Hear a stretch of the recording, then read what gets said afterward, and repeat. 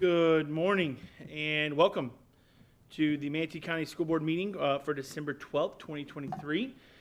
Board, it's been a while since we've been up here, so welcome back.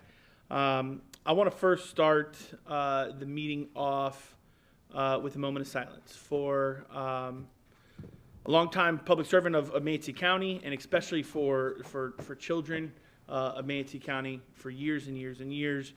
And that's Mr. Dave Watchdog Miner. And since his passing, we see the cherry, chocolate covered cherries. That was his thing. But he did quite a bit for the school district. Loved the kids in Manatee County, and so we'd like to have a moment of silence for him before moving on with the meeting. So if you join me in a moment of silence.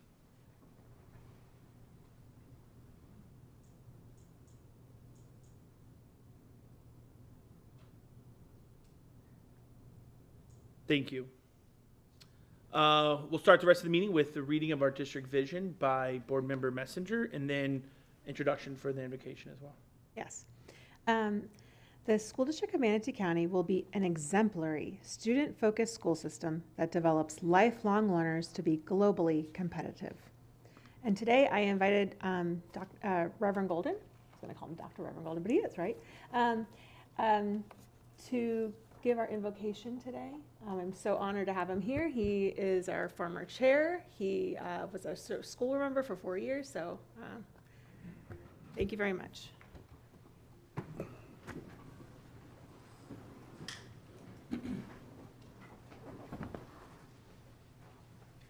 Thank you, Mrs. Messenger, for the invitation.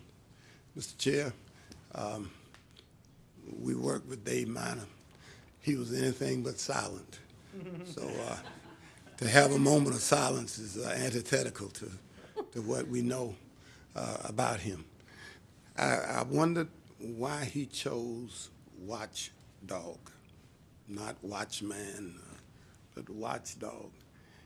And it dawned on me that loyalty was his primary asset. He loved this district. He loved what he was doing.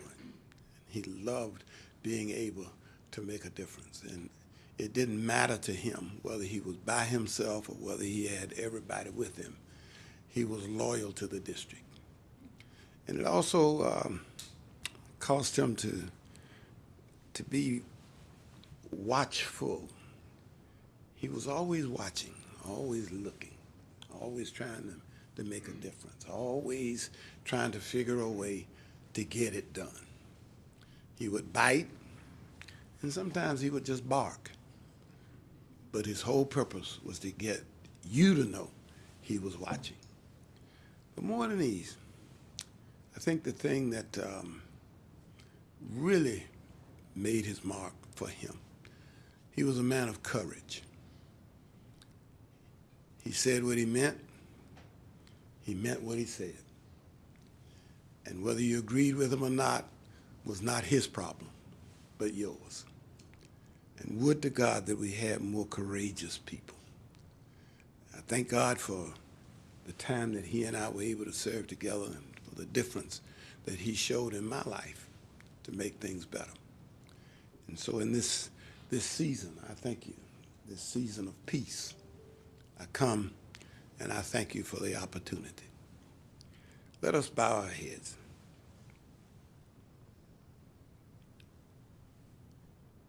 Peace. Peace in the Middle East. Peace along the border. Peace between us, young and old, black and white, rich and poor, brown. Peace be unto us. Peace be in what we see. Peace be in what we hear. Peace be in what we say. But most of all, peace be in our hearts. Let the words of our mouths and the meditation of our hearts be acceptable in the sight of a God who's too wise to make a mistake, too merciful to be unjust, and too loving to be unkind. And to our friend and to our colleague who is no longer numbered amongst the living, peace. And those who would agree said, peace.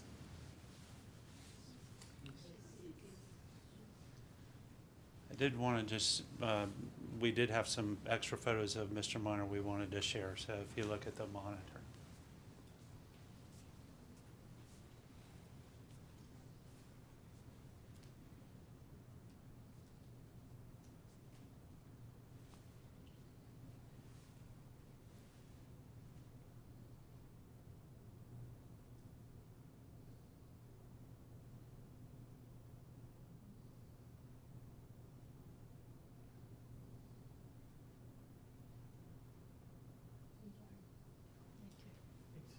Thank you, Reverend. Thank you. You'll join me in the pledge. Sorry for some of you who already said. I pledge allegiance to the flag of the United States of America and to the republic for which it stands, one nation, under God, indivisible, with liberty and justice for all. Now you may be seated.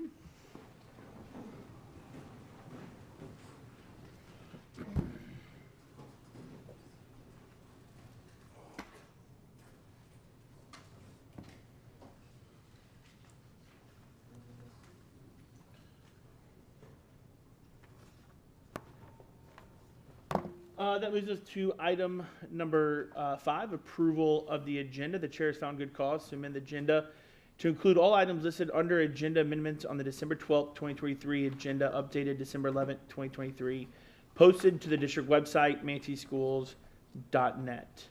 So moved.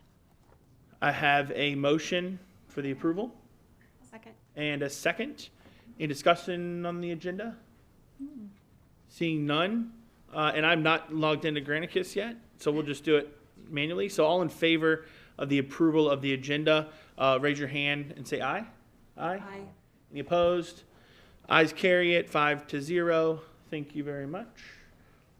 Approval of the minutes, item number 6. Dr. Weissong. Good morning, Chair Choate and board members. I recommend approval of the minutes from the October 27th, 2023 School Board Workshop, the November 9th, 2023 School Board Workshop, the November 14th, 2023 School Board Meeting, the November 14th, 2023 School Board Reorganization Meeting, and finally the November 14th, 2023 Annual Meeting of the Board of Directors for the Manatee School Board Leasing Corporation. So moved. Okay. She beat you. All right, we have a motion and a second to approve the minutes. Any update? Yeah, I'd just like clarification on something on the minutes from October 27th workshop. And that was on the board discussion regarding district vision and mission statements. The items stated in there, and I went back, watched the video. The video got cut off before the end. That was it was a long day. But the board held, it says, the board held discussion and asked questions. Mr. Chapman and Mr. Edwards provided additional information. After discussion, it was decided by the board that each member would provide a list of priorities and the board clerk for review by superintendent and cabinet staff. Now, we had made that decision on the strategic planning, okay, and the measurables. But I don't recall that we were going to have a follow-up, and I would just like clarification on that if I. Are you asking for the district vision and mission statement? That Yeah, part? yeah. Were we supposed to? I get was that? under the impression that you're exactly right. What we were giving the superintendent was our kind of top 5-ish, in that 3 to 5, something like that. On the measurables. Correct. And that we weren't going to look at the vision statement, the mission, until we after looking at that and after looking again back at the district, or the, Okay, all right, that would clarify, yeah, because I know. does that make sense? Yeah, because we had a lot of discussion about waiting until we were doing it in conjunction with the strategic plan. Correct. So, could we have a clarification of that on the minutes and just pull this one and not vote for this one until the next meeting? You talking about pulled October Yeah, 20, what date was it? it was, October 27, 2023. Here, I would refer, I'll refer back to attorneys. Should we pull this? You'd have to make a motion to pull it, obviously. yeah. You know what I mean? Or can we just add, to the minutes, the clarification, even after approving the minutes today? Does that make sense? Usually you clarify it before you approve it. Okay, so will we have to pull it, clarify it, then bring it back to vote on it later? Yeah. The best thing to do? Yeah. Okay. Can I ask something? Yeah. Can we just amend it? Because it really would only take a few words to clarify it. If we said, after discussion, it was decided by the board that each member would provide a list of strategic plan priorities to the board clerk. If we just added the word strategic plan in that sentence, I think that would clarify everything that you were concerned Well, about. in the preceding section, Yes. it does say that we are providing that to the strategic, about the strategic plan. Yes. What Chair Choate just stated clarifies it in that after that process, I see you want. then we're going to take it back up at that point. So I would, Okay, But, yep, if you're done, Miss, I was just trying to find a way where we could move forward by adding those simple words. I see what you're saying where it says Chair Choate noted the consensus that the board was to change or update the district vision or mission statements, but to do so, the board must include stakeholder input. That, I think that was what came out of that, just like as what he said, that will take time. That, it seems to me, from what I had heard you say, was that you wanted to make sure that the input that we were providing now was specific to the strategic plan. But if we added those couple words, it would, as I understand it, suffice for your concerns. If we added, it was decided by the board that each member would provide a list of strategic plan priorities, a list of strategic plan priorities. We just add the word strategic plan after a list of.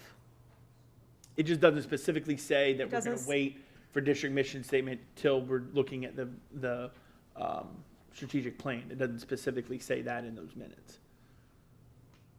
all right, could I suggest this then? The board held discussion and asked questions. Mr. Chapman and Mr. Edwards provided additional information. After discussion, it was decided by the board that after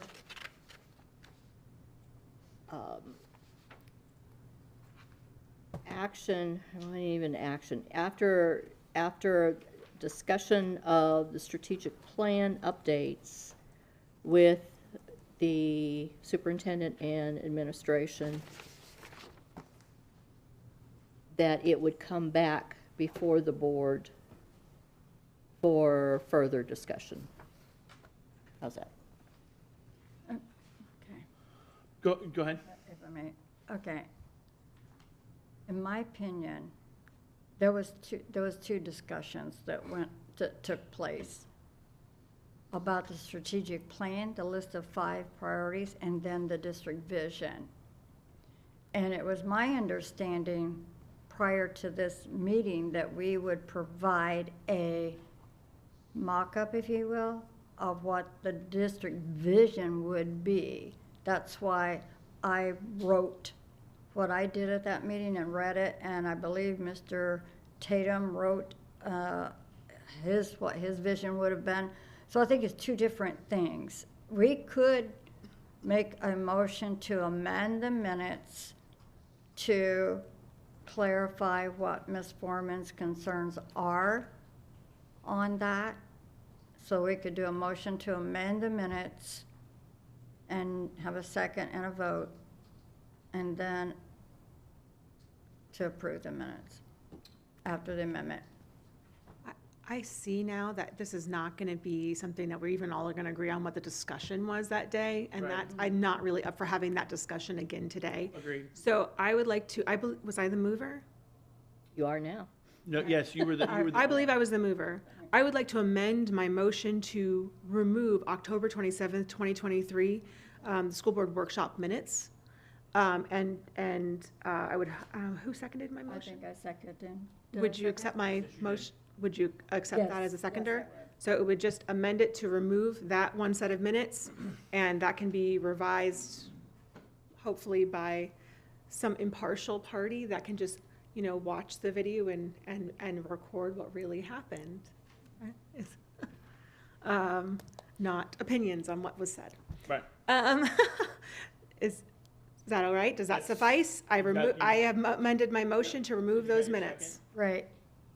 Does that suffice? Yes. Okay. Okay. So we're good? Remove that Okay. part. Yep. So any other further discussion on those minutes? All right, I would like to point out that the video that is online is not complete. It got stopped there's before we, audio, before we maybe went there's to, just yeah, audio. yeah, so we need, when you do it, with the double check you of the audio. get the complete. Okay. Thanks. All right. Let's go ahead and vote then on the approval of the minutes with the removal of the October 27th workshop minutes. Do you have that able to vote on that, or do you want us to just do it manually? Perfect. All right. Let's go ahead and vote on item number 6. And that passes 5-0.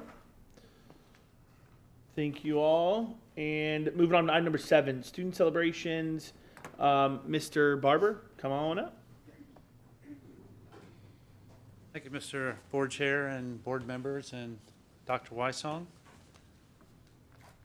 I really believe this is a great recognition to help take us into the holiday season. It recognizes not only one of our students, but also a teacher as well. And it really has statewide implications. So to tell us more is Jeremiah Bowman. He's curriculum specialist for visual and performing arts. So, Jeremiah. Thank you, Mr. Barber. Good morning, Board Chair, Dr. Wysong. The Art in the Capitol competition is a statewide contest put on by the Florida Department of Education, Department of Art, and it's a great opportunity for our district to showcase all of the talents that we have. So this year's contest, we had 60 submissions from all of our public and charter middle schools. And so then those submissions are sent out to local artists who then judge all the artwork, and then one is selected as the winner to be displayed in Tallahassee during the legislative session to represent Manatee County. And so this year, very proud to introduce this year's winner, 8th grader Camille McCluggage. Congratulations.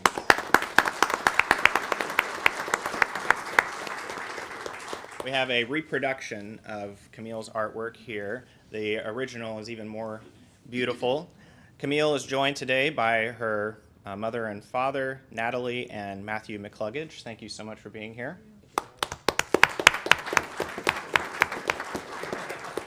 We're also joined today by Camille's art teacher, Mrs. Mueller.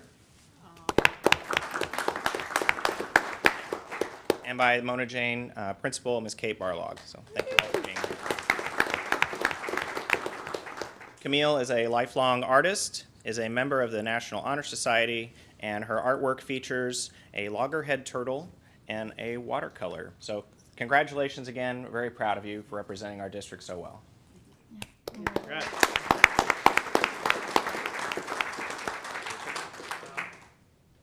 Would you like to say anything? Thank you for this recognition. Absolutely. You're welcome. Amazing job. Great job. Now, and if we could get a picture of y'all with the board in Sure. the background. So. Yeah. There you go. You hold it. Come up here in a minute. And could we get Yeah, Ms. Ms. Mueller?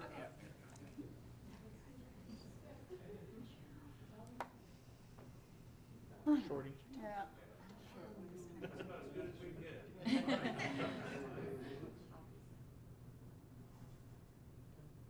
Great, thank you.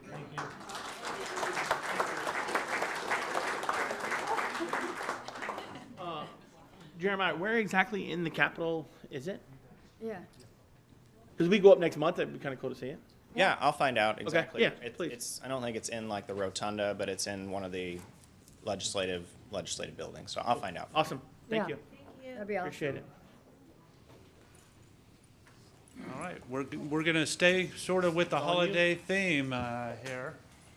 Come on down. You know, there aren't too many gifts that are better than the gift of sight, and that's a real primary purpose of the Lions Club. And so we're fortunate to have members of the Bradenton Lions Club with us today. And they have been longtime friends of the School District of Manatee County, and they've been providing free vision screenings to our students for years and years. In fact, during the 2022-2023 school year, the club provided vision screening for over, and assisted in hearing screening for over 12,500 students. This school year, they've already screened over 6,000. 10,000. Wow. Wow, you guys work really fast. The last information I got was said by over 10,000. So, and again, this is free vision screening, and as I said, they also assist in hearing screening. The club works closely with school and health department nurses in coordinating the screening schedule. Vision referrals are handled by the nurses. If a child is found to be in need of vision care, not covered by insurance, and in financial need, the nurses are able to request a voucher from the Manatee County Lions Sight Foundation to obtain an exam and glasses. There is no cost to the parents for the service provided. In event a child is found to have a more serious condition, that student can be referred to the State Foundation to obtain needed care. So they really step up in a big way. And to tell us just a little bit more is the current president of the Bradenton Lions Club, Ann Smith. So, Ann. Thank you, Mr. Barber. I can't tell you how proud and happy we are to be called here to be recognized for our service. We do not do it, of course, for the recognition. We do it for the service and helping students have correct vision so they can learn to read throughout their lives. We have a firsthand. My husband was 7 years old when he was in the first grade and discovered that he could not see very well. He couldn't even see the lady across the street from where he lived. And when he got glasses, he was amazed at what he could see. So we know what it does for these students who cannot see properly. And so this is, I have been doing the screening, and many of us have been doing the screening, I personally, since 2004, and my husband. And when we first started out, we had these big, heavy machines that the students had to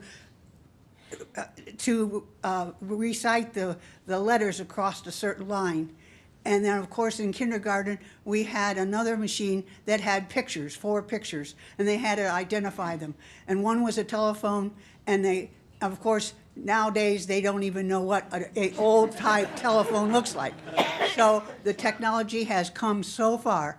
We've just received, we have 4 vision machines. We've received 2 this summer. We got 1 through a grant, and we paid, and they were over $8,000 apiece. We can screen a student 1 a minute with these screenings. And of course, we're screeners. We do not diagnose. They either pass or fail, and then they're sent to the school nurse, where they receive the vouchers if they cannot do this.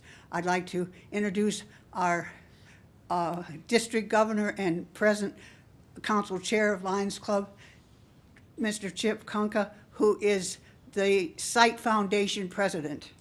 And that's our money comes to pay for these vouchers from that Sight Foundation.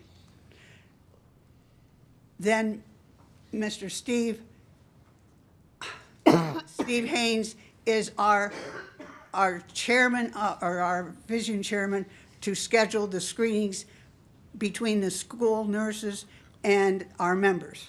We have several teams. Sometimes we do 2 a day. We have maybe 4 to 6 screeners at a particular school. Don Carson has also helped with the screening. And when, I forgot what I was going to say.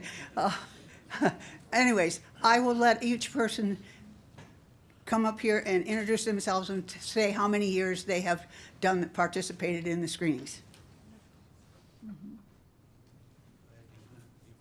Chip?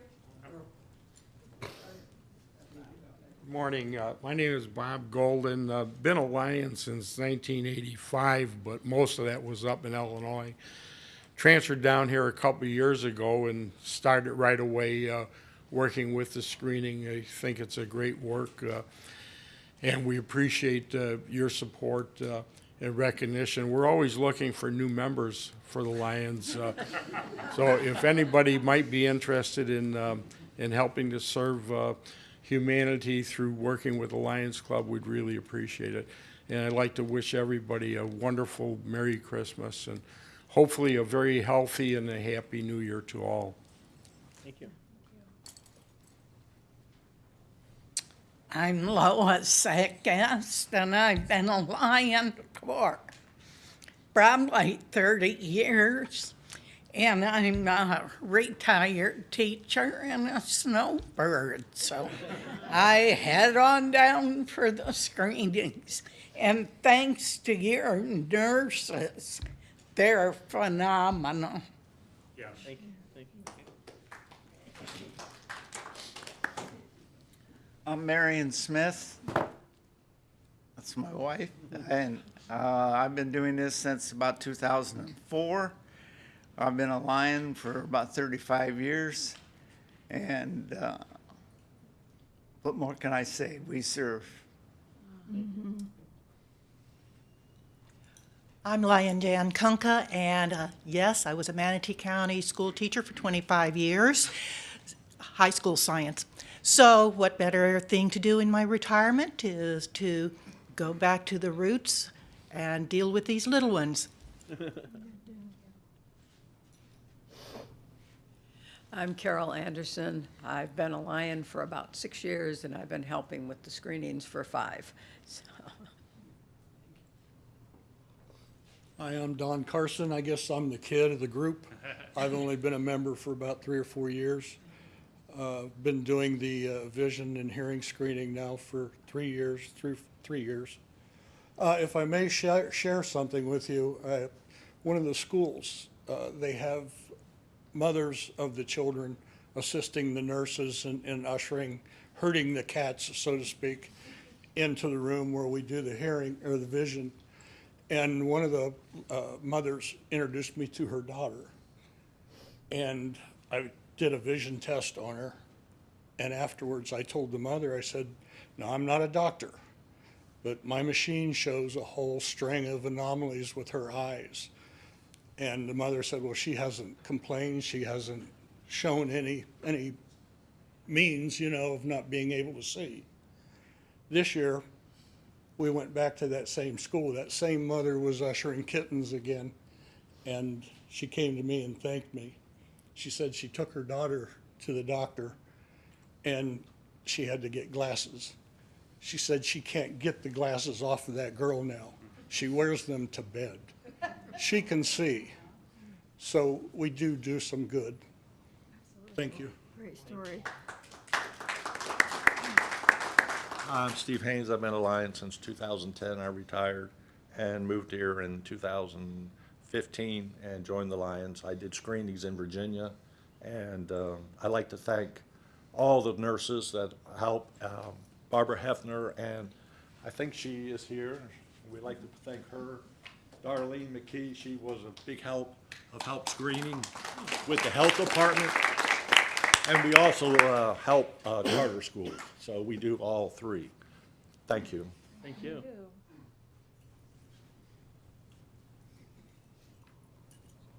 Good morning. I'm Lion Chip Kunka, and I have been a Lion for 49 years. Yeah, I joined when I was 12 years old. Okay. Anyway, we would like to thank the school board for giving the Lions the opportunity to serve our community. I don't know if you know this, but the motto of the Lions Clubs International is "We Serve." And by your cooperation, we are able to serve our community. And we proudly say we serve. Thank you. Thank you. Thank you. If y'all could stand again and turn around and face this way, and we'll get a picture of them. You get in the middle, Let's- Ann.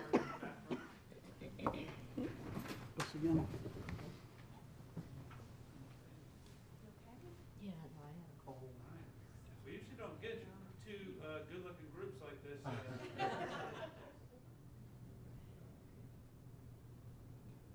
Great, thank you very much. Thank you all. Those little cars. Thank you. Thank you all.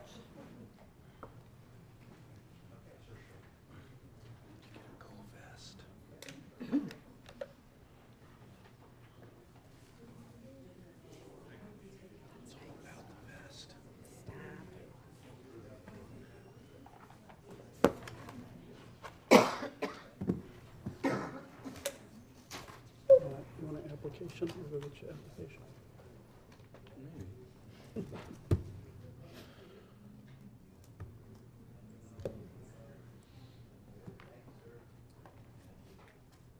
Well, I thank the Lions Club for all they do. It definitely takes a village, right, to support the kids. So thank you very much to the Lions Club.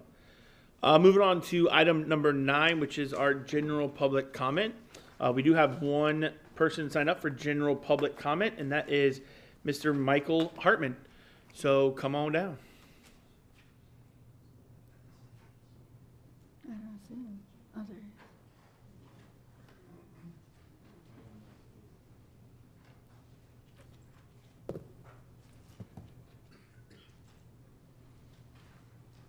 Michael Hartman for the record. Luke 17:12, and as Jesus entered into the town, there met him 10 men who were lepers, which stood afar off, and they cried, Jesus, Master, have mercy on us. And when he saw them, he said, Go show yourselves to the priests. And it came to pass that as they went, they were cleansed. And one of them, when he saw that he was healed, turned back and with a loud voice gave thanks. And Jesus answered, Were there not 10 cleansed? But where are the other 9? 364 days a year, we go to our houses in the morning, afternoon, at night, and we have power. But that one day that a tree limb or a burnt squirrel or a trip breaker, people complain and say, what's with the power company? Why don't they do this? It's like 364 attaboys gets wiped away with one uh-oh. Quotable quotes. You must be the change you wish to see in the world. Mahatma Gandhi. Spread love everywhere you go. Let no one ever come to you without leaving happier. Mother Teresa. Darkness cannot drive out darkness. Only light can do that. Hate cannot drive out hate. Only love can do that. Dr. Martin Luther King Jr. A soft answer turneth away wrath, but grievous words stir up anger. Proverbs 15:1. Pleasant words are as an honeycomb, sweet to the soul and health to the bones. Proverbs 16:24. When you are somewhere, are you celebrated or are you tolerated? That's Pastor Phil Durstein, Christian Retreat. And I just wanted to remind of one time that our former superintendent was accused of a lot of things, and it was a quotable quote from what she said, is that let's not focus on the negative things.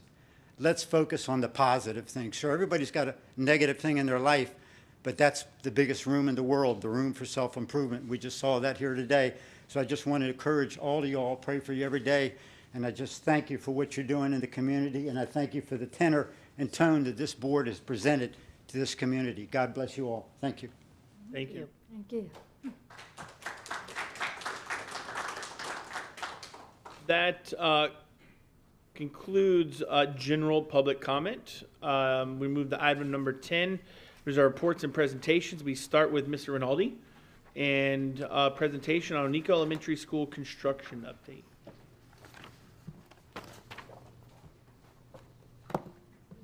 Good morning, school board members, superintendent. This is an exciting project for us. On the agenda this morning is the GMP guaranteed maximum price for the Onico project, which will allow us to start full construction at this time right now.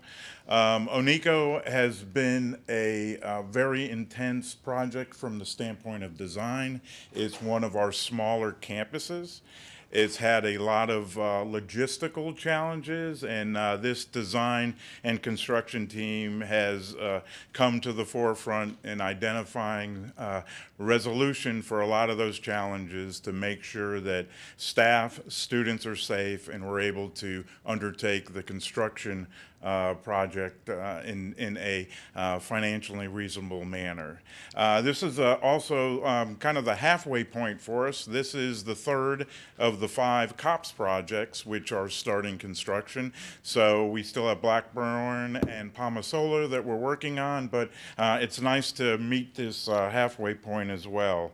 I'd like to at this time turn it over to the project director, Jeff Medwitz, and he'll introduce the team for you. Thank you, Mr. Rinaldi. Good morning, board members, Dr. Weissong. I am Jeff Medwitz, project director in the Department of Construction Services. In the 30 years since Onico was constructed, little work has been done to the campus, and consequently, visually, but more importantly from a building systems standpoint, the buildings are tired. But despite the facilities, as you know, we have a really dedicated staff there for the students. But once complete, I'm confident that the facilities will reflect that staff dedication, all to the benefit of the students.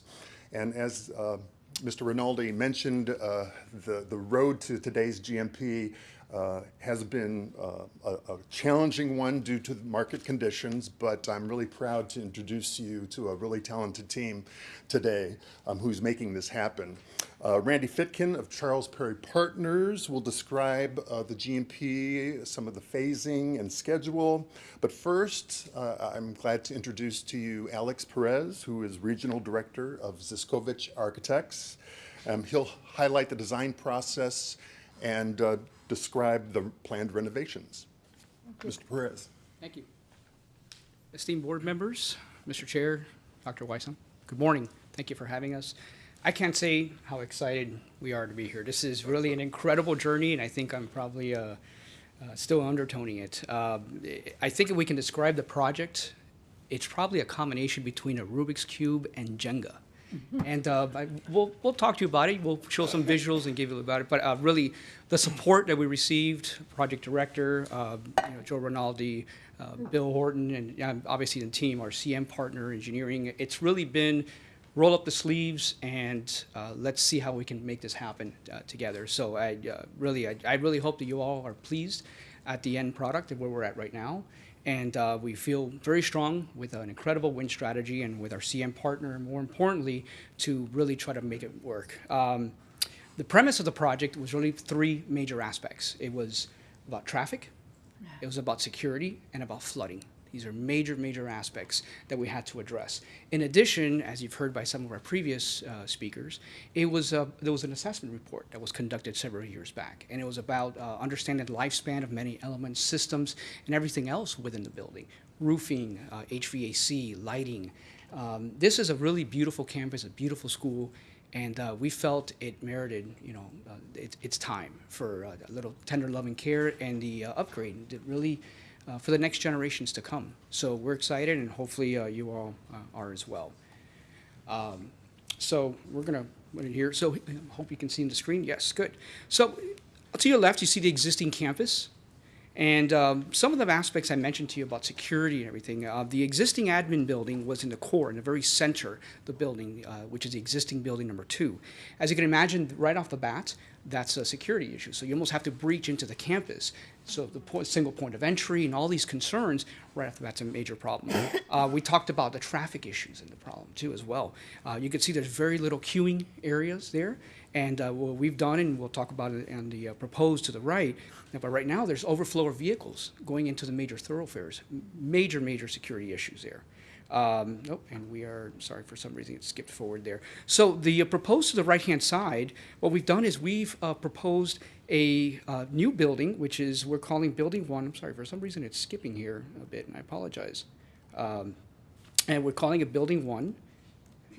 Sorry, guys, it's automatically switching over here. And basically, it's a new admin building and a media center. That's down to the bottom left.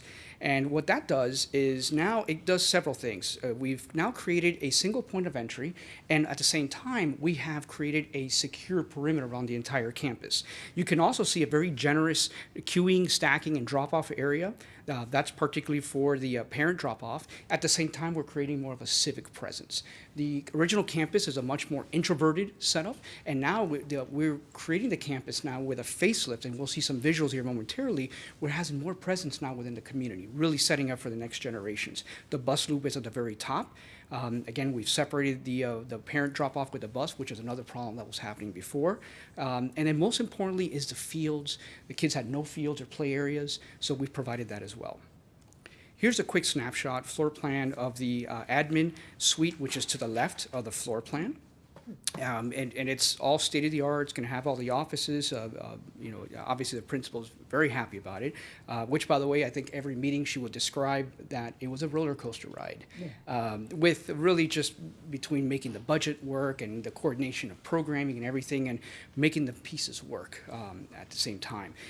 To the right-hand side, you see a brand new state-of-the-art media center. We're really excited about that. So it'll have its flex spaces, obviously for student use, but at the same time, even for student and as well as faculty and staff, professional development spaces. So it has a multitude of uses. But at the very center is where you see that single point of entry. So when the kids first come in, now you have a proper welcome center, which we think that makes the world of difference now. And now it starts fostering student pride, school pride, everything along that line. One thing we did is the existing media center. We've created a kindergarten suite out of it. So we've actually renovated the existing media center, and it's become now like its early learning nest, if you will. So you have this kind of interstitial space. We call it a little learning center. So if you have even spaces for additional learning and tutoring, and as well as you have all your kindergarten rooms all around. And then the existing admin suite, we actually are turning it into your STEM lab spaces as well, in addition to classrooms. This has been very carefully worked with the principal, with facilities, and obviously they're very excited. So the opportunities are endless here.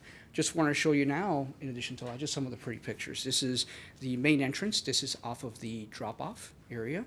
So for those of you that are familiar with Onico, I hope you can see and hopefully you're proud of the before and after. Now we're creating an actual presence, an entrance there where the kids are proud, the parents are proud, and as well as the faculty and staff.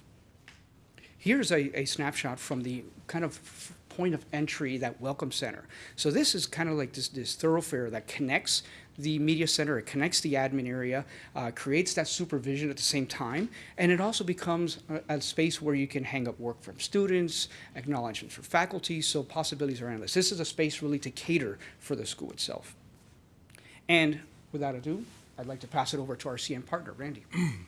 Thanks to an early release package approval here a couple months ago, we are actively on site. We've got our secure fence up. We've done demolition on the buildings that are in the bottom left-hand corner of the first picture on the left in phase 1. Buildings are down, all materials are removed. We are taking out trees and getting things squared away so we can do excavation in the pond that's around the left side of the picture, and start moving fill over to where the portables will be. The next part of that will be getting all the portables set up so that we have our swing space for our students so we can renovate classrooms. We'll immediately move into that. Once the classrooms are set up, we'll start building our new administration building and continue forming the retention pond there over in the northwest corner. In phase 3, we are are continuing to work along, we've moved from building 5, finished up, and moved into building 3 in the top left-hand corner, working on building 2, which is the old media center that Alex was talking about, and we're continuing to work on administration building 1, and we want to get that wrapped up as quickly as we can, because then we can move administration into that building and work on the new building 4. If you go to phase 4, you can see that's the old administration building. It's converted into the STEM lab and other classrooms, and then we've got the outdoor play court in building 9. Whenever we're working during the Christmas or winter breaks and summer breaks, we'll be working on your central energy plant and all of the parking areas and continuing to get all the storm drainage wrapped up and finalized. So that's the way the flow of the project's going to go. And then here's the completion in phase 5, and it'll be in the winter of 2025, start into January of 2026. So overall, we had a pre-construction agreement of $72,000. Then we had the amendment 1, which was the early release package I was talking about a few minutes ago, for $6.7 million. And then today we're looking for approval on the nearly $28 million. The overall phasing I just went through. Here's a snapshot of our schedule and how the flow of the project will go. Overall, like Alex said, it was a challenging opportunity. We've worked through it very carefully with Jeff and his team, and realistically, we're excited to be there and moving forward on the project right now. That's Thank you very much. Appreciate it. Any question about Mr. Tate? Yep, Mr. Tatum. Good morning, sir. I would just like to know, when do we expect this to be all done, all done? It'll be 100% complete in February of 2026. February 26, okay, great. So I guess the fall of 26 is when the whole new campus will kind of be ready to go. Pulled together, and then we'll just be finalizing things, taking fences down, final grading, touching up landscape, those types of things. Great, thank you very much. You bet. That's all I have, thank you. Thanks. Ms. Messenger? How many acres is this piece of land? Yeah. Jeff, do you know off the top of it? Between 10 and 12. Yeah, I think it's right. I mean, I think we'll be generous to say that it's around 12 acres. Thank you. I had a question about the car line and how that will work. Can you go back to that slide? I don't know what number. They're not numbered. It's like the third one in. I'm going to pull this up here. Sorry, as a mom with 2 little kids, I'm always like, let me see the car line again. Absolutely. All right, so I'm pulling this up here. Can you explain to me where cars will be coming in and stacking? Absolutely. Are you able to and see just the- how many cars will fit and those types of things? Absolutely. Are you able to see the arrow moving here on the screen? Yes, I am. Perfect. All right, so in the existing, you still had the access here, and I'm looking at the left-hand side. What we did is we shifted the access into the car line, just a little bit more north. You come in, oh, excuse me, sorry, let me pull this around here. Sorry about that, the trackpad here. So you come in, come around, over, down, around. Here's that drop-off area, so that one perspective that I showed with the main entrance and the canopy. So you come around, you have all your parking and everything here as well. You come over, you have additional parking as well. Come around and out. Your queuing and stacking length is, I'm trying to remember back, I think we were about 2,000 linear feet, and that's at 2 lanes. So we're about 4,000 linear feet plus or minus in there. So we do have a double stacking of lanes right now, and then again, you have your parking available, your accessible parking and everything else. In addition, you do have available, what we've done in order not to disrupt with some of the vehicular access, we've maintained, because there was an existing service yard area, so you still have all the service yard here, which is relatively where it is right now, existing. You had your chiller yard and operations are all here, and they're able to come out this way and then exit, not having to conflict with the existing traffic. Okay. So from this time that, now the map's gone, From the thank you, whoever put that back up. From the time that you turn in and make it to the front of building 1, where you would presumably drop off and presumably then pick up there, how many cars will that hold? Because there's a lot of space afterwards, which I'm sure will help with getting cars out and not clogging up the line. I can see the value in that. But I guess I was curious, how many cars will it hold up to that point? Maybe you don't know that, but I'd be curious to know. It's well, let's see, it's roughly about 1,000 to 1,100 linear feet per lane. And then we'll divide that by 20 linear Okay. feet per vehicle. I'd have to do the math, but yes, that's. We have maximized that as Yeah. on this small site, but it's at least double Okay. what's current. Actually, even closer to triple. Yeah, I was gonna say it looks way longer. I'm not disagreeing with that. It's just, and I know that it's such a tight site. It's like magic making any of it work. And I was just curious because I look at like car lines and I'm like, oh man, it's just. It always feels like there's not enough no matter what you put in, right? Like, and then if you make it too long, then somebody complains about how long they have to get to. Anyways, it's just, there's always a feat to that. And this site is so tiny.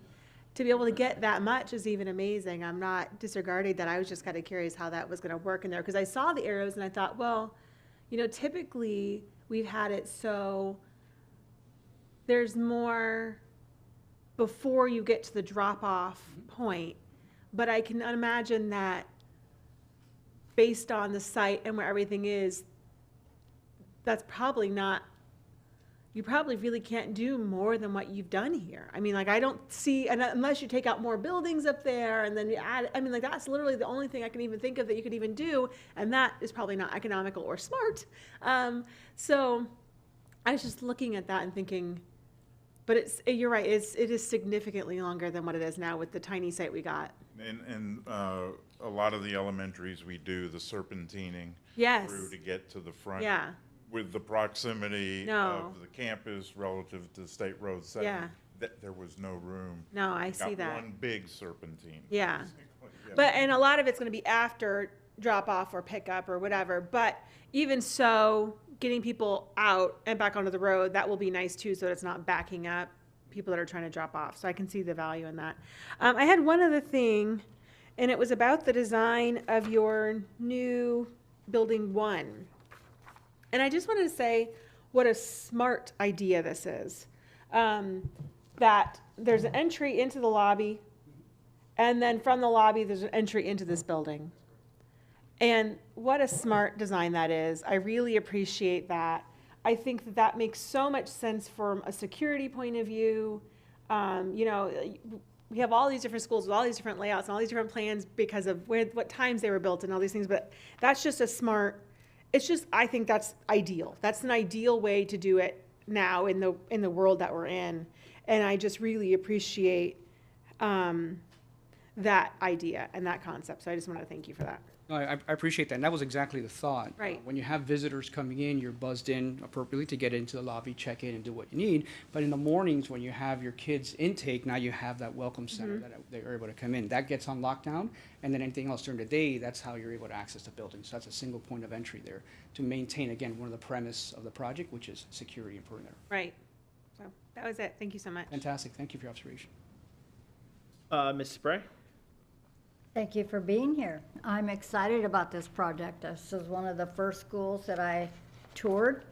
I've been there a few times since I was elected, but I know the staff there is extremely, extremely excited. I recently attended their SAC meeting in their media center, and I looked around and I'm like, I hope they're doing something with this media center. It needs some help. Okay, so looking at the first map of this design, the existing and proposed, you're moving basically the bus or the drop-off line would be right there on 70 with a fence that's there, right? Am I correct?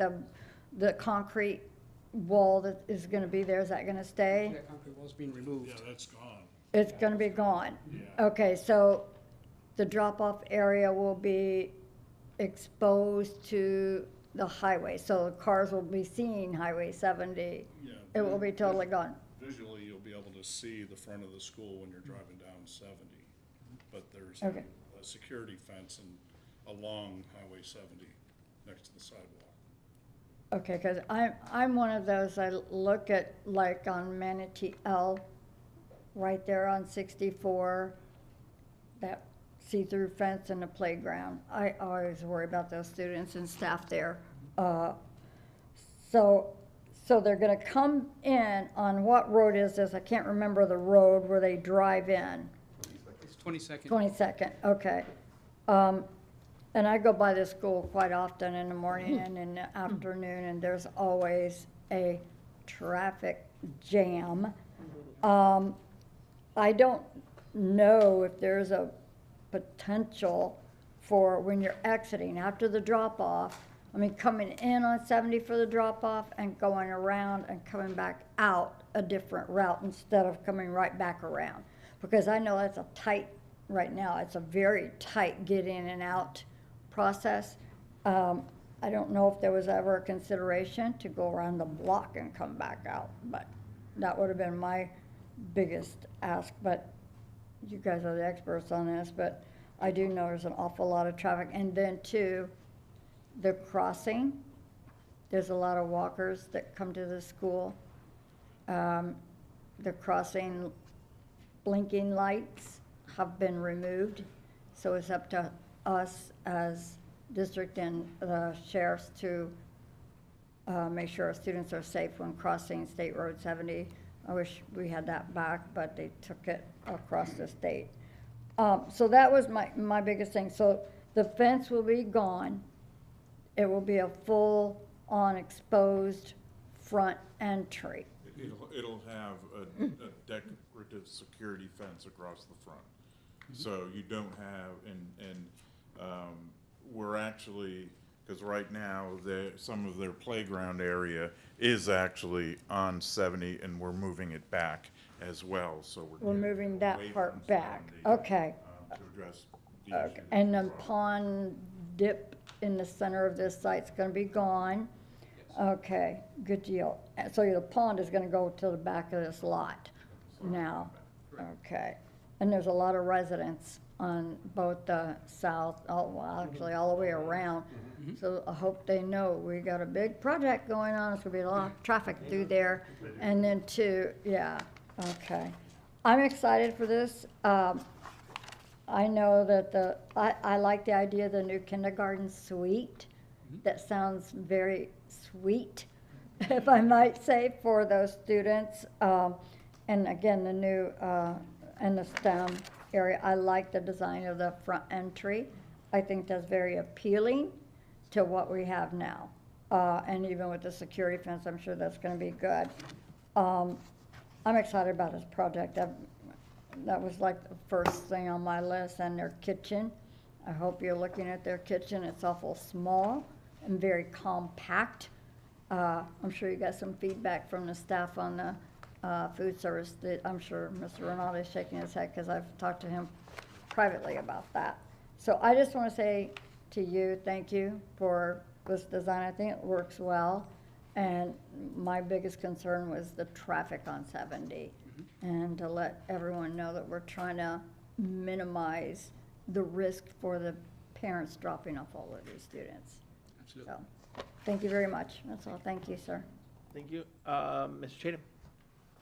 So again, concerning the traffic there on 22nd Street, and this may be for Mr. Rinaldi even, I don't know if you all deal with the traffic on the road, but that's going to be a big choke point, is it not?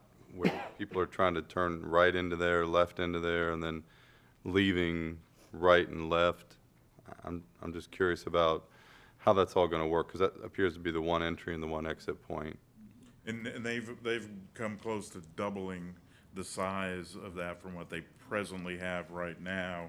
And they've also done a small island separating the incoming from the outgoing traffic. So it isn't ideal, but with a urban site like we have here, I think made all the accommodations we can by widening that.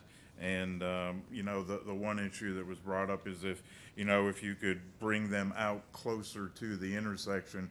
Problem is, we've got setbacks from that intersection that we're dealing with, and that's a FDOT road. It's a state road there, which, you know, they're a little more stringent when it comes to the setbacks on where an entry drive or an exit drive can be relative to that intersection.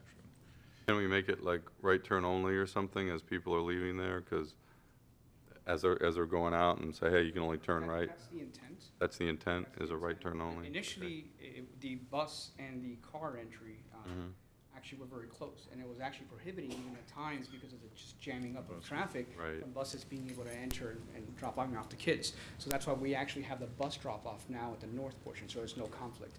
As far as the departure of the parent drop-off area, the intent would be for them to make a right turn, and then from there, a right turn into 70. And prohibit them from making a left, at least during the just general school drop-off area. And that way, it's just even flow. And you don't have to worry about a lot of folks making lefts and all that and then backing up everything else. That's the intent. Yeah, because if people were trying to make a left turn there, that would just clog the whole system up. Right, okay, great, that's all I have, thank you. But there is 2 lanes now turning out of the school. Yeah. One to go left, one to go right. And so there at least is some relief there. But yeah, no, to your point, I mean, we're just so limited on that space, on that, you know, they're just, it's tough. I love the design of, I thought with Onika, there's always been where is the actual school? There's no focal point. And so, and I've hated that the playground was, even though the wall was there, the concrete wall, I've hated the playground was right there. And so, and maybe those things, as we move with other classes or other school sites that are like that, as they get renovated, hopefully that may change, right? There's several that are like that when roads just weren't as populated, right? But I do love the focal point and actually know, here's where you go and here's the entrance. So I do like that. So I know it was, that little small parcel. It's a 2-year project, right? Over just right at 2 years. I mean, it's going to be a lot of moving, shaking. You're going from here to there and here. So, but it's going to be great when it's done. Really appreciate it. Thank you, guys. Thank you very much. Thank you all. Second presentation for us today is Ms. Donna Ray Smith. Oh, do you want to come on, Mr. Chapman? You want to introduce her? Absolutely. Yeah. With student attendance support. My good friend Donna here. Thank you, Mr. Chair. Absolutely. So standing beside me is Donna Ray Smith, who, well, how long have we been working together? 2 years, maybe? Since November 2021. All right, so longer than that. Donna will explain to you really what her and a group of colleagues do, but I wanted to introduce you all to her and the great work that I call it SAS, but it's student attendance support, and Donna will kind of explain to you what they do. It's really incredible work at King Middle, Lee Middle, Ballard Elementary, and this year added Manatee Elementary, and really heroes in the community, and really it's a worthwhile recognition, and we thank you, Donna, and all your colleagues for all this great work, and I'll let you kind of explain what you all do and the great work. Thank you, Kevin. Yes. Good morning. I'm very pleased to present with you guys today. I'm quite nervous, so please bear with me. So School Attendance Support, Inc. is the name of our organization. We work closely with Kevin and Dr. Wei-Song in that they provide letters of support to us when we're applying for grants. We are a 501c3 organization. Kevin told you the 4 schools that we're in. We're hoping to add an additional school. So what do? Our mission is to help increase school attendance by providing items that might help kids address their barriers to school attendance. Those items are clothing, sweatpants, sweatshirts, socks, boys and girls underwear, shoes, t-shirts, long and short sleeve, shorts, every kind of hygiene product you can imagine that a kid would need, hair, soap, lice kits, lotion, deodorant. That was the first ask from King Middle School, 300 sticks of deodorant. snacks, water bottles, bike locks, reading glasses. The list just goes on and on and on. And first of all, I am not an expert on school attendance. I'm a registered nurse.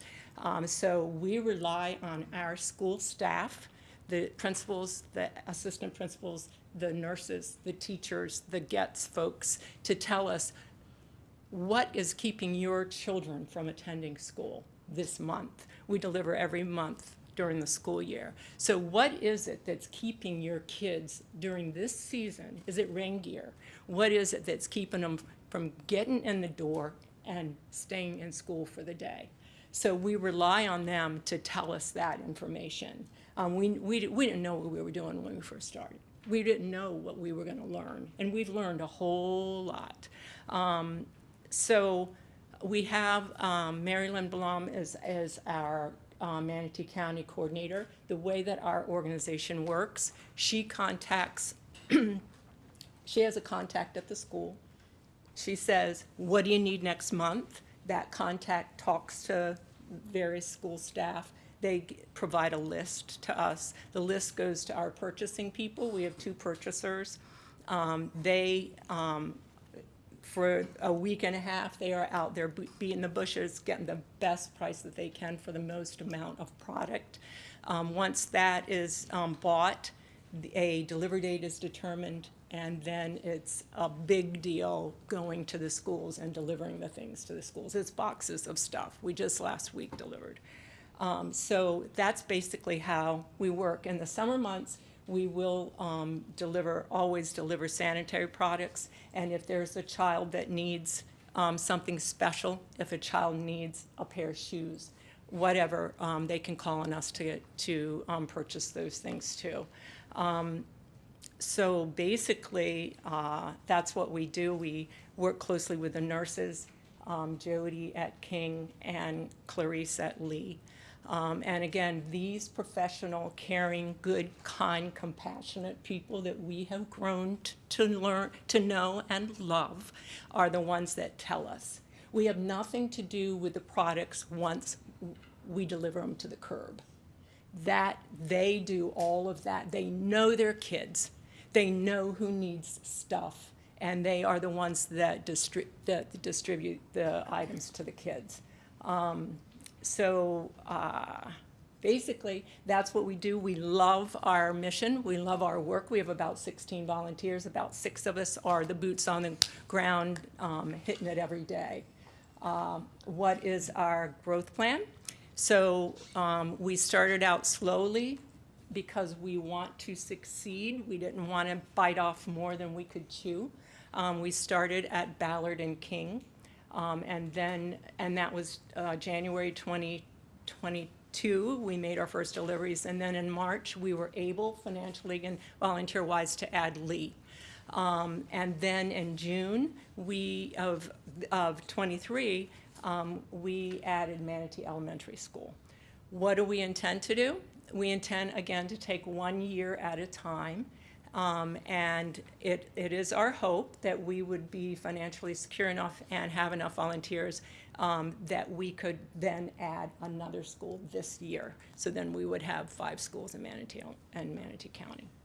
So I welcome any questions that you might have. Donna, let me Yes. just say that SAS is completely driven by support from nonprofits, foundational, Yes. and also many of you. I know you wouldn't say it, but I know many of you have contributed your own Yes. money to this. So it's pretty amazing work. And if the principals were here, of course they're running schools, but if they were here, they would all attest to how beneficial the work is that Donna and this group does at these schools.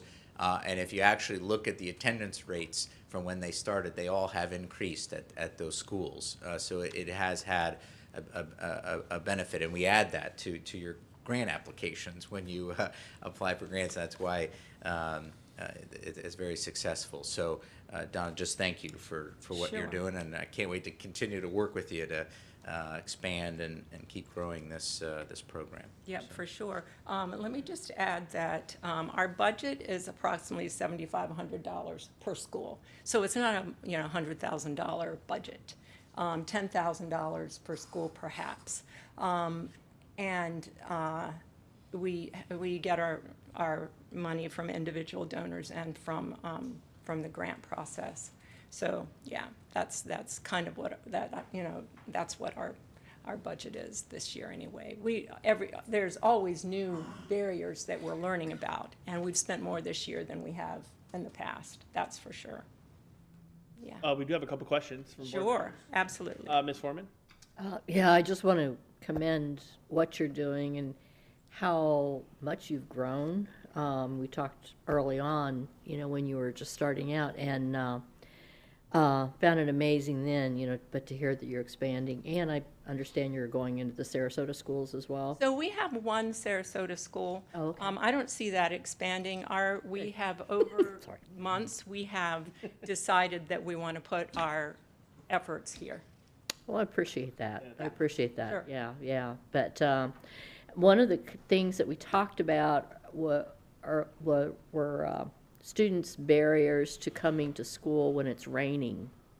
What are you providing there? And Yep. So again, every month we get our wish list, and on the wish list, especially before rainy season is starting, we provide a lot of ponchos, umbrellas, some rain boots, and raincoats. So basically, that's what we provide. Okay. And if the public wants to donate, how do they contact you? And Yep, so we have a website and we have a Facebook page, and I have these great little brochures. But if people want to donate, they can go right to our website and donate through our website, for sure. And the name of the web? It's School Attendance Support Inc. Yeah, absolutely. And I have to add that one of the things, Kevin mentioned that school attendance and % chronic absenteeism has improved in the schools that we've partnered with, and we know that that's a lot of different efforts that are happening, on many levels. We do think that we're making a significant difference in the fact that children are feeling more comfortable at school. They know that there's a SAS closet. They ask to go to the SAS closet. The teachers feel very much supported. If there's something that a kid needs, it's not, oh my God, who's going to buy it this time or whatever. So for sure, when Kevin writes, they write our letters for us. It's about school attendance, the measurement. But there's so many anecdotal things that happen, stories that happen that are heartwarming, and I feel like there is more peace in these children's hearts, and it makes them more ready for learning. And, do I wish that we were in every single school here? Absolutely. Do I wish it were a nationwide program? Of course I do, but we're just happy. We're happy to have this relationship with all of you, and we're happy to have our relationship with the school staff, and then so that we're working together for these beautiful children. thank you very much. You're welcome. Thank you. Mr. Tatum had a... Yes. Morning, ma'am. That would be me. Okay. Good. Morning. Morning. One of my favorite philosophical quotes is supposedly attributed to Confucius. I don't know who said it, but it goes something like this, is that those who say that something cannot be done should not get in the way of those who are actually out there doing it. And so I really see that quote applying to your organization. We look at the attendance problems and truancy, in our communities, and we say, gosh, somebody should do something about that. It's a real tough problem, but you're out actually doing it, so I appreciate it. So you're welcome. Thank you for saying so. Yeah, we're tickled to be doing what we're doing. We're a bunch of gray-haired ladies who are retired who care about our students in this community. And maybe for Mr. Chapman, so when you said they participate in the grant process, are they school grants and then we're providing some of that money to them, or is it their own grant process and we're just kind of helping them write it, or how is it working? Right, the latter. The latter, okay. Community foundations and foundations around the country. Okay. And so having a letter of support and saying, yeah, this is working, and we support it, really goes a long way to getting those grants received by Donna. Oh, yeah, big time. Great. You know, it's the Manatee Community Foundation. It's everyone you guys know. It's Michael Saunders. It's Anna Maria Island Women's Giving Circle. It's those organizations that we get our money from. That's even better, because I'm just glad to see that the community is coming together voluntarily to make this happen financially, and that we're not relying on taxpayer money to kind Oh, of yeah, no. funnel this to you guys, that the community is coming together. You know, people talk about solving world hunger or ending the threat of nuclear war, but the way you make the world a better place, as Voltaire said, is you cultivate your own garden. And you've decided just to cultivate Manatee's garden, and I just really commend you for doing that. Yeah, I would have a real problem with that, asking for any kind of money from anywhere other than the places that we get them. Good. I feel strongly about that. Good on you. Thank you, ma'am. That's all I have. Thank you. And Ms. Spray? Hi, welcome. Thank you. Thank you so much for what you do for our students. And, you know, attendance is a huge part of success. And all of these students that you're at the schools now will eventually end up at high schools and perhaps colleges because of some of the work that you're doing with them. I know our principals appreciate you and your group, and not only you, but all of the other organizations that have come before us and told us of the good works that they do. I mean, the resources are there for our students. I say, students, take advantage of it. Parents, take advantage of all of the partners that we have with the district to help cultivate and get these students to a path of success. So I just want to say thank you for your work, and it does take work. I know how hard some of that can be. I'm involved in other organizations, and it is a lot of work. It's almost a commitment and a dedication, and sometimes those come from the heart, and that's where I feel that you're coming from, is from the heart. Yeah. So I just wanted to say thank you for that. Thank you. Thank you for coming in. I know we've been trying to get you on the schedule for a little Yes. bit. And I would say, I follow you on Facebook, on the Facebook group. And the Facebook group is fun to follow because you get pictures of when the deliveries happen and at what schools, and you see the kids. And what you all do is fantastic. And we really, really appreciate it. Thank you so much. I'd love anybody to invite anyone to join our Facebook page. I never knew that a grant would say how many Facebook followers or how many likes did you get last year. Are you kidding me? I'm supposed to be going back and counting that? But anyway, thank you so much. Thank you very much. Appreciate all of your Appreciate it. work. Merry Christmas. too. Yeah. Did you have another? Oh, no, you just hadn't canceled off. Oh, sorry. No, I just didn't know if you clicked back on before I did it. All right, moving on to item number 11, which is our consent items. Superintendent Weissong. Thank you, Chairman. I recommend approval of the consent agenda for December 12th, 2023. So moved. I'll second. We have a motion and a second on the floor, so let's go ahead and vote on the consent items and the approval of them. Passes 5-0. Moving on to item number 12, which is public comment, any new business public comment. And we do have some public comments on items under new business, so we will start with those right now.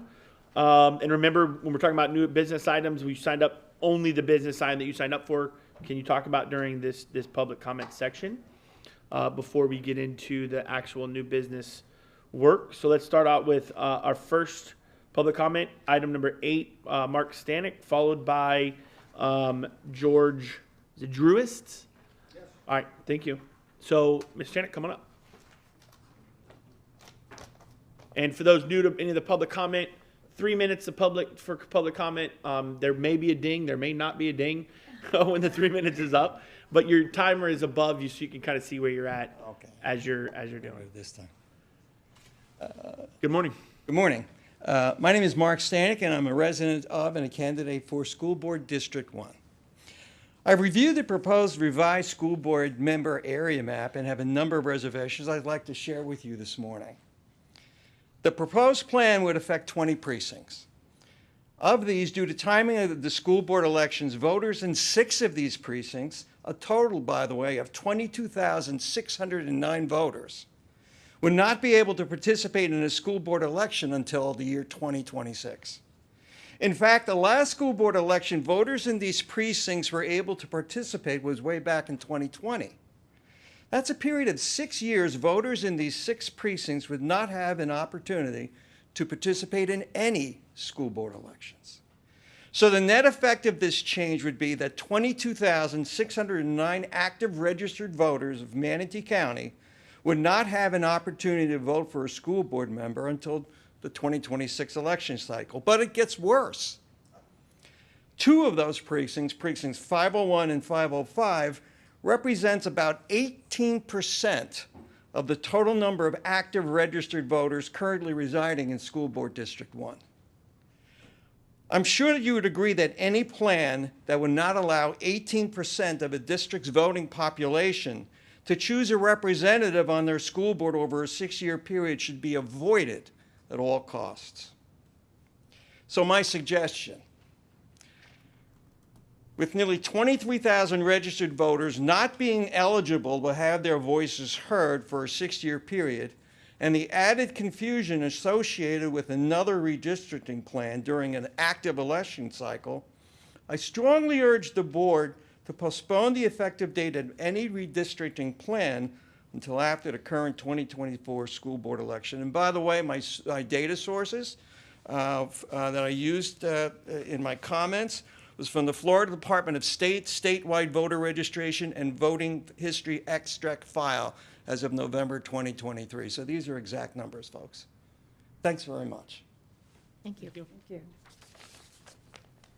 Mr. Drewist? Followed by John Setinari. Is that correct? Yes. Good morning, school board members. Good morning, Mr. Superintendent. Thank you very much for letting me speak. I'm one of those voters, citizens that would move from District 1 to District 5, and I would, practically, from what I see it and what I understand, I'll lose my franchise to vote for the school board for 2 more years. And I don't think there's anything I can think of that would keep someone from, or some board from again changing in 2 more years my voting district from 5 back to 1. That means I could lose my franchise again. It's something doesn't make sense here. I don't think it's fair. I think you have to agree with that. I think any normal, average person would believe that. I think this kind of like slipped through somehow. I just can't understand how it's proposed. I don't see how any, you might say, court or something would agree with this either. It sounds like you're being just not enfranchised. You're losing it. Your franchise, your ability to vote. So please reconsider this. I hope I'm wrong. I hope I have the wrong facts and that my conclusions are not correct, but I don't see that right now. Please have a good discussion on this. Think about it. And the other thing was, I understand this came up on Thursday last week, the first time it was brought up to put this on your agenda, that you can change things. If that's true, it's only been, what, 5 days? Hasn't made the paper yet. People haven't read it. We don't see anybody here. I mean, the public doesn't seem to know about this. It's a big issue. Please consider it carefully. And I just don't feel good about not being able to vote as I should be able to vote in August and November. And hope you feel the same way. Thank you very much. Thank you. Thank you. Mr. Setinari, and then also followed by Ms. Standing. And then Dr. Grusso after that. Thank you, School Board. My name is John Setinari, for the record, and I live in Lakewood Ranch. I'm also the regional coordinator for the REC for District 5. So part of my role is getting people to the polls and getting them to vote. And that becomes a lot harder, as we just heard, if I have to tell certain of my constituents in District 5, basically 501 and 505, that they can't vote in the upcoming school board election because now they've been moved to District 5, where in the last election they couldn't vote because they were told that they were in District 1. So again, that goes back to Mark's comment that that affects a large number of voters, about 12,000, I think, based on also the statistics Mark said, including, by the way, George Cruz, our current county commissioner. So he's in 505. So what I do agree with Mark's proposal that we have a very consequential, I think everybody could agree, consequential election cycle coming up where there's going to be a lot of activity, and I don't think we have to add any more confusion. So to me, postponing this, at least the effective date of this redistricting proposal until after the election cycle in 2024 makes a whole lot more sense to me. It also gives people more of an opportunity to adjust and understand that, okay, you were in District 1, now you're in District 5, and I understand the confusion, okay? I'm confused, okay?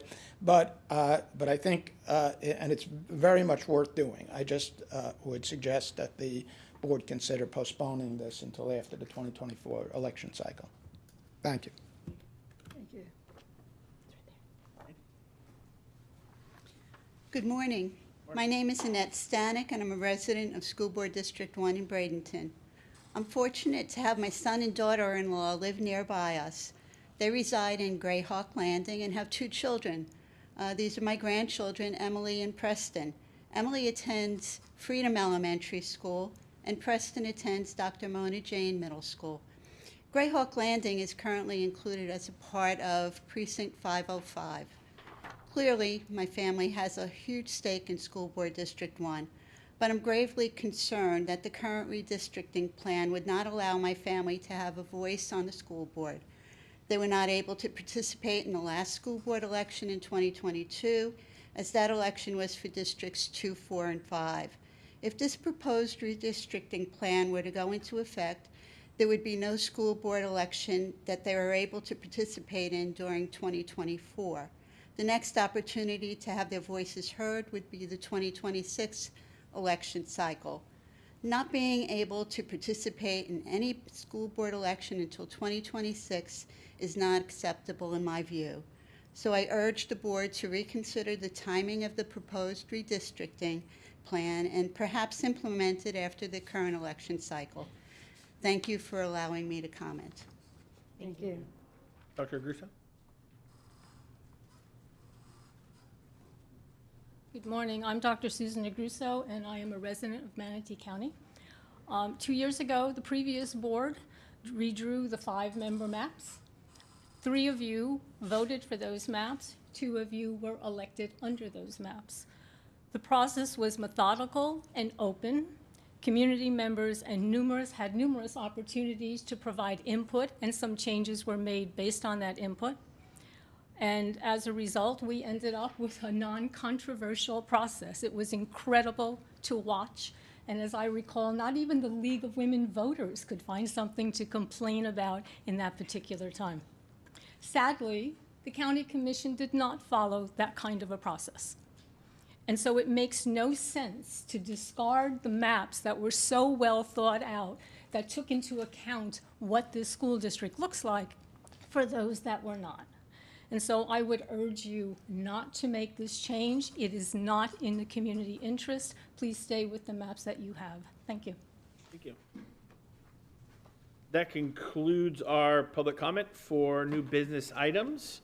And with that, we've hit our hour and a half in. So I'm going to give us a 5-minute recess, and then we'll be back to move on to item number 14.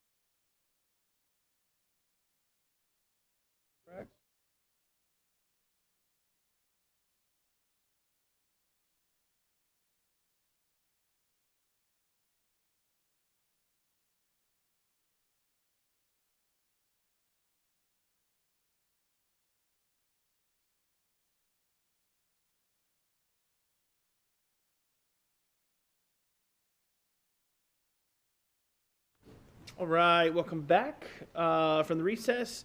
We're moving to item number 14, new business, non-consent items. Item number 1, Superintendent Weissong. Thank you, Chairman. I recommend approval of the North River Charter Academy application. So moved. Thank you. We have a motion, and we have a motion. I'll second. We have a second. And Dr. or any I don't see anybody lit up to speak, but if Dr. Weissong you want to mention, Miss Messenger, excuse me. I go with Dr. Weissong first. Board members, just a quick overview. This is an application to open a K through 8 charter school. The applicant indicates that the school would open in August of 2025 with a projected enrollment of 488 students, growing over a 5-year period to 1,310 students. The application totaled 580 pages. That was sent to a committee of 20 district staff. Opening a new school is complex. There's a lot of different disciplines involved. And so that committee thoroughly reviewed the application and then held an interview with the applicant and completed their evaluation instrument, which is attached to the board item. All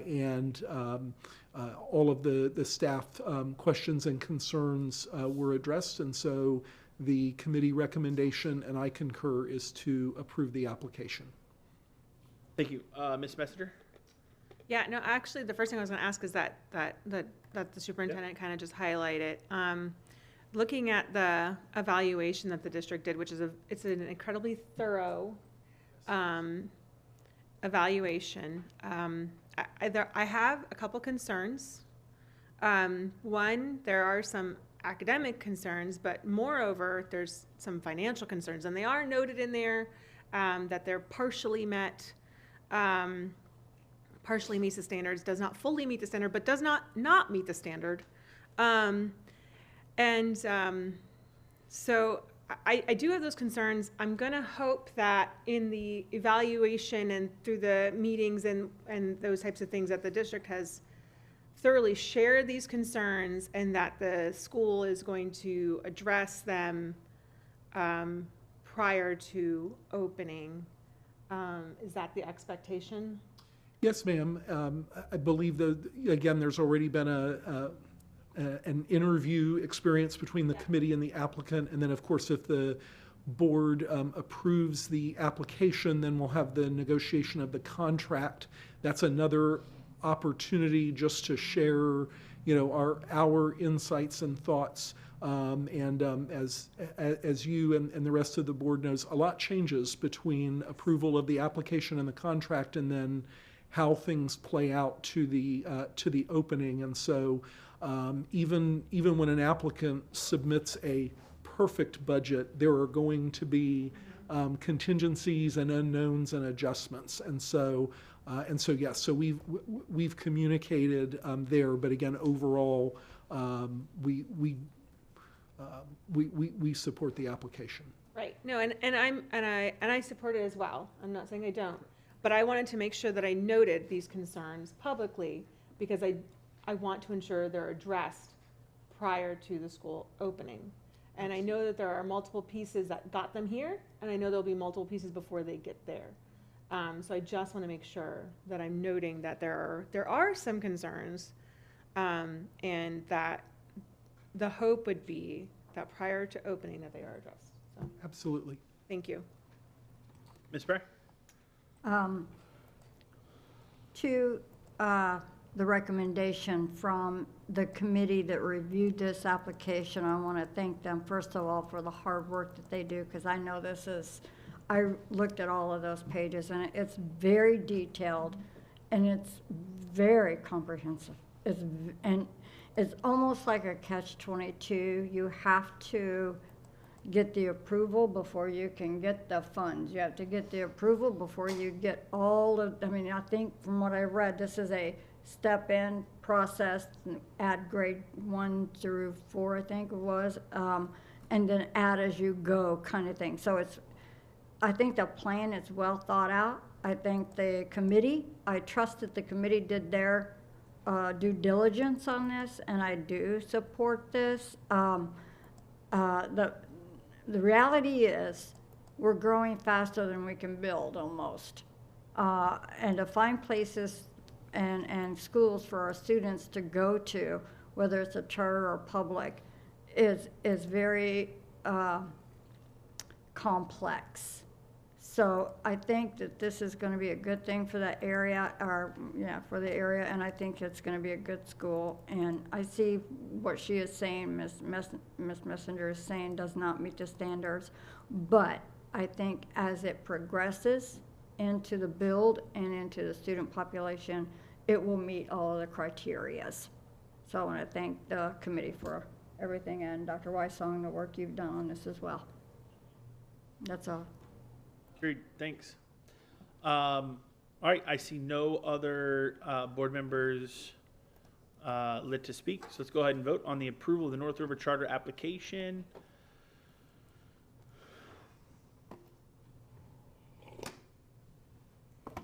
You frozen? Uh-oh. Is everybody else frozen? No, No, Only me. only you. just sitting here waiting for you. Why don't you voice vote? Yeah, Yeah. we'll do it voice. All those in favor of the approval of the North River Charter Academy application, raise your hand and signify saying aye. Aye. Any opposed? Passes 5-0. There you are, Mary. Where? There, now you're back in. Now you're on. She voted for me. Okay. Oh. All right, moving to item number 2, Superintendent Weissong. Thank you, Chairman. I recommend approval of the academic calendar for the school year 2024-2025. So moved. We have a motion I'll second. and a second. And Dr. Weissong, just for the public, explain what we've kind of gone through to get to this point with the Yes. calendars. Please. Yes, sir. Thank you. Today is the culmination of a months-long process, and both this process and the charter review was led by Dr. Breslin, and we appreciate her leadership and keeping us on track for approval. So the calendar committee, which is comprised of parents and teachers and principals, members of the clergy, met. They developed 2 different calendars that was presented to the board at a prior meeting and then posted for public review and comment. In total, we received 754 responses and votes, if you will. Yeah. And ultimately, calendar option B was preferred, 423 to 331. And so, by most of the groups that voted, option B was preferred. And so after talking with the team, my recommendation is to go with the public and support that calendar. As a reminder to the board, next year's calendar has us starting on Monday, August 12th. We cannot start before August 10th per statute, so the calendar gets started on August 12th. It's structured very similarly to this year's calendar. The key difference in the 2 was the start date of the second semester, and so the recommended calendar has our teachers returning for a record day on Friday, January 3rd. That then allows school to finish on the last Thursday in May, and then the last teacher contract day is the last Friday in May. So it gives us a very clean end to the school year, which then also allows us for a clean start of all of our summer programming. So that is the recommendation, and I will note, because we did receive some comments from members of the public, questions on the process to develop the 25-26 calendar. And we will actually begin that work in January, and it will follow pretty much the same process, although I've asked the staff to consider putting some students on the committee so that we can hear directly from them and get their input into the process. But essentially our goal will be to go through this again and bring you the 25-26 calendar in the spring, and then moving forward we'll go back to kind of the old system of trying to be further ahead of the game. Thank you. Thank you. I see no board members lit to speak, so let's go ahead and vote on the approval of the academic calendar for the school year 24-25.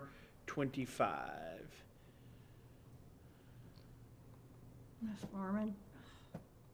What are they going to do with you? I don't know. I don't know. And all those in favor of the approval of the academic calendar for school year 2024-2025, raise your hand and say aye. Aye. I'm going to log out and. Any nays? No. And 5, passes 5-0. All right, item number 3, Superintendent Weissong. Thank you. Chairman, I recommend approval of the budget amendments for October 2023. So moved. We have a motion I'll second. and a second. And Ms. Sellers?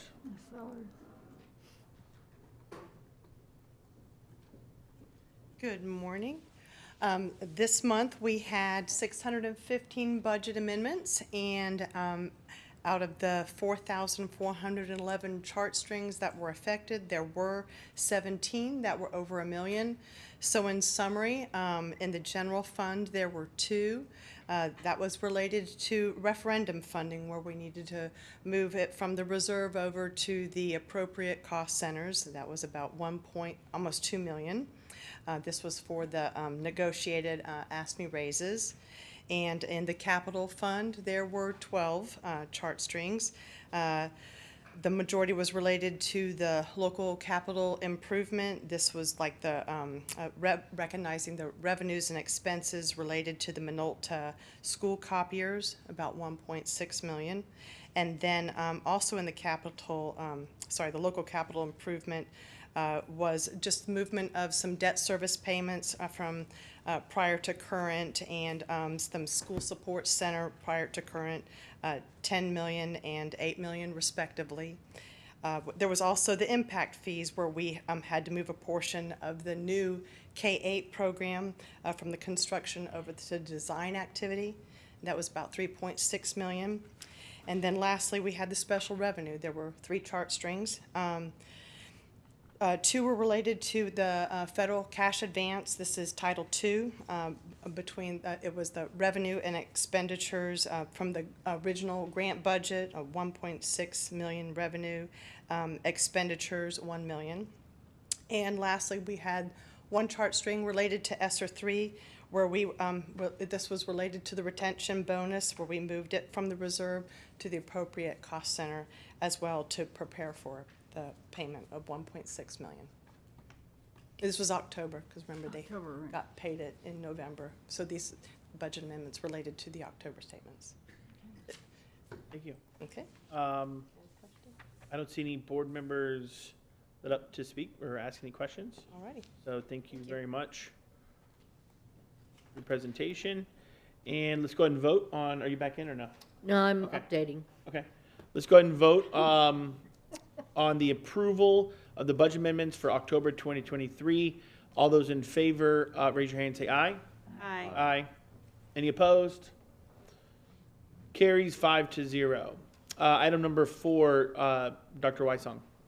Thank you, Chairman. I recommend approval to advertise a notice of intent to amend school board policy and set a public hearing at the board meeting on January 16th, 2024, and specifically the policy numbers are 1500, 2520, 3500, 4500, 5120, 6233, 6235, and 6550.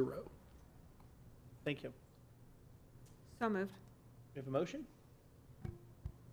Any second? I will second. And we have a second. All right. And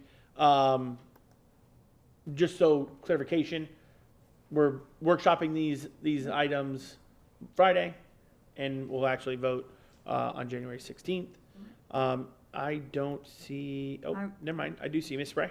Yeah, I just wanted to make the comment that I've been approached on some of these policies, and I explained to them that we're not voting on the change today. This is just to advertise that we are doing some of these changes, and I would tell the public to look at that now, and we will be workshopping it Friday. So I just wanted to make that clear to people who may be watching, so, thank you. Yeah, thank you. And I don't see anyone else lit up to speak. And I don't believe Ms. Foreman is ready just yet. Almost, although now it wants me to update my password. Just Nope, you're in, join. You're in, just You're in, you join. can join. Just hit join. I'm in. Okay, good. Okay. All right, so, technology. Okay, so let's go ahead, no one else is lit to speak, so let's go ahead and approve the advertising of notice of intent to amend school board policies, for the new, setting a public hearing at the board meeting on January 16th, 2024. It'll be workshop this Friday as well. It passes 5-0. Moving right along to item number 1, new business, no superintendent recommendation. Item number 1, board committee assignments for calendar year 20. Are we on item 5? Item 5. I'm sorry. I don't have one on this markup, so Approval to allow superintendent. tell me another one. Superintendent Weissong, item 5. Yeah. Yes, this was an addendum item, Chairman. so Oh, that's right, that's right. why it's so It many. just, and this was sent the other day, yeah. And this is a lengthy language. I recommend approval to authorize the superintendent with the concurrence of the board chair to enter into an interlocal agreement with Manatee County government to provide instructional programs at a tenant space leased by Manatee County government at Whitney Plaza on Longboat Key in a form substantially similar to the draft agreement. So moved.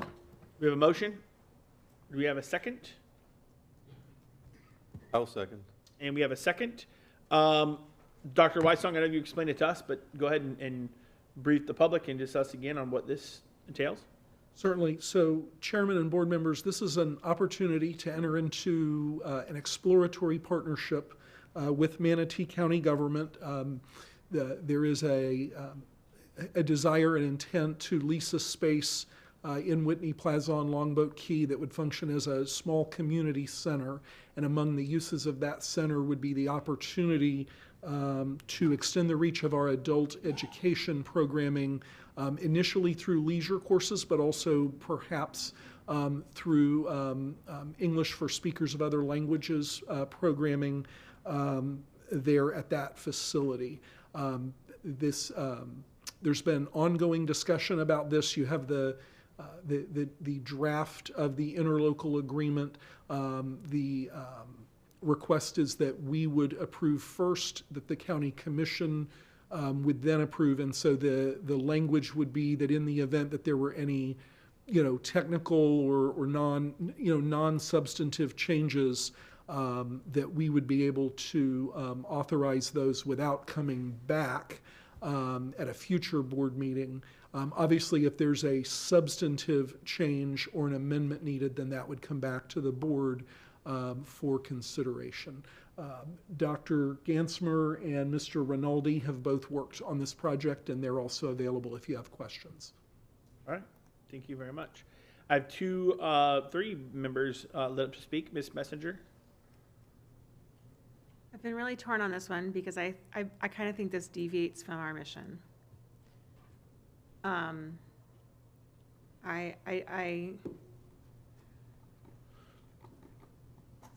have apprehension on this one. The redeeming factors to me are that it won't be a cost to the district because the participants and the students will be paying for their respective classes, and so I appreciate that part. And that the goal would eventually be perhaps some other adult education classes that would go under our technical program. I support that. I like those pieces of it. But there's pieces of this that I really just don't believe are part of our job or our mission on the school board.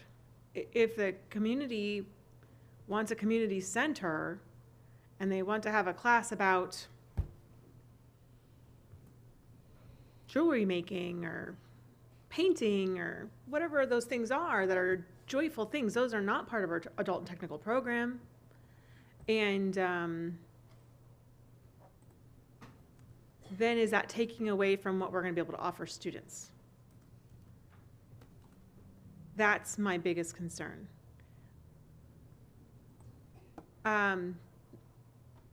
Because and I don't believe that that's should be our role to play, because that's not. Our job is students, kids.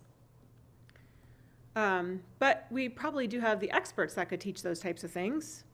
And I could see employees that maybe want to work a night class, and they will make extra money teaching that class that will support employees.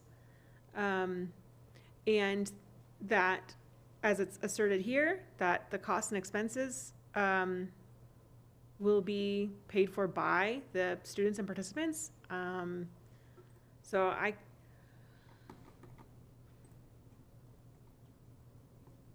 I feel as if this could be a benefit to the community as long as we can make sure that it's not a cost that is then taking away from students. And as long as we can keep in line with what is stated here, I can get behind that. So that's it. Thank you. Excuse me, Mr. Tatum?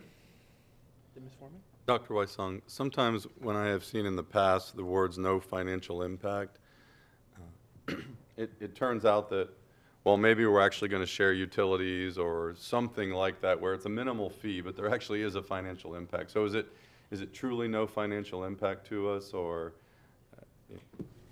So the theory, and of course we haven't implemented, so we don't have a model to look to, right? But the theory is that you build your costs of operation into the costs of the course, and the goal is to break even, right? There's no interest in making a profit. There's no interest in losing money. Our FEFP funds don't support this particular purpose, and so and so our taxpayer dollars are reserved for other purposes, and so yes, we ultimately have to find a way to do this without a financial impact to the district. Okay. And I know down in Sarasota County they have Suncoast Technical College, and they have all kinds of classes down there of the type. Are we trying to do something? Would this be under the auspices of Manatee Technical College, or is this something outside of Manatee Technical College? I'm actually going to have Dr. Gansimer just walk you through kind of the setup and the options. And again, this type of programming is offered in some other Florida districts, maybe structured a little differently, but it is out there. Right.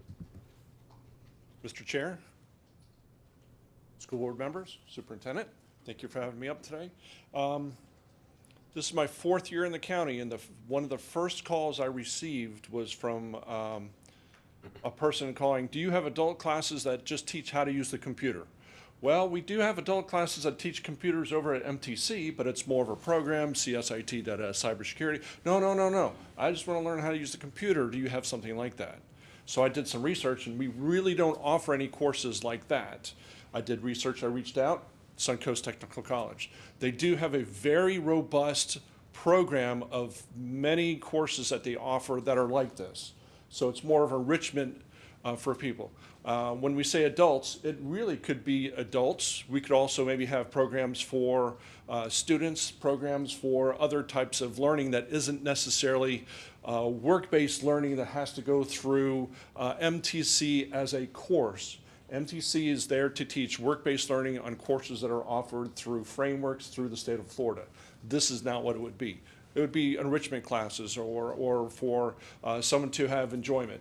The class may be 2 or 3 weeks long for a couple hours, a couple nights.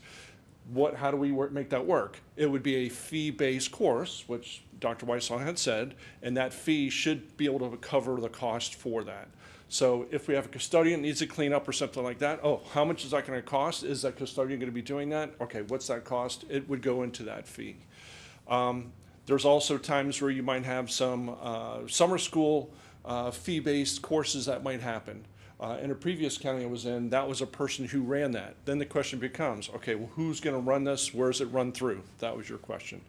Right now, we would run through MTC since it would be for adults, and that would be the most appropriate spot to do it. We would have a staff to be able to help pilot a program, and then we would have to discuss as superintendent and staff, how much is it going to grow? Is this going to be a person now who's going to coordinate it, or is it somebody right now who's just going to oversee a couple courses and make that work? The instructors can be from our instructors in school, so it can be from our K-12 system, or it can be from MTC instructors, but it would be part-time. It's not going to be full-time.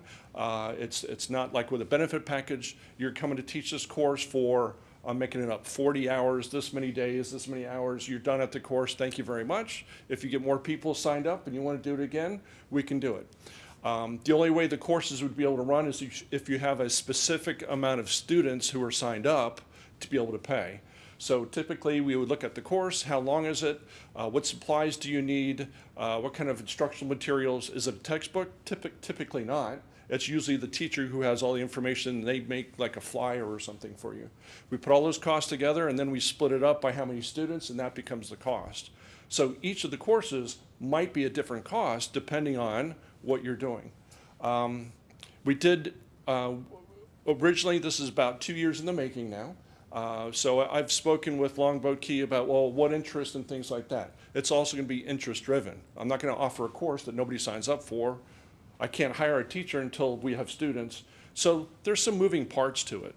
Some of the things that we can't do is we wouldn't be able to do something that includes, large machinery, because that's also going to be the cost of what it happens. Now, are there grants out there? Possibly. Are there ways we can fund it that's not through school system and what we need to do with our students in the system? Possibly. So this is going to be considered more of a pilot program to kind of get into it. We don't want to be in competition with anyone who's already doing something like that in the area. So if you've seen and heard different things, someone mentioned like yoga, well, there's yoga's instructors in that development, in that business area. We're not going to do anything that's in competition with something else that's already going on. So that's also going to be some research to find out what's being offered by different organizations. We don't want to compete. So that's kind of an overview, probably told you more than you asked, but I think I answered your question with that too. So if there's any other questions, I'd be more than happy to help answer. Is Suncoast Technical College under the purview of the Sarasota County School Board as MTC is under our purview? Do you know the answer to that question? Yes. Okay, so there's a model here basically. Why haven't we in the past offered these adult enrichment courses as they do down in Sarasota County? I don't necessarily have the background to be able to answer that. I do know that with Suncoast Technical College, they do have a staff that actually runs a whole wing of a building that really does all that. So like I said, it's very robust. It's been out for many years. It's been growing. I don't think we can start there. I think if we start with a smaller program and then we kind of build it from there. My belief is always you build on a strong foundation and it gives sustainability. If you try to jump in real quick too big, a lot of times it fizzles out and then it sits dormant. Is there a technical difference? That's maybe not the right term. Is there a significant difference or a legal difference or a substantive difference between a technical college and a community college? I'm kind of curious as to what's the difference between Typically with the community colleges, now they've switched over to state colleges. Okay. Although in the state of Florida there are some who kept the community college, they offer degrees. So you're going to get an AA degree or an AS degree. Some of those state colleges now also offer bachelors. Technical colleges, we do certifications. With the state college and with the community college, they go off of credits, as opposed to the technical college goes off of credit hours. So if I were in a program that's 600 hours long, I finished that program to get a certificate. Some of them are different lengths, 900, 1250, 2200 hours to go.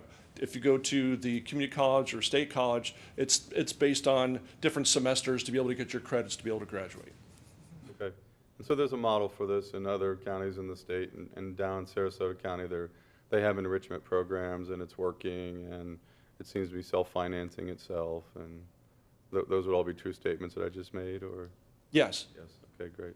I'm okay with it then. I mean, if we're providing through the auspices of the Manatee Technical College adult enrichment programs, and it's truly no financial impact to us, and people out on the islands have an opportunity to enrich their education on the island without having to get off the island and back on, which can be difficult, I'm okay with it. It's probably a good idea. Thank I you. think the unique part with this is the partnership with the county to be able to create the actual site and the building. So our part of it is just providing the classes and maintaining, you know, paying for the teacher, making sure we have the supplies and things there too, so. Yeah, lifelong learners, just like it says right here, right? So Yes, sir. there you go. All right. Thank you. That's all I have. Thank you. Ms. Foreman? Yeah, to follow up on that, State College of Florida, I don't know that they still do, but in the past, I know that they have offered adult enrichment programs such as financial planning, guardianship classes, you know, non-credit classes. Have we explored that and taken a look at what they're doing and what we're proposing to do, and would there be a conflict there? As we get to the point to where we're going to start the programs, that's when I would reach out to these different entities to find out what they're doing so we don't compete. Yeah. So if they're already doing that, I wouldn't want to replicate it, because then, like I said, we're competing with somebody else, and we need to be nice to our neighbors, I'll say it that way.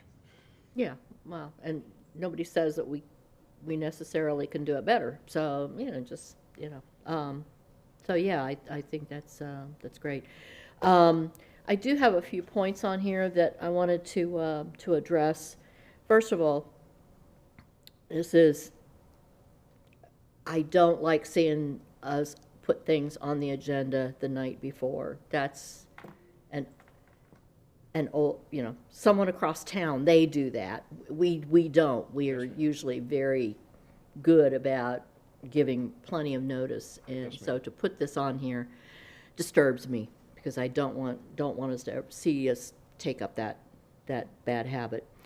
That being said, also concerned that the motion says that we will enter into a substantially similar to the attached draft agreement. That's pretty vague, you know. Why are we doing it like this as opposed to properly noticing it and drafting an agreement that is not that is close to done, you know? I may not be able to speak to that certainly, but I know that if we sign first, once it goes to the second one, there might be some changes. So the idea is, if there's minor changes, instead of bringing it back, we could go forward with those minor changes. If they have major changes, then we need to bring it back, because then it wouldn't be similar. Dr. Weissong, I think you were going to say something. Mrs. Foreman, your point's well taken. Thank you. I appreciate that feedback. The timing of the item, and as you all know, we had this on a draft consent agenda.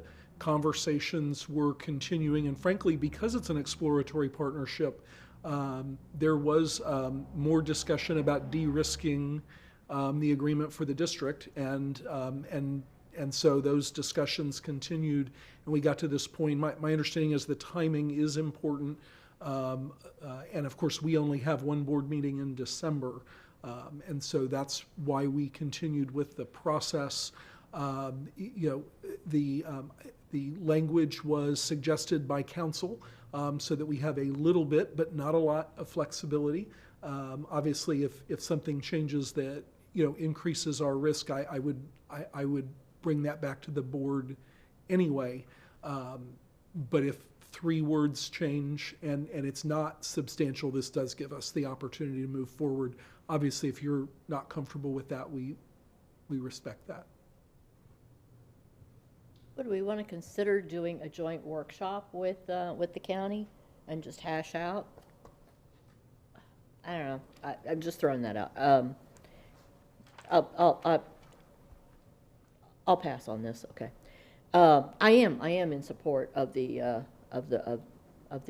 community involvement, presenting and furnishing courses at Longboat Key. I just think that that's, that it's worthwhile, and I don't have problems with adult education.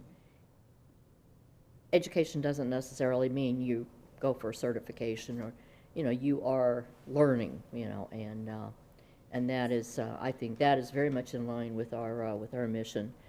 But a few things that are, I have questions, okay, related to the details of here, and mainly having to do with risk. If on liability, the tenant, do we have tenant liability insurance, or are we not the tenant? Who's the tenant? We would not be the tenant. Now, I don't want to overspeak. We'll go ahead, but, yeah. Ms. Youngstown, go ahead. Yeah, okay. We are not the tenant. Okay. We merely have a license to use the facility to conduct the classes.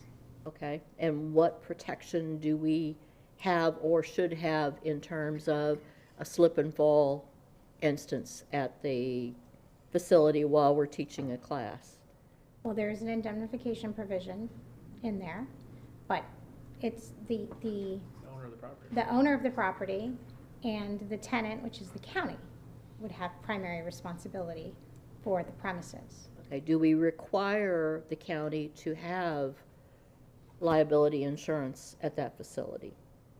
I don't recall if that's stated here in the agreement. I'd have to double check that, but the county is entering into its own lease with the landlord, and my understanding is that they're going to be doing that in January.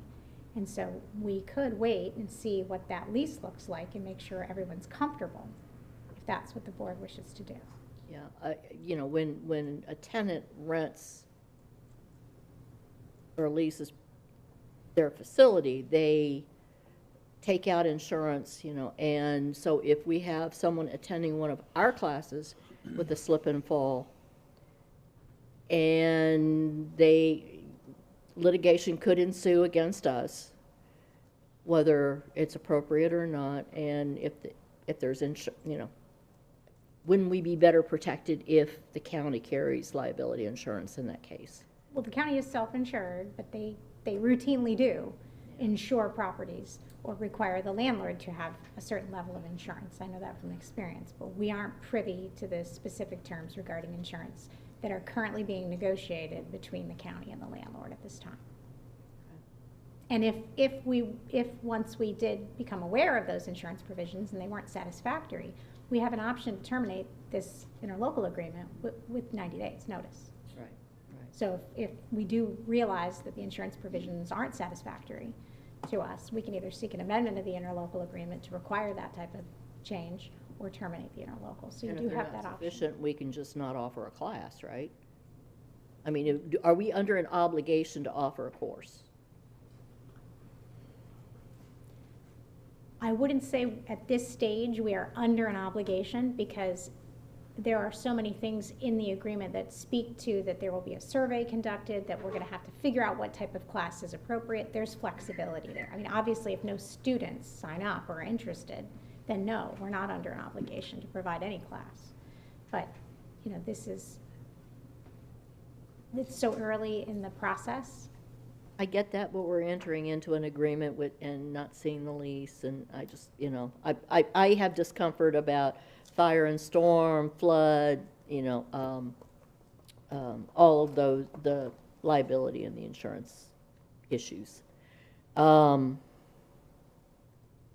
Now, what happens if we bow out, we send in our 90 days while the lease is still in effect, and say it's a 6-year lease?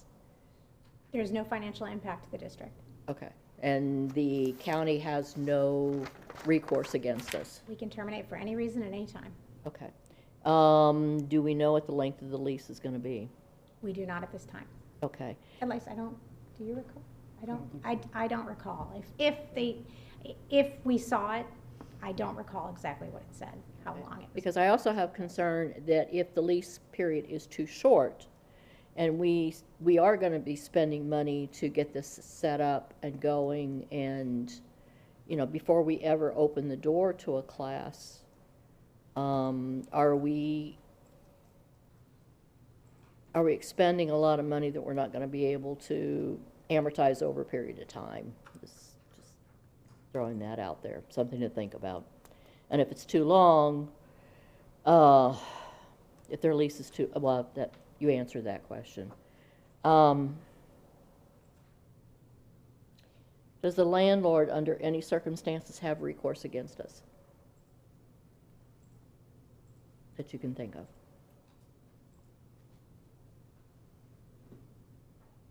Say one of our students damages the property.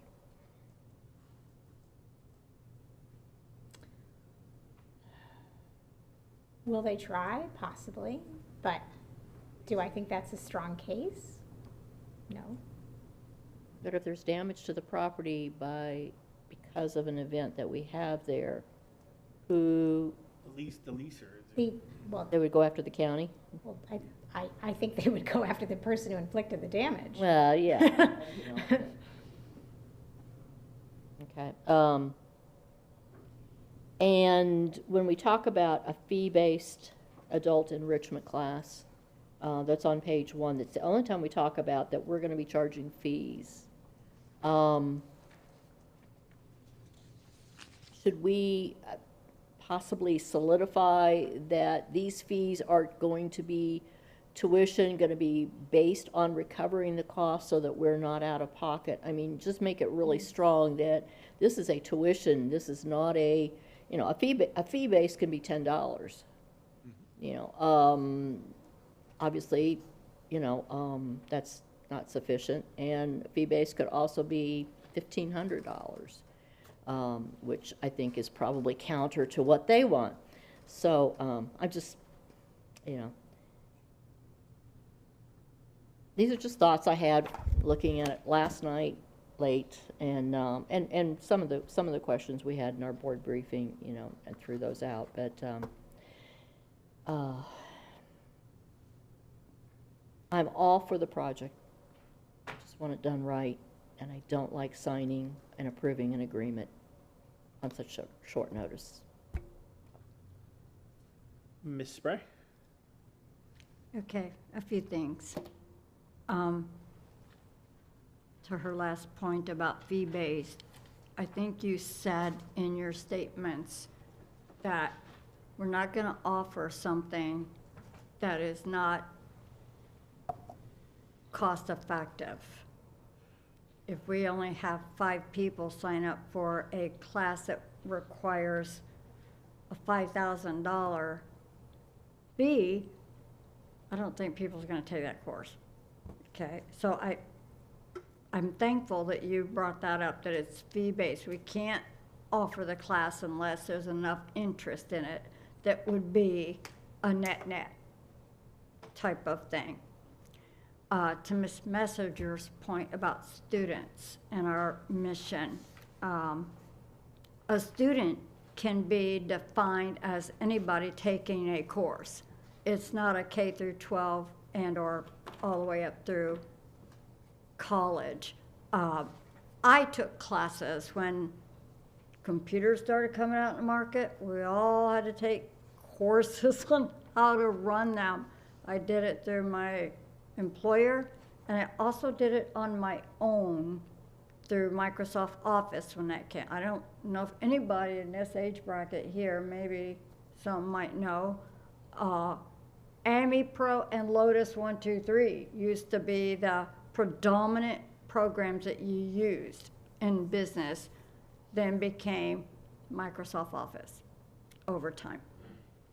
So I had to take classes on that as an adult working at my job. So a student can be any range. I know that there are people who graduate high school that are, you know, in their later senior years and are just walking across the stage with students that are 17, 18 years old. So I define student, anybody that has an interest in learning, not just a structured thing. It could be just a class like this. Also, comment about SCF and competing. SCF does not have anything out on the island I don't know of. I think that the island pays an awful lot of taxes. We've had public commenters come in with their tax bills and telling us how much taxes they pay that do not have students in our system. Offering something to people out there that significantly support our district through their tax bill, I think is a good thing. I don't know, I would like to know, I know they pay millions, to be honest with you. I've talked to county commissioners about this project when it was a concept a while ago. And to Ms. Foreman's point, the leasee is the county, not the district, from my understanding.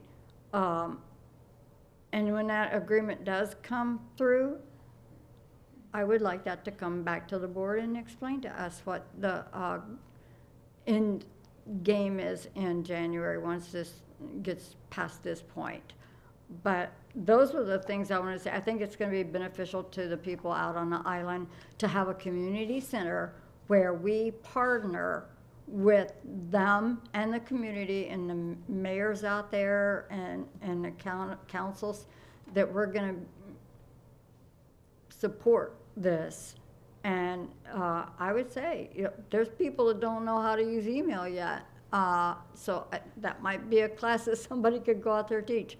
Sewing, bring your sewing machine, we'll show you how to operate it, that kind of thing. But I'm in full support of this, and I want to thank the superintendent for working diligently to get this on the agenda. With Ms. Foreman's concern about it getting added late, there was conversations, and we talked about this prior to it getting on the agenda. So I just wanted to make those points, that the islanders do support our district through their tax bill. This is a small token of appreciation, in my opinion. Thank you. Thank you. Yeah, I will say, just to reiterate, I mean, this item wasn't added on yesterday afternoon, late afternoon, and we've never heard about it, and it's a brand new topic. So I agree. I don't want to be in the business of adding on topics that have never been discussed last minute, 11th hour before meeting. I completely agree with that. But this is something we've been discussing. It's kind of gone back and forth. And that's why I felt like it was okay to move forward if the district and employees and council thought that it was good. I want to I just ask something in this. Could this potentially be a place where twofold, not only our current students, 12th grade and under, potentially I don't want to say necessarily teach, but maybe are part of the teaching or mentor process in certain topics, right? A robotics or something like that. A TSA. We had that a couple months ago. All the TSA students that are in here that something along those lines. And also on another fold, could we potentially use our relationships that we've created with New College, with USF, where some of those teachers that are in that program, that pathway program, to potentially use them as just more experience and whatever. And I'm not saying, listen, if you want to be an English teacher, maybe this is a good place. There's some English language learners, right? Adults. But are we thinking about that too? Like, could this be a space where we could allow our students and even potential students if we're partnering with colleges, a place to even enhance what they are doing or maybe what they see in the future of them doing? Yes, Chairman, I think as a team, we've brainstormed several possibilities, several different ways this could go, and that's why I started with this is an exploratory partnership. And if we fast forward, it may end up being a very small footprint, or it could grow from there. We definitely talked about ways that high school students might benefit from some of the offerings or programming. I don't think that'll happen right away. I think we have to grow into that. I think one of the advantages is Manatee Technical College. That leadership team has always been very innovative, with programming and opportunities. And so I think we have the right people at the table so that if things progress, we can provide some of those innovative opportunities that will benefit students at K-12. Yeah. Well, and so I asked too, like, learning to me too doesn't necessarily have to be I'm paying a fee for something to learn it. So I go off of obviously they're on the water, so this may be too easy, but bringing in, new colleges doing a new marine science master's degree, Yeah. right? So could you potentially have some kind of learning, a class from one of those master's students that's tagging dolphins in our own bay or something? Have no clue, right?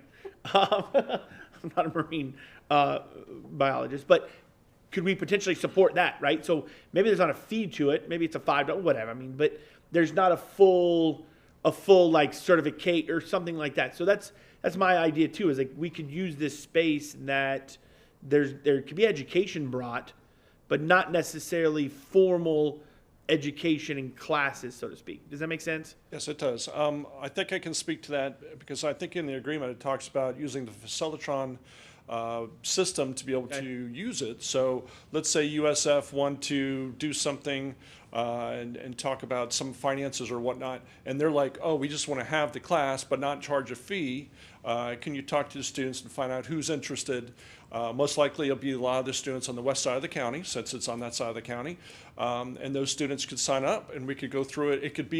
It could still be an educational class that occurs that doesn't necessarily have a fee, but I still think there needs to be paperwork, there needs to be some kind of, somebody signs up for it, they have to have insurance, all the things that we do with Facilitron for them to be able to use other sites, we would use the same system for this site.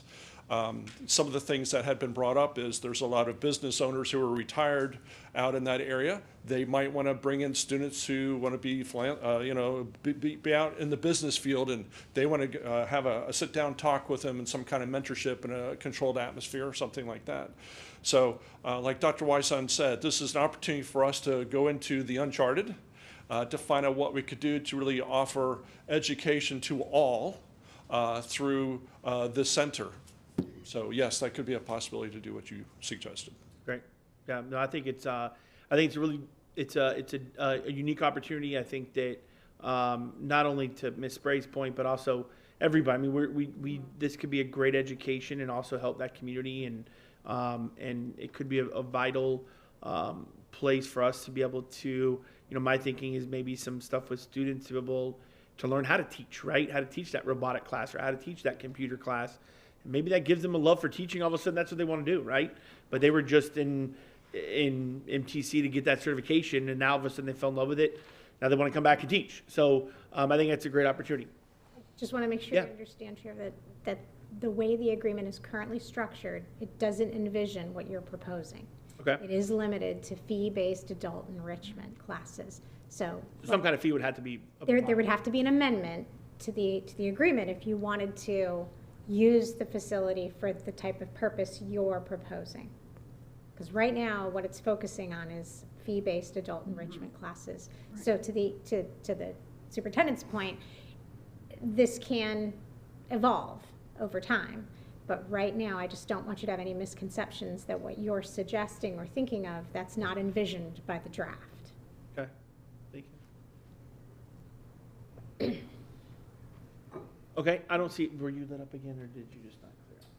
Well, I didn't clear, but I do want to point out, my objection, I know that we've all talked about this beforehand, but the public did not have an opportunity to see it on an agenda, to see it even envisioned, and that is where, the agenda isn't just for us, it's for the public as well, for transparency. So that's where I object to that. And then also, I do still have concerns on the indemnification. I'm looking at 5.5 on there, and we're gonna hold each other harmless, but, but if our student who's paying us a fee causes a problem, we can't look to the county to be responsible for that. So I would like to see the protection beefed up. I see no other board members lit up to speak, so we do have a motion and a second on the floor. So let's go ahead and vote on the approval to allow superintendent with concurrence of the chair to enter in interlocal agreement with Manatee County government to provide instructional programs and attendance-based lease by Manatee County government at Whitney Plaza, Lombo Key, in a form substantially similar to the attached draft agreement, no financial impact. Are we all in? I'm in. Oh, I'm sorry. Exciting 'cause Yep. Mrs. Foreman made some really thoughtful points. Not that it matters. And that passes 3-2 with Ms. Messenger and Ms. Foreman, the noes in the vote. So with that, we are at 12:37. We're going to break and do recess for lunch. We will be back at 30 minutes, okay, board? Yes. For lunch, we're good? 30 minutes? So 30 minutes.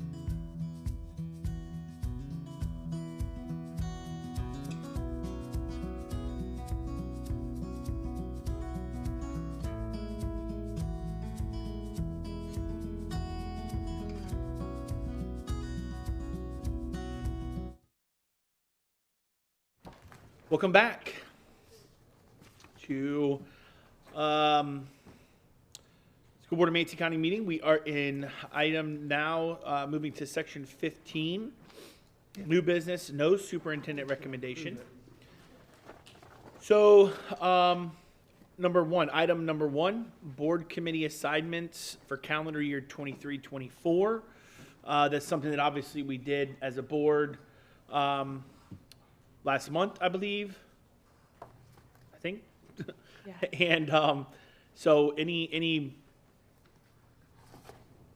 I move that we Motion. approve the board committee assignments for calendar year 2023, 2024. Okay, we have a motion. I'll second. We have a second. Any board comments on that? If we have not done them already? No? All right. Let's go ahead and vote on the board committee assignments for calendar year 23, 24. And that passes 5-0. Number two, approval of the travel expense for school board members to attend K through 12 Cybersecurity Leadership Conference in Savannah, Georgia, February 13th to the 14th. The Greater Florida Consortium of School Boards Legislative Meeting from 14th, 15th in Tallahassee, not to exceed $1,800. So moved. I'll second. We have a motion and a second. And is this Miss Foreman? Yes, it is. Awesome. Please report back to us when you go. That'd be great. It'd be neat to hear what the cybersecurity leadership. That'd be kind of cool. See what's said from that. Yeah, that'll be interesting. Safe travels. Good luck. Let's go ahead and vote on the approval for the travel expense, and that passes 5-0.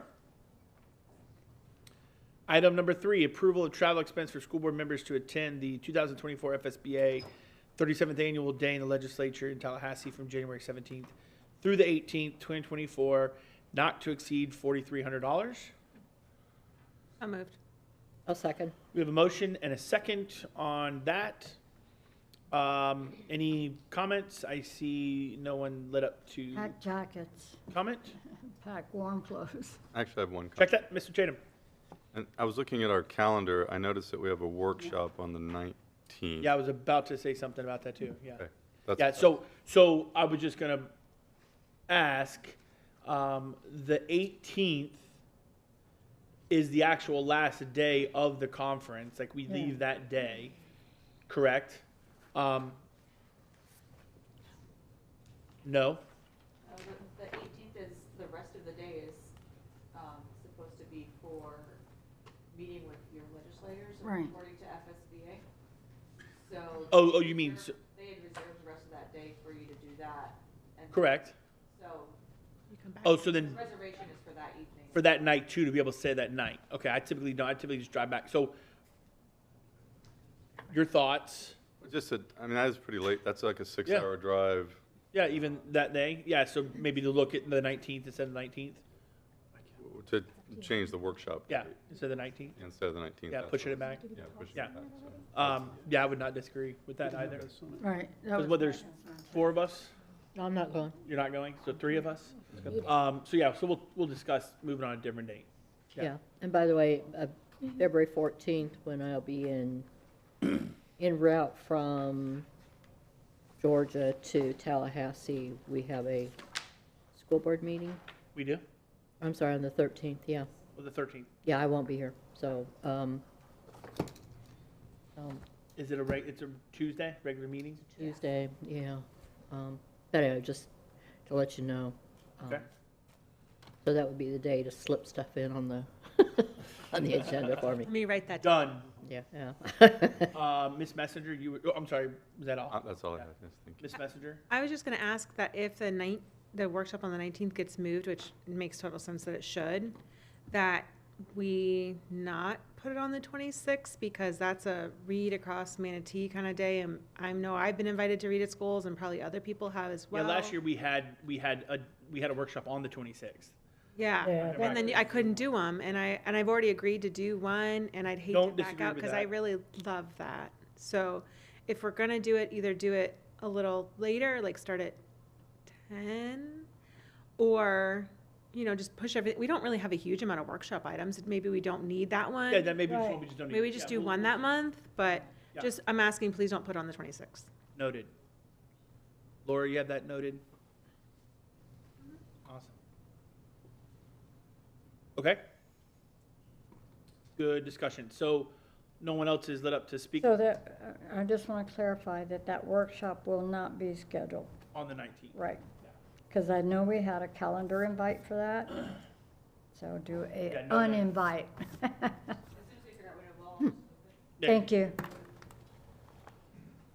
All right, let's go ahead and vote on the approval of the travel expenses for school board members to head to the FSBA Legislative Day, which passes 5-0.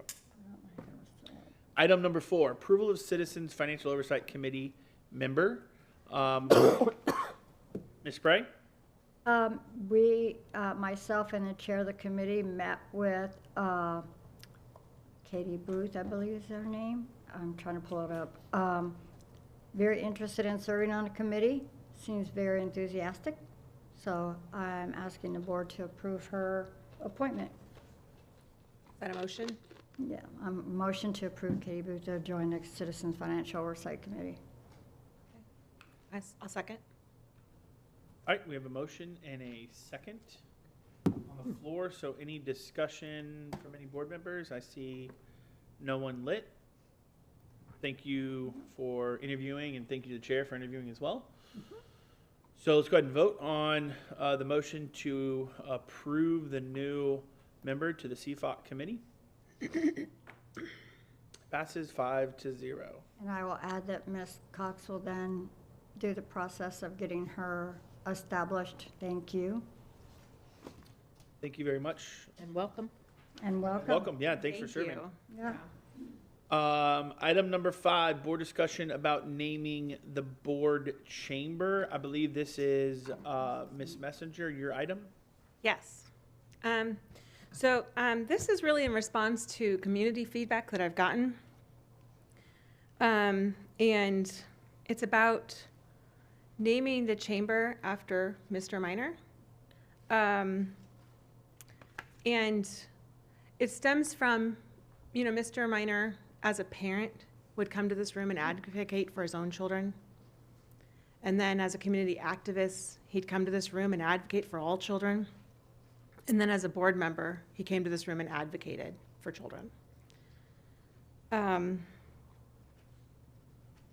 He was always here for the students, but he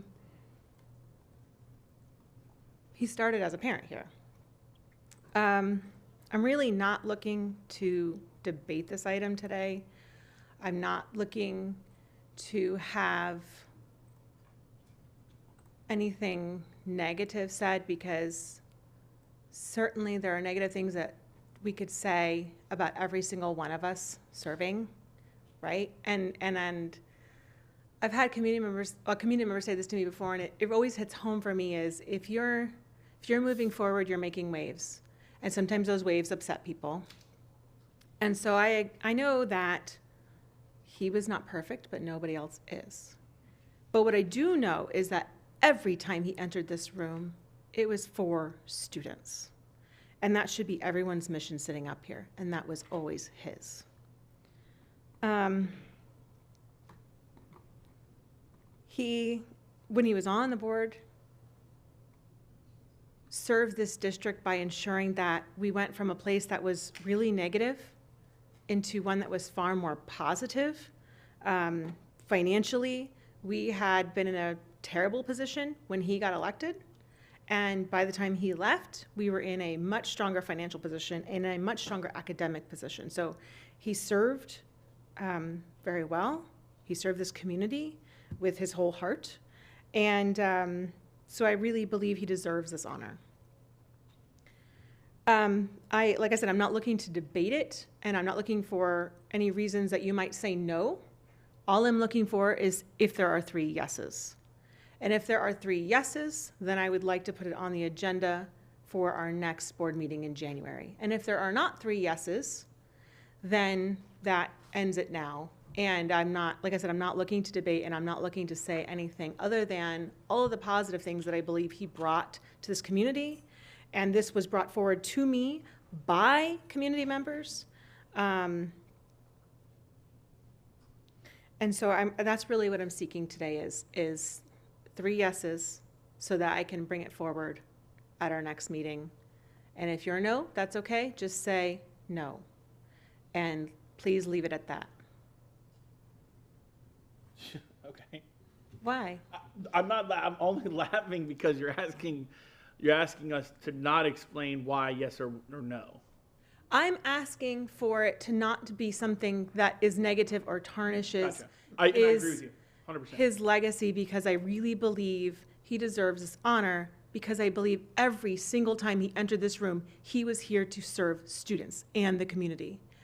And there will always be a reason why somebody doesn't deserve an honor because of one way he voted on something or one thing that he did, and they could do that about every single person sitting up here. Sure. And all I'm asking for is to focus on if there's even 3 votes for a yes. And if there's not, then there's no point in debating it any further than that. That's what I'm asking for. Shara, I have a point of order. So I just wanted to remind the board that there's a policy on naming school facilities or a portion of a facility, and this would be a facility that would need to be followed, not just for this, but for any facility in the entire district. And anybody can actually initiate that, any person. It doesn't require a board member. But a board member can initiate that, can start that process as well. So to clarify, is the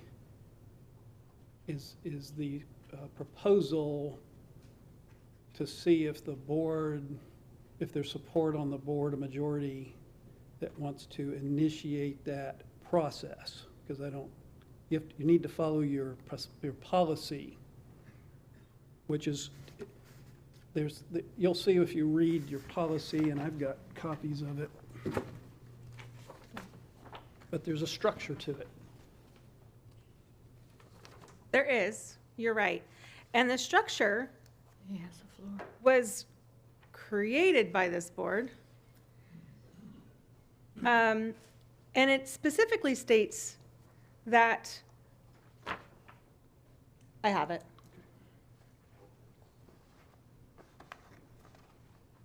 That if we're making the nomination, that it has to be consistent with the site, which is our site.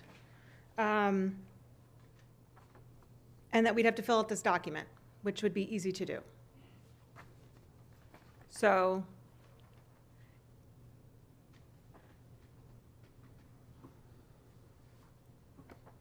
it's not a school site, which is the other portion of this policy.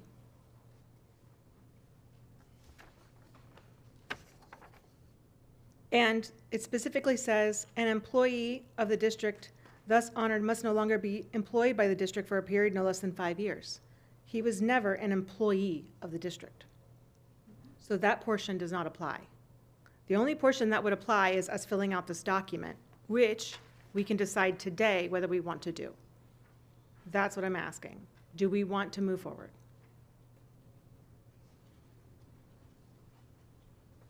With filling it out and going to it, yeah.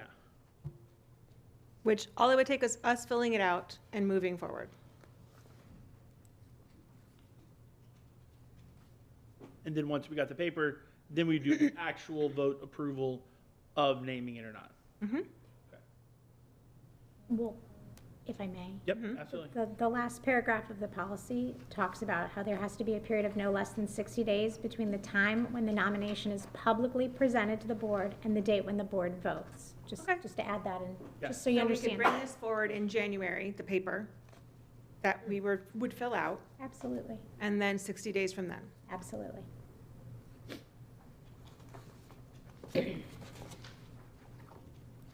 Sure needs to be good.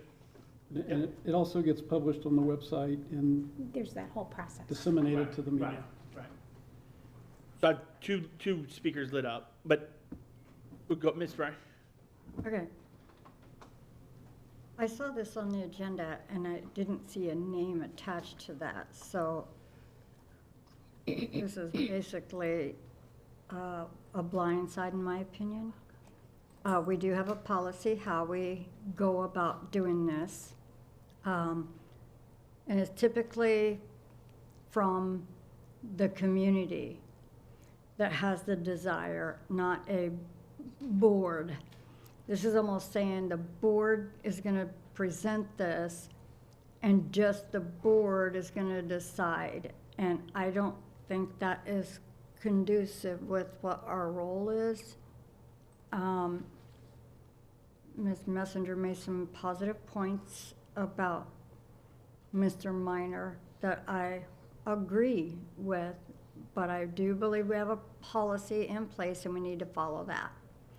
If Ms. Messenger, as a citizen of the community, wants to make a proposal, I think that would be probably the way to go about that. Although I'm not going to get into the negative, there are some. He was commendable, and I'm not going to tarnish his image at all. But I think that this needs to be, the process needs to follow with our policy. I don't think a board should do this at all. I think it should come from the community, not a board. That's all. Okay. Mr. Tatum? Did we make a motion on this, or are we just? Just a discussion. Just discussion. Discussion, yeah. There's no, Can we have a discussion without a motion? Is that parliamentary? Yeah, okay. there's no voting item. It's not a voting item even, so we're not voting on anything? We're just trying to get like a consensus or something? Okay. Yeah. Yeah, I'm still learning about how this works. To me, things that are like in new business, we do consensuses and workshops and we do voting and meetings, and then if it's, but anyway, we are where we are. I don't have a problem with maybe putting Mr. Minor's name here. I assume it's for this room, right? Is that what we're talking about? But I tend to agree with Ms. Spray. It's kind of odd that it's almost like we're workshopping this item right now to see if we want to put it on an agenda later. I'm not sure why we wouldn't just have the citizens who want to do this. Why haven't they just done it? Why are we doing it now in a school board meeting as a discussion item? I would just prefer that it be done.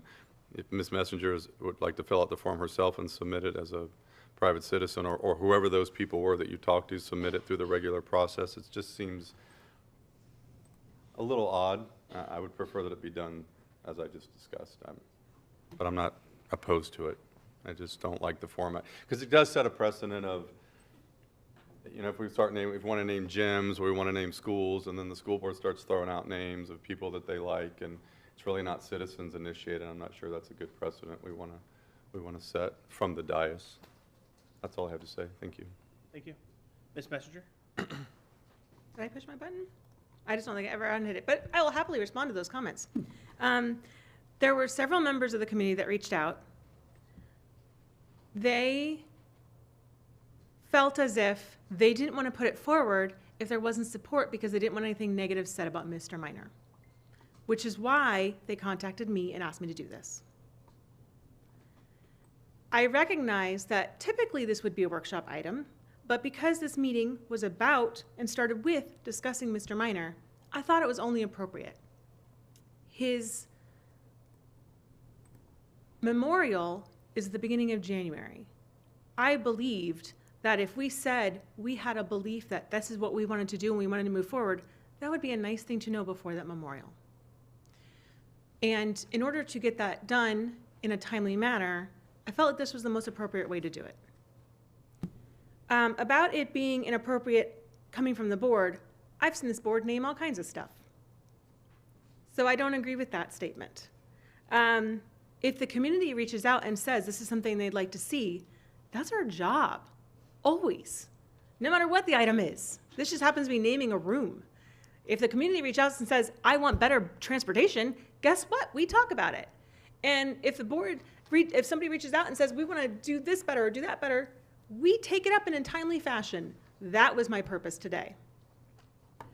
About following our policy, we are following our policy and we create our policy. We don't even have to follow our policy. We can do We could name it today. I know that we have a whole policy. I'm for following our policy. That's fine. That's why when I met with the superintendent, I said, I will follow it. If you want to make it a discussion item, make it a discussion item. That's fine.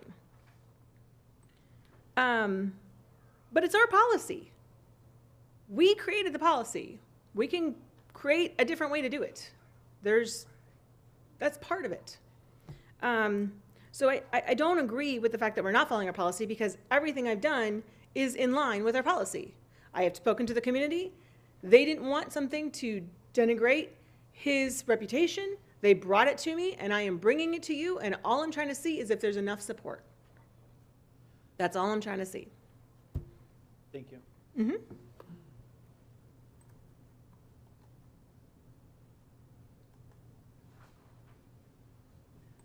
Anyone else? I had one. Oh, yeah, go ahead. Along those lines, I was thinking through what you said. I'm listening intently.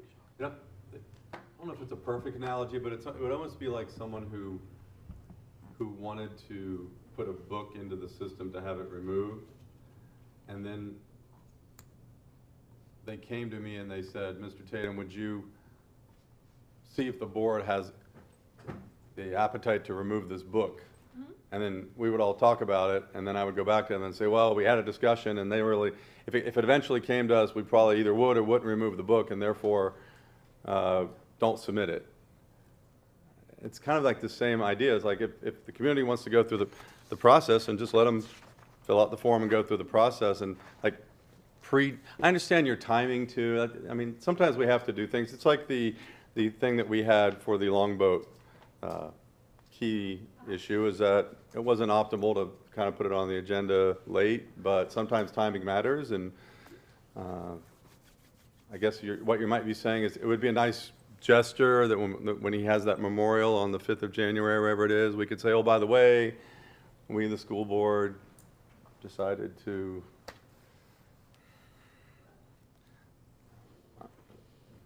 I just think I don't know that the timeliness of it merits doing it this way at this time. He's having a memorial service. I think the community is on his side and admires and values what he did. And if we just ran it through the normal process, I think it would be fine. I would. So what we're trying to accomplish right now is that we as the board would have our board assistant or something initiate the paperwork and fill it out as opposed to a community member? Is that what we're trying to get done here? And it's just, I'm going to go against it. Let's put it that way. I'd rather see it run through the normal process, and I'm not against it. I would just rather see a citizen fill this out and run it through the normal process. Just like I wouldn't want to prejudge a book that came to us. I wouldn't want someone to come to me and say, hey, go see if the board, eventually, if the book got to them, they'd want to ban it or not ban it. I'd just say, put the book in the process and run it. And this is the same thing. Put the name in the process and run it. And I don't know that the timeliness of it, we have to have this done by the 5th of January. That's my opinion. I'll stop talking. Thanks. Ms. Messenger, did you get lit back up, or did you just not take you off from the first time? Didn't take it off. I have more comments now, though. Okay. So are you saying that if I, as a citizen, filled out this paper, you would vote in favor? If it went through the normal process. What normal process? Like, this is when somebody comes and makes a public comment, then we decide whether we're going to vote on it or not. All I'm asking is, can we do that? Like, that's all I'm asking. This is our room. This is out of all the facilities, this is our room. Why can't we have a discussion about whether we want to do this or not? That's all I'm asking. Like, all I'm saying is yes or no. I'll fill it out. Yes or no. I'll put my name on it. I just want to know, because I'm not going to go through the whole process and have negative things said. That's all I'm asking for. This wishy-washy of, oh, the policy, this or that, we're not following. I'm not trying to have that conversation. I'm just trying to have a conversation of, would you vote for it? Would you support it or not? Because why would I waste my time? Why would the community waste their time getting all of that done if we're not going to say, yeah, that sounds like a great idea? Because it's the same analogy that I made with the book. Why should a citizen waste their time filling out a request to remove a book why don't they just bring it to us, and then we'll kind of talk about it at a meeting, and then prejudge it, and then they can save their time and energy. It's the same. It's not the same, because in a book, you would have to read it in its totality to make that decision, and that is not our decision to make. We have a committee. This, on the other hand, is our decision to make. It always lands on us every time. It is not the same thing. It is not a comparable. This comes before us. The book does not. Well, now it will when we change our policy, but at the moment, it does not. So they are not comparable. I hear your point, but they are not comparable. And this is coming from a board member just making a request. Is there support? If there's support, I want to move forward. That's all I want to know. Well, what do we have this for then? What is the, I'm learning, I'm trying to educate. We have a policy. Yes. But if all it takes is, like, let's say, I don't know, we're going to build these schools, and someone says, I want it to be the John Smith School because John Smith was a great guy in Manatee County. What happens? But we prejudge it up here, and we go, every one of these that come to us, well, why do we have this? So why don't we just prejudge When we it? name a school, everyone will give you a name. Right. Everyone will give you a name, and you will have to make a decision based on that. After it goes through the process, though, right? Well, that's the process for naming a portion of a facility. Okay. That's different than naming a school. But you will get a long list of like 30 names. They will be Mary Foreman High School. Got a ring to it. Got a ring to it, that's right. You know, it'll be names you've never heard of. Hey, Barbie High School. You're going to get all kinds of stuff. It'll be. So if this were not time sensitive, are you trying to get this done by the 5th so we can announce it at his? I'm not even able to go to that memorial. Okay. I just think it would be nice for the board to make the intention known, whether we do or whether we don't. That's it. So you did mention some things about, we have a policy, but you feel like this is in line with, doing it this way is in line with our policy? Or are you saying we don't have to follow it because we're the board? I thought I kind of heard you Both say. of those things. So that goes back to, because I tried to change a policy recently, if you remember something, and basically the answer was, well, we have to follow our policy, we're not going to change it. And policy changes require 30 days advance notice, all that kind of stuff. So I think I hear you saying you don't want to follow the policy, we'll just change it now. I'm not saying that. I'm saying Okay. we are following it. Are following it? Doesn't the policy require that this form be filled out? And Yes. who's going to fill it out? I've already offered to do that. You've offered to do that? Okay. Well, just fill it out. And why are we voting? Why? No one's voting. I'm asking your opinion. So, Okay. if I may, I'm a no, not to do with anything with the policy or with anything like that. I know you don't want to hear it, but I'm going to say it anyways, and that's why I laughed. Is because he's not the first and he's not the last board member to give that much effort and be a part of the system, and we haven't named it from others. We could probably sit here and name 3 or 4 others off the top of our head, and so I just don't know if this is the right naming. I'm not saying he didn't contribute. Of course he did, and he cared. That's not even a question. I just don't know if this is the right thing. Okay. Is what I would say. That's I don't care about the policy or anything like that. I don't think that this is necessarily the right. So I'm a no. That is the exact feedback I am looking for. Thank you very much. Ms. Spray, you're lit up. Well, I'll just tell in on that. To me, I would have thought this could have been on a workshop item. And I understand the urgency of time sensitive to the memorial, but I agree with Mr. Choate on that. There's been members who have served here in our county and on this board in the past that could be just as deserving, in my opinion. None of us are without flaw. I mean, that's the one thing. None of us, those who have never sinned cast the first stone. That's always in the back of my mind. So none of us are perfect. So I would be a no if this did come up. Okay. Basically, because you said the community reached out to you, but the community didn't reach out to anybody else on the board. From what I'm getting consensus, I don't know about any of you, but I didn't get any feedback about this from anyone. So I'm sorry. Don't apologize. That was the exact feedback I was looking for, although I just want it to be based on whether you want to do this or not, whether you feel like it follows our policy or our workshop item. That's not the issue. The issue really is the actual item, but it sounds like you're a no. That's the feedback I'm looking for. Yeah, I'm a no. I have no one else lit up to speak, so I don't know, Ms. Foreman? Or Mr. Tatum, I guess, is lit up now. Would you I like just want to make the point that I'm not opposed to his name. I would like, before it comes up though, I'm kind of neutral on his name in the sense that I haven't done enough research or thought about the things you brought up yet to know whether it's a good idea or not. So I mean, I'm neutral on it. I probably have to think about it. I like Mr. Cho's point. I haven't been in the county as long as some people, and so there might be a whole list of 10 people that are just as deserving, if not more deserving. So I'd be willing to consider it, but I'm neutral on whether his name is the right name or not at this point in time. So that's my feedback to you, Ms. Messenger. Okay, I appreciate that feedback. I'm abstaining. Okay. Okay. All right. That's fine. I would say, to be honest with you, I'm okay with putting this. I don't know if this particular discussion was necessarily deemed like a workshop, Yeah. but I do think that I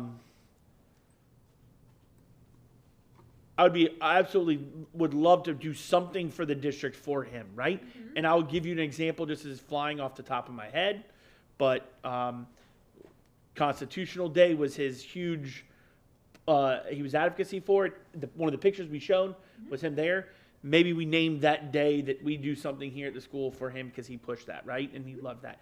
And again, I'm not trying to go around our policies or anything. I'm just this is off the cuff, right? I'm just thinking about this. And that's why I said the boardroom, I don't know is that, but I do think there can be something. Okay. Because he did contribute for not just when he was just on the board either. Exactly, that's my point. And so I think we could maybe do a workshop on how we could memorialize him. You know what I mean? I don't think Is there's that the a right word? policy about naming days. Do we have to create the I don't policy know. before we do it? Yeah, I don't know about the days naming. So, do you feel like you have a clear where you're at? I do. Okay. I don't want to expend, like I said, I don't want to expend the energy. If there isn't support for it, then there's no need to do it. And I don't want to get negative about it, because they could say negative things about anybody. All right, thank you very much. I have no other board members lit up to speak. So let's move on to item number 6, internal audit services. So we've had discussion on from our CFP, and we did it was in our workshop, and we had some. Obviously, we need to come up with a solution on what we want to do with RFP instead of issue an RFQ instead of the RFP. Obviously, based on the what the staff has looked at and the internal services, et cetera, we've got 3 things: issue a request for an RFP, which would disqualify, I'm assuming, a firm. Number 2, issue a request for qualifications, which would change the scope. Number 3, or not scope of work, but change from an RFP to RFQ. And number 3, I'm just reading from the summary, extend a 12-month contract to the incumbent internal audited services provider, which is CRI, and then approach this again in a year. Or item number 4 is, and Dr. Weisler and I discussed this, is if we don't feel like we're here to make a decision yet, we don't have all the facts, etc. If we want to push this to a workshop item for Friday, we can. It just would then push the decision back to January, which may start then pushing on time, but when we wanted this to move forward, if we were going to do an RFP or an RFQ. So that's kind of where we're at right now. I'm going to start off by giving my thoughts. I think option 3 is the best option at this point, which is extend another year for CRI and just have them do 20, trying to get the numbers right in my head, 24, 25. And I say that because we potentially, there's some bills right now in the legislature that we have no clue will pass or not. Part of the deregulation bill is potentially changing some requirements for medium and large districts, having internal services, et cetera. And I'm not saying, I don't know what that's even going to look like. It may not even pass, it may. But what I don't want is to put an RFP or an RFQ, doesn't matter which one it is, to any firm and have them do work and create a scope of work that we then vote on, that the state legislators may say, no, you don't even need it, et cetera. And then maybe that changes our opinion on what that scope looks like, or what, you know, the internal audit services look like. So to me, with a bill that's there, I would say, let's extend the contract out a year, wait to see what happens. And look, maybe nothing happens with the legislator, and then next year we say, okay, it's time to do an RFP or an RFQ at that point. So those are my thoughts. I have Ms. Spray lit up to speak first. Okay. I'm kind of in the middle with this. When was the last time that we did a RFP or RFQ for internal audits, for auditors? 3 years ago, I believe. Oh, yeah, Mr. Yeah, come on up. Come on Come up, on. please, both of you. Either or. Right. And I thought it was 3 years ago, but Ms. Foreman has corrected, oh, sorry. No, go Was ahead. it for you or for me? But I, Doesn't either matter. one, either one just corrected that it was 5 years ago. It was a 5-year contract. They're in the 4th year of it now. There is another year on their contract, so if we extend a year, we're not even issuing another contract. We're electing to take that 5th Okay, year. And we were thinking with some changes that were going on that it was time to get a fresh look, because they've been now through 2 cycles Right. for us. But again, there's a contract in place that we can leave in place for the next year and go forward, see what the legislature does, see what's there. They're within the scope of the contract that was approved 4 years ago. We were thinking, though, because of just some things in the world, it was time to take a look. I agree with the chairman that best thing to do is just go with that 5th year. They're on a roll right now. We'll see where we are. We also will have more lead time looking ahead to what we want to do than trying to push it through. We've had a great learning process. Okay, so to the chair's point of option 3, it says extend a 12-month contract. I don't think it should actually read extend. I think it should probably say continue with the remainder of our contract. That's, to me, that's what it basically is. It's a. So that would be based on a motion. That'd be based on a motion of one of the board members. Okay, well then, Well, no, no, right, we're not quite there, but I just think the extend, okay, you say we already have a contract and the contract ends in another 12 months. And at that point, we would go out for a bid, RFPQ, whichever. Okay, but extend a 12-month, that's like, okay, are we extending the end of their contract? So it's kind of almost a play on words. Somebody could, Mr. Dye, I'm looking to you, that somebody could read that as we're extending their contract that we already have with them for an additional 12 months. And that is not the intent here. Am I correct in that assumption? Yes, I think that could be misinterpreted. Okay, so. They have an extra year still left on their contract. So we, right, so I think that the extend might not be the correct word, maybe just to retain the current contract. The way I read it is that it's like a lease where each year is renewable. You have to make an affirmative action to renew it for that year. Instead of renewing the 5th year, our recommendation had been to go out for go out to look. Okay. But your language is more appropriate, like Mr. Dye says, because what you're doing is you're renewing and accepting that 5th year in the contract that's already in place. Right, so we're going to continue the contract we already have in place. It's what it sounds like the consensus is going to be. But the word extend, to me, is like at the end of their contract, we're gonna extend it for another 12 months.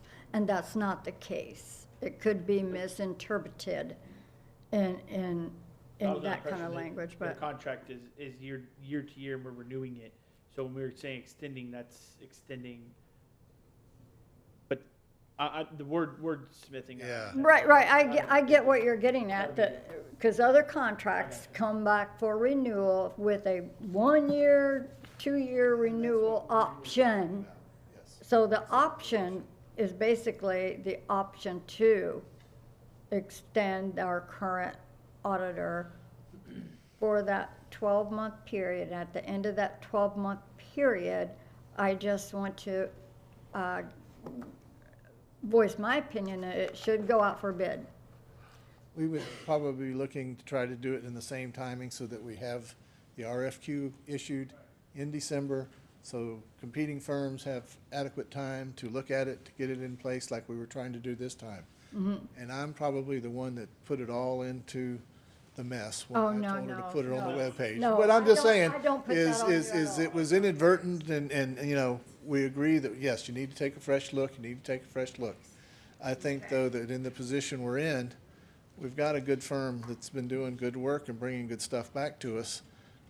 That gives us time, frankly, as a new chair of this committee, to learn better, to get our people better, to try to get better structured, so we're more of a support to you than a hindrance, so.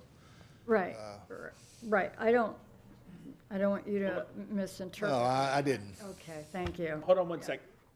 Mr. Dye? Yeah, so the executive summary says that the current contract with CRI expires June Correct. 30th, 2024. Correct. That's why it says extend another 12 months.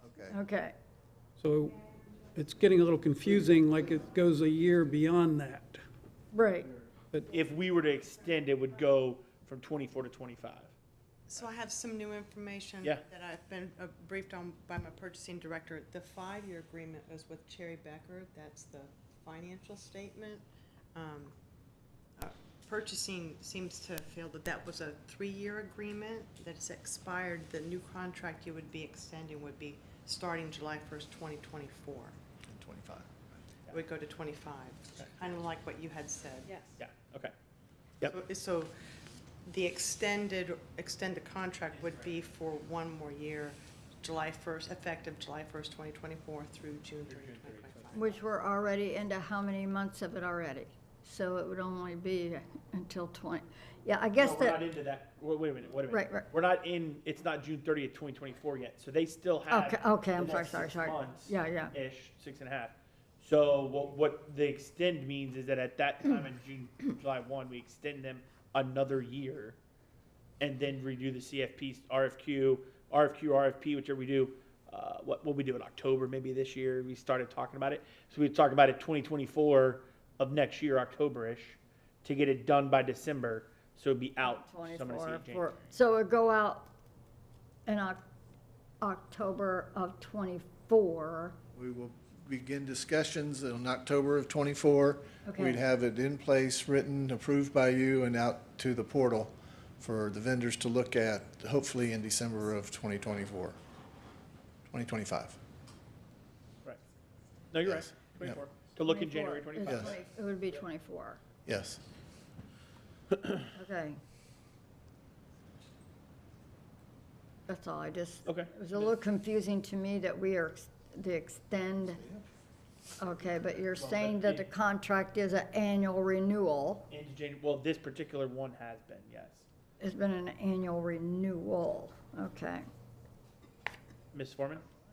Yeah, you can call it what you want, but the point is that as of June 30th, 2024, which is 6 months from now, without any action by the board, we would be without internal auditors. Okay, so that is why we need to make a decision as a board. How are we going to proceed? Do we want to try to put it out for RFQ to bring in someone as of July 1, 2024, be it CRI, be it a new auditor, going forward, or because of the circumstances, do we want to commit to an engagement letter with CRI for the period July 1, 2024 to June 30, 2025? That, and then begin this whole process again next fall of going out for an RFQ, RFP. That's really the bottom line. That's the decision that we've got to make. And I'm with you, Chair Choate. You know, it's not kicking the can down the road. It's just letting a period of time smooth things out and go back and take another stab at this next fall. And so if you're ready for a motion, I'll make a motion to that effect. We still have But if one you more want- commenter. Do you Okay, wanna listen or that's you wanna- fine. No, I'll listen, I'll Okay. listen. Mhm. Mr. Tatum? All I wanted to say is that I'm in favor of option 3, which is to extend for 12 months. Perfect. Ms. Foreman? Okay, I move that the School Board of Manatee County enter into a engagement letter with CRI to provide internal audit services for the period July 1, 2024 through June 30, 2025. Is that satisfactory? I think so. Attorneys, that's good? Yep. Okay. Ms. Cox, you got all that? And with the understanding it would go out for bid after the end of that time, right? I just want to make sure I'm understanding the process. I don't think that even matters in this motion. I don't think. Not that in the matters. motion, but I just want to make sure I'm, Yeah, I think we all feel like we're gonna start the process over again sometime. That's the committee's intent. okay. Thank you. So we have a motion on the floor. Do we have a second? I'll second. We have a motion and a second. Any further discussion on this item? I don't see anyone lit up to speak on it, so we will go ahead and move to vote. Were you able to get that into Granicus? Excellent. Good. Go over into county, yep, CRI, July 1st, 2024, absolutely. So let's go ahead and vote on the motion on the floor, which is to have the School Board of Manatee County enter into an engagement letter with CRI for the period July 1, 2024 through June 30th, 2025.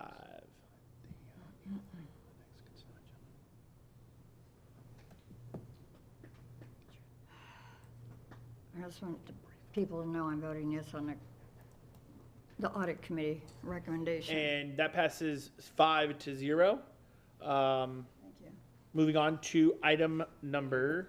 Yep. Thank you very Mr. much. Daniel. And thank you for the clarification and all that. Thanks for coming down, Ms. Great. Item number 7, social media lawsuit. Do we have something here? Yeah, right here. Yep, there was something passed out to all the board members previously, and this is coming up just obviously from the discussion that we had during the workshop when more items were presented. Seemed like at the time there was feedback to maybe possibly move forward and I guess I'm saying this right, rescind what we had previously done. So I don't have anyone necessarily lit up to speak right this minute. Actually, I do. just Miss hit- Brett. I just hit, because I wanted to read this thoroughly before I did. I'm going to support going into an agreement with social media litigation, specifically because of, I believe that they market and target students that are very vulnerable to what they see, and they think if they see it, it's the facts. And I think untruths have been pushed out to our students, and I don't think that's conducive with our mission statement. So I'm going to support moving forward with this, simply because the damage it's doing to our students. That's all I had to Thank say. you. I have no one else lit up to speak. So do you need a motion from the floor? Move forward, we'll need a motion. I'll make a motion to move forward with the lawsuit with the social media litigation to enter engagement agreement with the law firm listed, Wagstaff and Cartmel LLP firm, and other co-counsel, and authorizing the chairman. Yeah. Yeah, I'm just reading from what this was written as a motion, You so. have to rescind the other one first. Oh, Yeah. I'm sorry. Yeah. You're right. Okay, so a motion to rescind the board vote that was held on June 27th, 2023, meeting not to participate in the social media litigation being brought by attorney Wagstaff LLP and other co-counsel.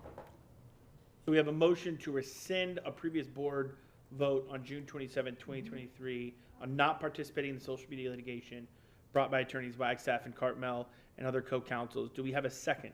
I'll second that. We have a second. Who hit the button first? I didn't hit it. Don't know. Ha, I just did. Any discussion on this motion? Mr. Tatum? I'll just continue to make my point that I think the first vote was correct. I understand Mrs. Spray's concern about quote-unquote targeting children or putting out untruths. Number one, the First Amendment protects speech that's not true. The second thing is if we're going to, again, sue these social media companies, we should be suing Coca-Cola, All Candy, you're drinking a Coke, Ms. Messenger, All Candy, makers, fabricators, they all are targeting our kids with sugar and chocolate and colors and all kinds of stuff that's probably not good for them. So I'll just make that point again, and I'll stop talking. Thank you. I see no one else lit up to speak, so we have a motion and we have a second. It is in Granicus. So let's go ahead and vote on the motion to rescind the board vote held at the June 27, 2023 meeting not to participate in the social media lawsuit. And it passes 4-1 with Mr. Tatum. Correction, it says that the seconder was Mr. Tatum. The seconder should have been Ms. Spray, or Ms. Messenger. Yeah. I think I might have accidentally hit a button wrong in a previous. Oh, maybe you went to like speak and say. He was racing me for the seconder button. Yeah. I thought it was you. This is a competitive bunch. That caffeine you're drinking there was Messenger. There on you it. go. Too slow. Can you change that? I have it in here as Miss Messenger. Okay, that's okay, as long as It it'll reflects show that in the minutes. minutes, okay? All right, so that passes 4-1, with Board Member Choate, Spray, Messenger, Foreman, with yeses, and Mr. Tatum, or Board Member Tatum with a no. So now we've rescinded that, so now, Ms. Spray, you can move on with the second part of it. I move that we enter agreement with to participate in social media litigation and to enter into an engagement agreement with the Wagstaff and Cartmel LLP firm and other co-counsel, and authorizing chairman and the superintendent to execute the engagement letter and related documents needed to initiate representation. I'll second. And the motion has not come up on Granicus. No, it hasn't. It's all right.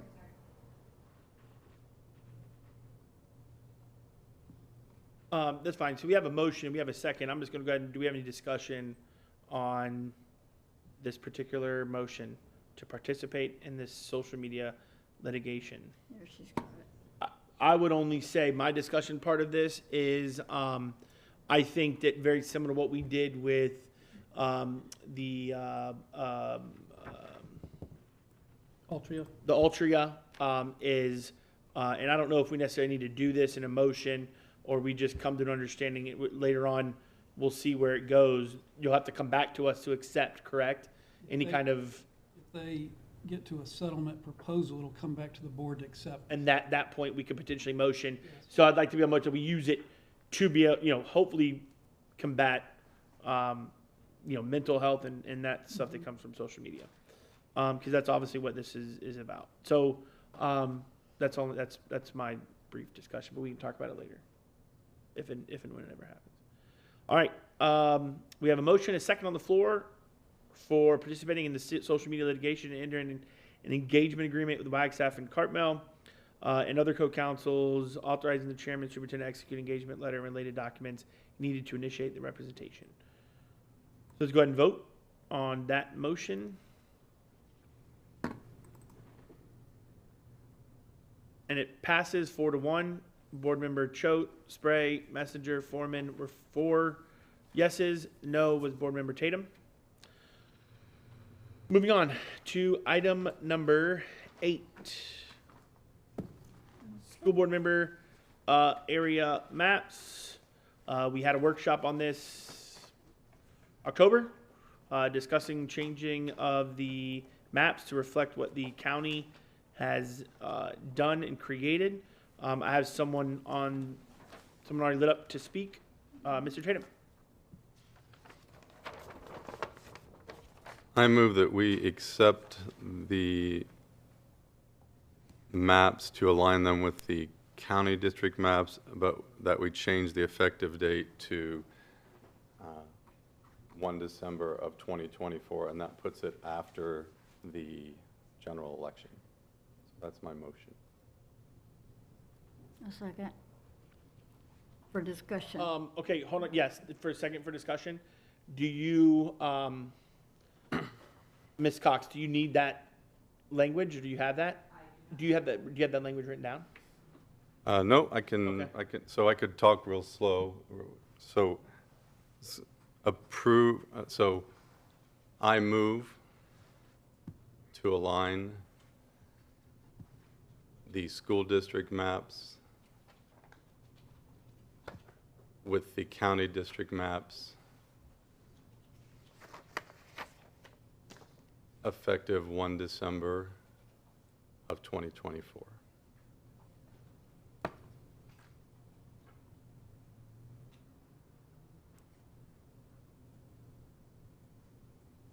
And we had a second by Ms. Spry.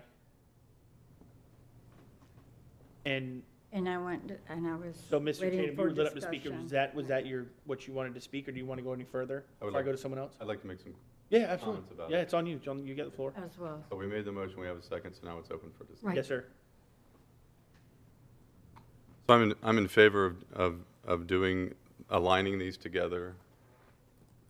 After consideration from discussion that I had with community members, as well as thinking through the aspects that we brought up, as well as looking at the law, which says that we should not be doing this within 270 days of a general election. That's what the law says. I do think in the spirit of that law, though, the election for the school board, especially for District 1, there's only 2 people running right now, is in 220 days. And that will be the election, because it will essentially be the general election for that school district, because it will happen in August. So I think in weighing the pros and the cons of doing this, I still in principle agree with county districts being aligned with the school districts for the ease of the voters when they go to the polls. But I think at this time is not the right time to do it, because in the spirit of the law, we've done it within 220 days of what essentially is the general election for the school board. And I do believe that the argument that for 6 years, many thousands of people will not be able to vote for a school board member, that carries some weight with me. Whereas if we do it after the next election, some people will actually get to vote in 2024 and then again in 2026. So there won't be people disenfranchised for such a long period of time. So in summary, I agree with the principle of doing this to make it easier for the voters to know what district they're in, but I think the timing should be after the next election. That's all I have to say. Thank you. Mr. Chair. Ms. Spray was lit up to speak. To some of the public comments, there was a point made that this was just put on the agenda without people knowing about this. This was a workshop request in August, but there was conversations that I had with the former superintendent about this. It just never made it to a workshop item. There was so many things going on with finding our super superintendent. So it was always one of those items that, oh, we'll just talk about it later. And it did get shoved back. Every time we had something on the workshop, that item got pushed farther down the road until it finally made it to a workshop. And we talked about that. And Mr. Rinaldi was very helpful in producing the maps for us to see. I did the second because I've talked to community people, and the whole intent of this was not to disenfranchise voters at all. That was one of the unintended consequences. And Ms. Foreman brought documents that I've looked at, but I also already had a lot of that data just since we've done the workshop. So the three people this will affect will be essentially myself, Mr. Tatum, and Mr. Choate 26. So, is that right? 23, 24, 25, 6? Yeah. So that's why I was the seconder, because I agree. I don't want to disenfranchise any voter. And at the workshop, I believe Ms. Foreman said, you know, somebody's not going to get to vote for a school board member for so many years. And so I got to thinking about that, started looking at the data. And so I'm in agreement with putting this off until I actually had the date on the agenda, make it effective November 6th, because that's the date after the election. But I'm good with December 1st as well. That's, you know, it's only another 3 weeks from that.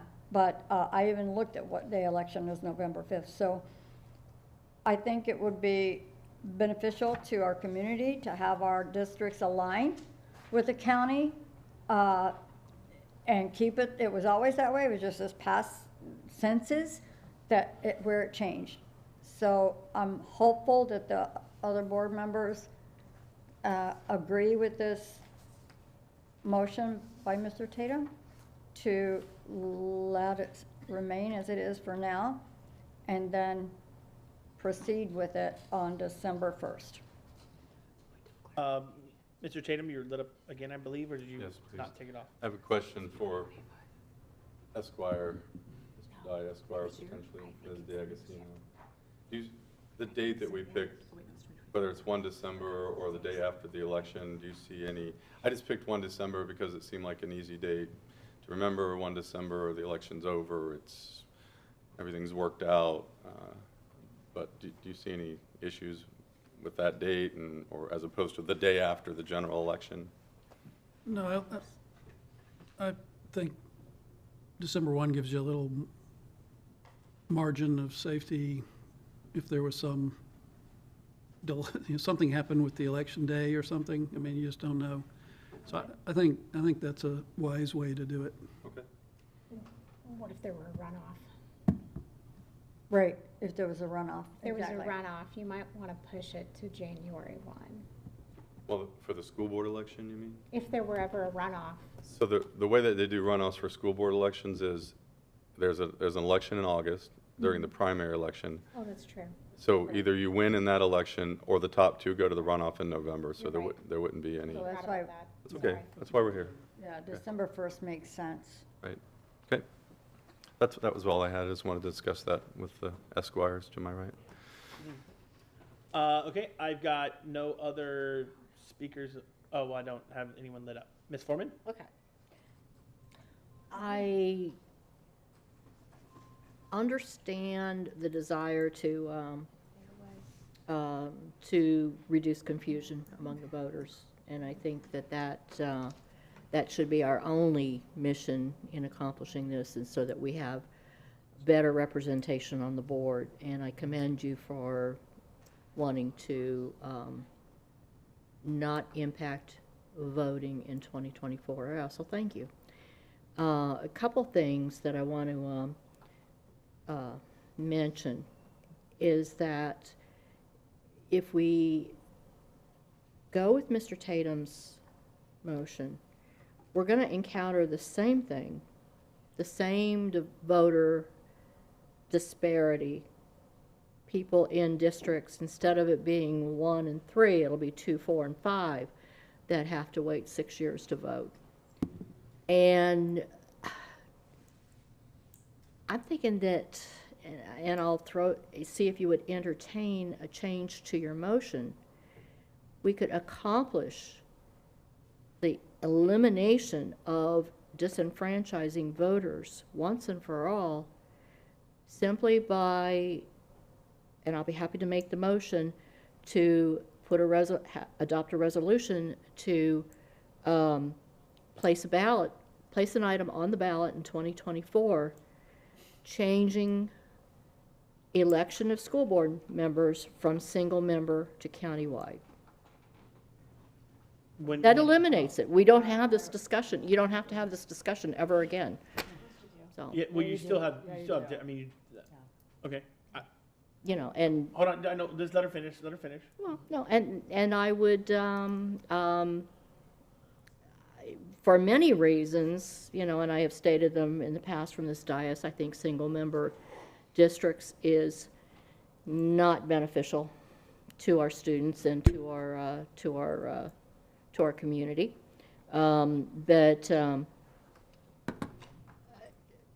But by having this, we're always going to, if you ever make a change to the precincts, you're going to have voters who either, actually, I ran the numbers. I went to the supervisor of elections office, had a very interesting conversation, and got a better understanding of where there's confusion with voters. But I can go into that in a minute.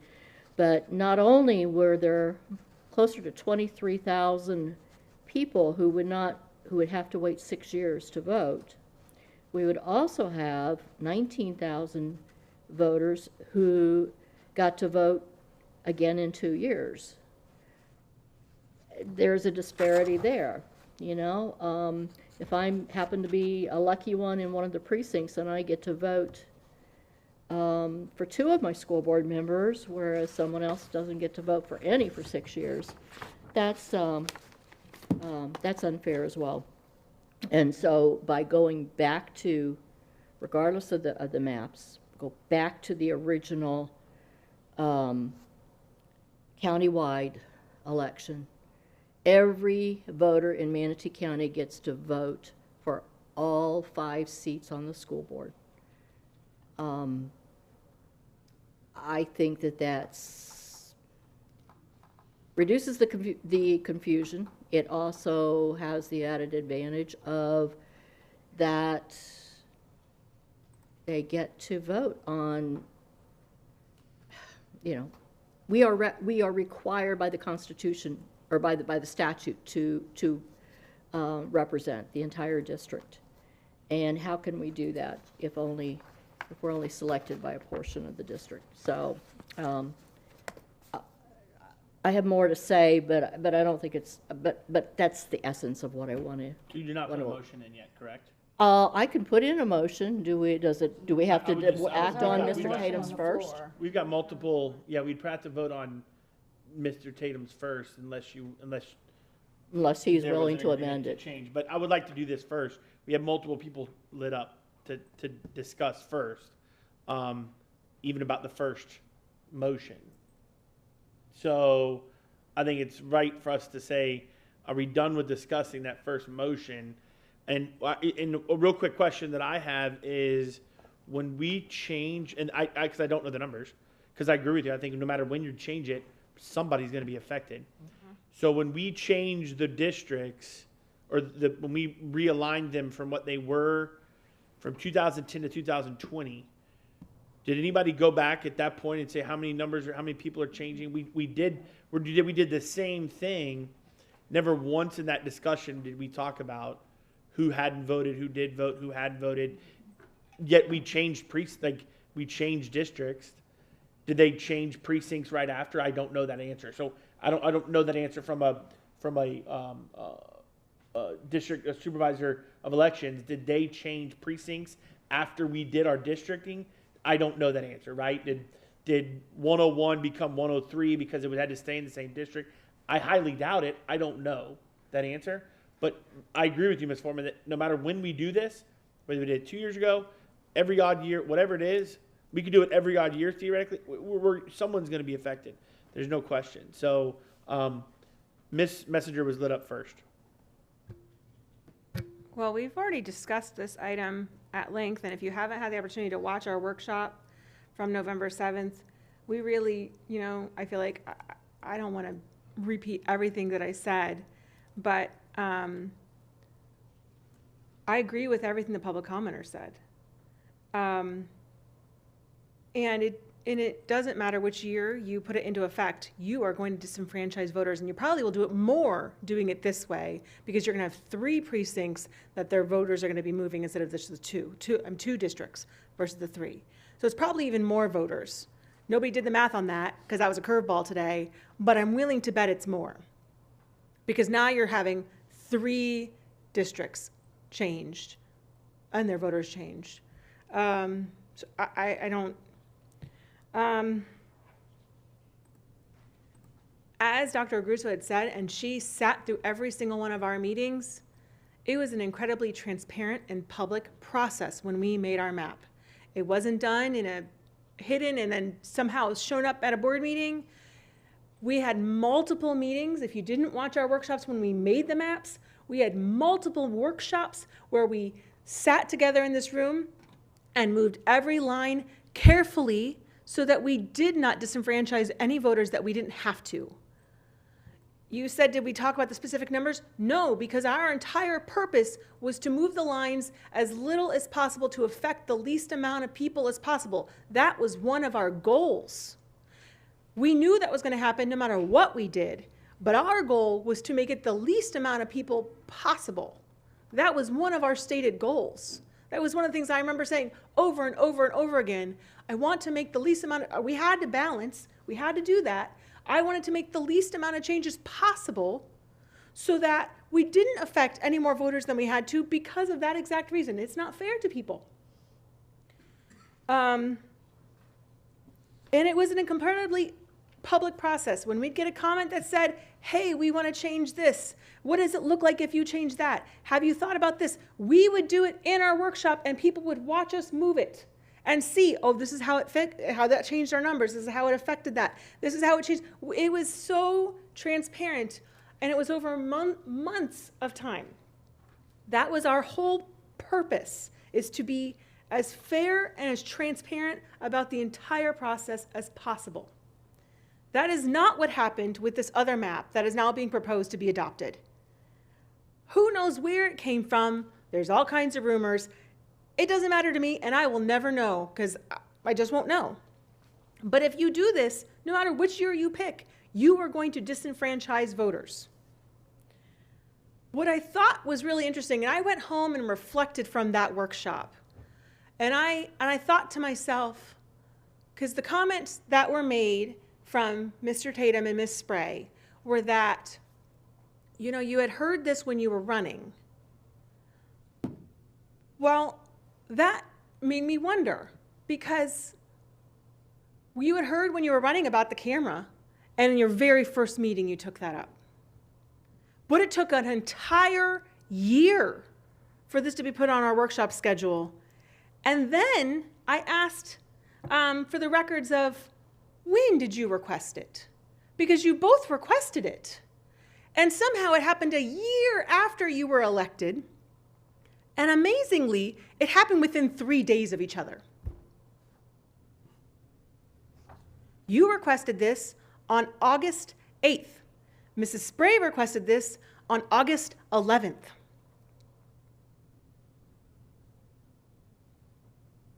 That seemed like a really amazing thing to me. It took an entire year from that election time where you said this was a big issue, like the camera, which you took care of on day one. And instead, this big monumental thing about maps took an entire year to make it onto our workshop schedule. I will never understand all that has happened, what has been said. I won't ever know those things because that's the nature of this job. I will never know. I won't. I accept that. That is how it works, right? What I can say is ours was made in a completely honest, straightforward, and transparent manner, which I believe this community deserves. And what is now being proposed was not done in that same manner. It will disenfranchise thousands of voters no matter what day you pick. And I think your point about how some will be even getting an extra vote as it is even more wholly unfair to the community as a whole. They are getting, not only are some getting less of a say, some are getting even more of a say. That is inescapable no matter which year you pick. Because I can point to segments on this map today, like Heritage Harbor. If you do that in 2024, or in the January 1 of 2025, if you do it that date, now you are disenfranchising them and they will not vote. They voted in 2022 for District 5. They will not get to vote again until 2028. So it's unavoidable if you choose any day. The only way to avoid it is to keep the map that we have that was done in a transparent, honest, and fair manner. That's all I have. Thank you. Ms. Bray? I just want to address the comment from Ms. Foreman about everybody running district-wide. It's not a motion before us. I understand, but she made a comment, and I'm responding. So I probably would not be in favor of that, but I am in favor of this motion and putting it effective December 1st, 2024. I think that gives sufficient time for any voter to know that the boundaries are going to align with the county and that and I would even venture to say, how far down does the school board race end up on the ballot during a general election that's going to be pretty massive with a lot of amendments? I don't know if you know how many amendments are coming down the pike, but there is a lot. So they're down there, but I'm like, okay, this is going to be a big cycle. And I've talked to the supervisor of elections before it got on the agenda for the workshop, and I've talked to people in the community about it this year, not just during my election cycle, about how confusing it's been. I moved, okay, I can't, well, next time you run, or I can't vote for you next time, I'm in this district now. That conversation took place this year. Matter of fact, I'm gonna say probably February this year, someone said that to me. So I was like, wow, okay. So it's a lot, it is a lot, but I do know that there are candidates out there that have collected petitions, and that's why I'm the second for moving this to the 2024 instead of making it effective today. And with all fairness to those candidates and to the voters, I think close to a year advance notice is sufficient time for the community voters and candidates and supervisor elections to align the precincts to the county commission line for the school district. And I would absolutely be against district-wide. Okay. Mr. Tatum? I hear you. I would like to address Ms. Messenger's concerns in the sense of, I think one thing that we should do from the dais especially, and it's hard to do, the sunshine laws keep us from doing this, not on the dais, but is doing what I call impugning people's integrity. When you make comments such as, well, you wanted to change the camera thing day one, but you waited a whole year to do this, it insinuates that there's some nefarious thing going on in my mind, and why are my priorities not straight? And that you and Ms. Spray did this within 3 days of each other, so what the heck's going on here? I would just be careful about impugning each other's integrity unless you have evidence or good reason to say those kind of things, because it's not congenial to what it is that we do up here. I've been talking, this came to my mind, obviously, when I was standing there at the polling places and people are walking in and out by the dozens going, how come I can't vote for you? I'm in District 5. And well, maybe you're not. And then they show me that. And I was like, we got to change this. And so I was talking to Ms. Saunders about this almost from day one, certainly, within February, March of this year.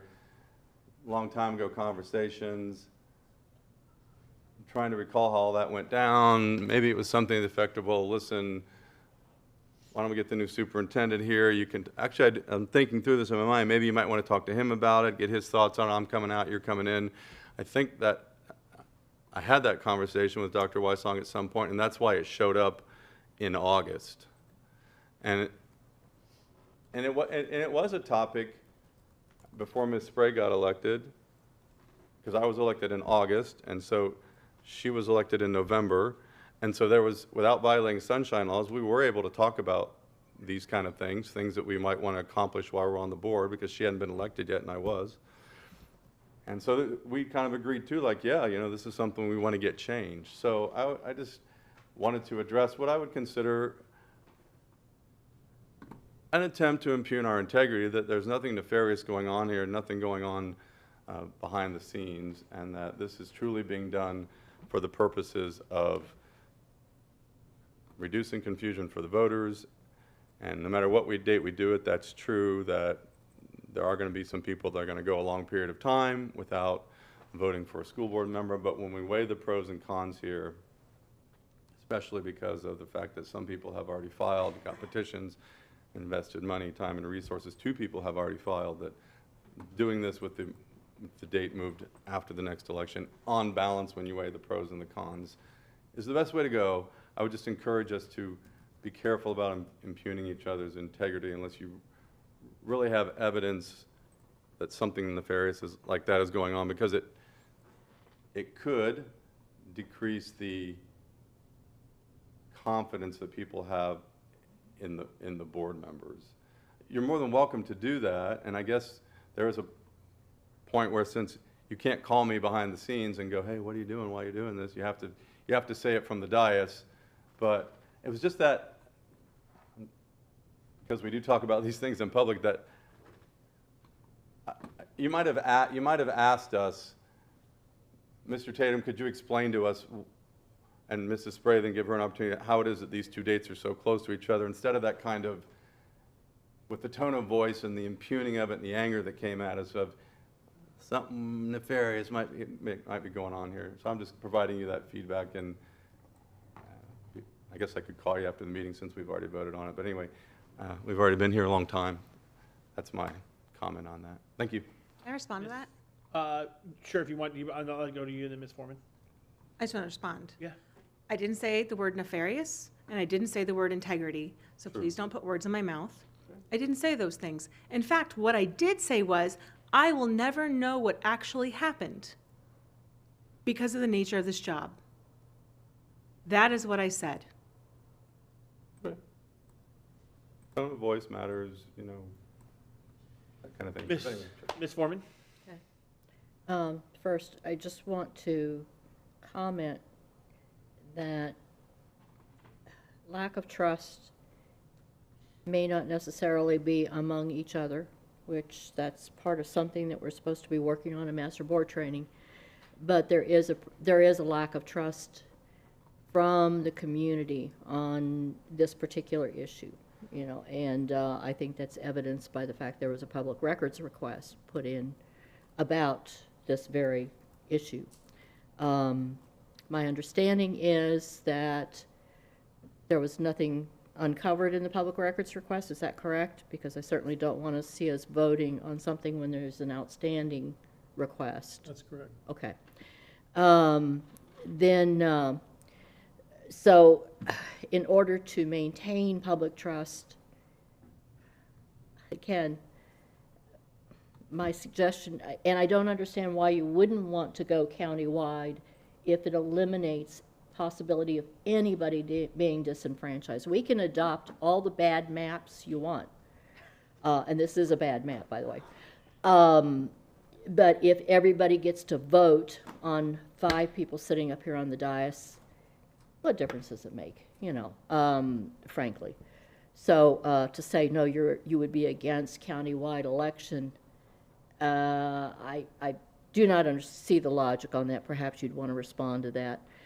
The other thing I do want to point out, and a lot of the reasons that we talked about in the workshop of why I would oppose this is it is a bad map. It was done outside of the sunshine. It was, you know, it was done under questionable circumstances. But also I want to point out something too, and you know, and I've spoken with Mr. Dye about this, is the Florida statute, and that has to do with you, Mr. Choate, because you will be, whether we do it now or we do it after the next election, you will no longer reside in the district, in District 4. And if you want to run for re-election, you're either going to have to move,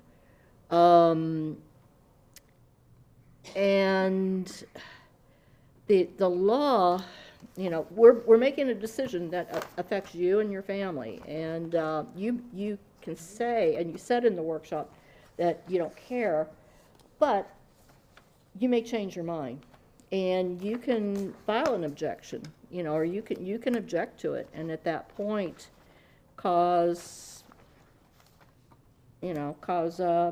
disputes there.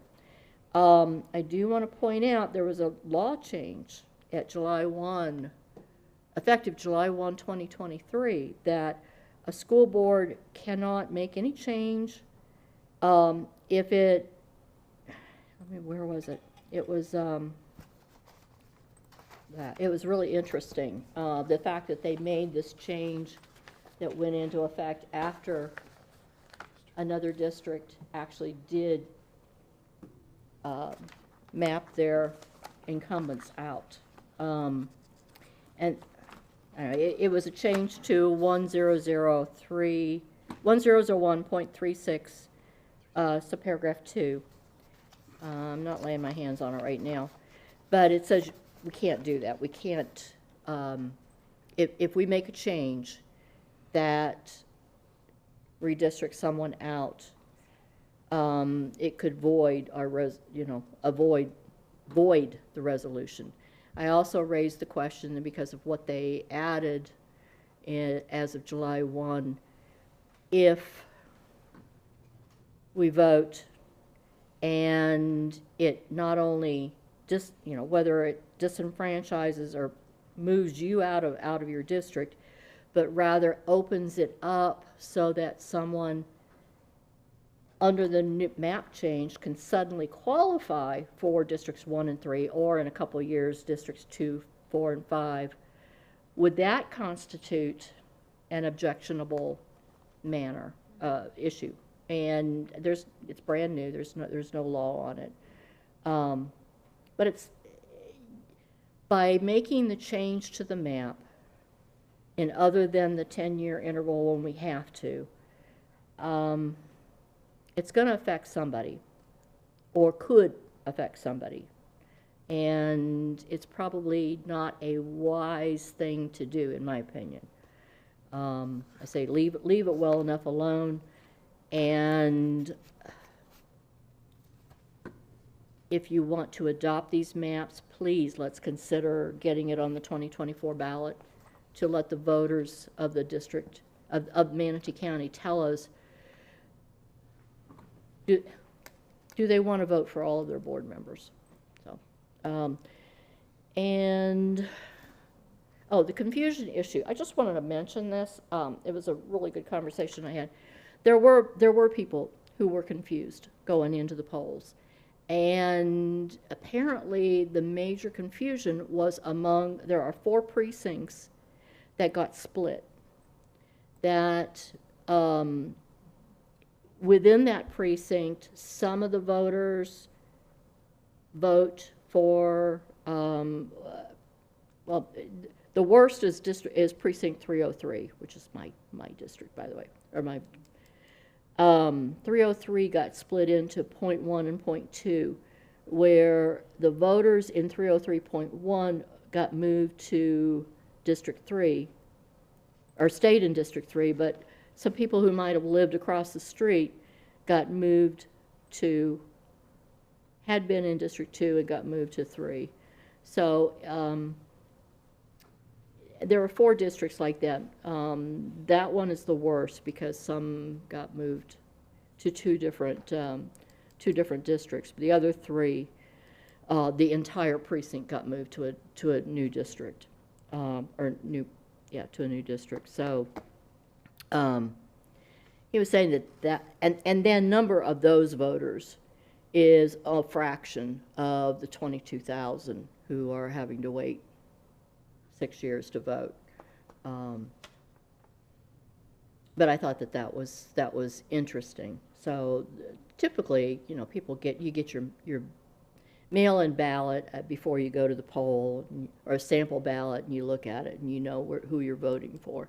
There will always be voters who are unsure who they're actually going to be voting for when they walk into the poll. That's just the nature of voting, and so I am all for making it as transparent, as easy, and as fair as possible, and that is having countywide election. So that's it. Mr. Cho? Can I ask something about the countywide elections? None of us were on here. I think it was just yourself that was on here when it changed the first time. So first question is, I guess, what was the discussion back then and why? Yeah. And then it did come up to voters. Obviously, we voted for it. The voters obviously changed it from countywide to district-wide. Yeah. And then on top of that, the second question is to Mr. Dye, if that were to come up, changing that, when do we have to, is there a certain time stipulation that you have to give that to the county to then allow them to put that on the, or is that something we can do by ourselves?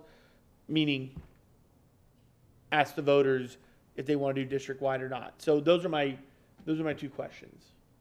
Like, are we potentially even discussing something that we can't do until XYZ date or whatever, you know what I mean? Yes, we'd have to figure out, because it's a referendum, when it can be done in the time frames, and get with the supervisor of elections and all that. Okay. Yeah. Okay. So it's not just a board vote. Right, and then move forward with it. It's okay. You'd have to get petitions and you'd have to get. No, there weren't petitions. You'd have to get. We made it a referendum, Okay. but the referendum did have very specific language about phasing in the years. Like, because the board voted on it in 2017, it went before the voters in 2018. Wow, yeah. And then it did get phased in. It wouldn't be an immediate change, I would imagine, if the board did choose that. Actually, 2022 was the first time Yeah. it was actually just Yes. districts. Right, but it was voted on by the voters in 2018. Correct. And the board in 2017. It just took a time to get it there because, I'll talk about that in 1 minute. I just want to make one comment about Mrs. Foreman's point about voters being unsure who they're going to vote for, no matter if it's a single district election or a countywide election. The nice thing about being a countywide election, because I've run 2 countywide elections, I'm the only one that's up here that's been through a re-election, so I can tell you there are always going to be people confused when you stand at a poll. It won't matter where the lines are. There will always be people there confused. Because there are people that are very studious, probably like all of us sitting in this room, that get their sample ballot and they go to all the meetings and they listen to people talk and they read about those people and they watch the videos about that person and that's what I do. But I sit up here, so I'm very aware of the process and I'm very interested in what the people have to say. There's a lot of people that show up that day, maybe not with a sample ballot in hand, maybe with their sample ballot in hand, genuinely not sure who they're going to vote for when they walk in that day. That happens a lot. The cure to that really is countywide elections, because then you can always go, well, I'm going to be on your ballot no matter what, right? To go back to the history part, which I actually think this is out of order, but I'm going to answer your questions because you're the chair. It was brought forward, once again, because of sunshine. I will never know exactly why it was brought forward. I have my ideas of why it was brought forward. Mr. Kennedy has stated his reason for wanting it forward was that there was a belief among community groups that a minority would not be elected countywide in Manatee County. And there were members of the board that shared that belief. And so that is why they made single district elections a possibility, because there was a belief that a minority would not be elected countywide. Then Reverend Golden was elected countywide. And even Mr. Kennedy said, I did not think that would happen in Manatee County. So that was the reasoning behind the single district elections to begin with, was the belief from board members that a minority would not win a countywide election in Manatee County. I voted against putting it on the ballot. Mr. Colon voted against putting it on the ballot. Ms. Carpenter, Mr. Minor, and Mr. Kennedy voted in favor of putting it on the ballot. So that was the 3 votes that put it on the ballot. My personal opinion is that we did not do a good job educating people on what that even was. I know that when I would go to community groups and speak, I would always explain, you are losing 4/5 of your vote to strengthen your 1/5, and you're giving up 4/5 of your say to have a stronger 1/5. If you think that's a better way, then vote for it. If you don't, then don't. My biggest concern with single district elections, and I said this at the time, was that it will increase bureaucracy, it will increase this board, because there will be a point where there will be board members, and I don't think it's anybody sitting up here, but I think it will happen in the future. There will be board members that say, well, look, the county commission has 5 districts, and then they have those 2 at large, and we should expand our board to have 2 more board members and have at large people, because this isn't working this way, and we should do it just like the county commission. And therefore, we will just expand this board, expand bureaucracy even more. And that was my biggest reason for not supporting it, because I could see that down the line, that is what I think will happen. I think there will be board members that will do that. I don't think it's anybody sitting up here, but I can definitely see it happening in the future. The other reason I didn't support it was the fighting over, well, this is for my district and that's for my district, and you see it for the county commission. One road gets paved in a certain place where it really doesn't even need to get paved, and the infrastructure that needs to get built isn't happening, and it's purely because that county commissioner wants to say, I got you sidewalks. Look, I got you that new road. And I felt as if this would not benefit the district, and it would not benefit the students, and it would hurt our budget, because a superintendent is now going to be pressured to make sure there's something for District 5, District 4, District 3, District 2, and District 1 in the budget, even if it's District 5 that needs the new school, and District 2 that needs the remodel, and District 3 is all set. It will alter the way the budget is built purely because of the nature of this election process and the way it is now. So those are my arguments against it. I will happily make them as many times as you'd like me to make them. We're good. Thank you. You know I like to argue. No. I do appreciate how it happened before, because I do think it's interesting to learn what were the thoughts before. So I do appreciate that. I don't think it's a relevant thought, because it's been disproven. Yeah. I do thank you for, because I really didn't know. I don't remember. Mr. Tatum, you were lit up to speak. Yes, I have a question for Mr. Dye. So, what does the law say about us changing? Because actually, as I'm thinking through this, it seems to me that we drew them. When I say we, Mr. Rinaldi, who put this together, and his team, we drew a map, but we did make a little carve-out for Mr. Choate, did we not? No. No, we did not make a carve-out for Mr. Choate. There So- was an option for that. But we decided, so we're still legal with doing this. Mr. Choate gets to stay in his office. We're not going against what the statute says about this. Correct. Could I expand on that a little? Were you done? That was my question. I just want to make sure that what we're doing is within the legal according to the law, as it, Yes. okay, I didn't like the carve out, and the carve out's gone, so. okay. The discussion about the single one district versus 5 separate is related to the decision today of whether to change the maps or not.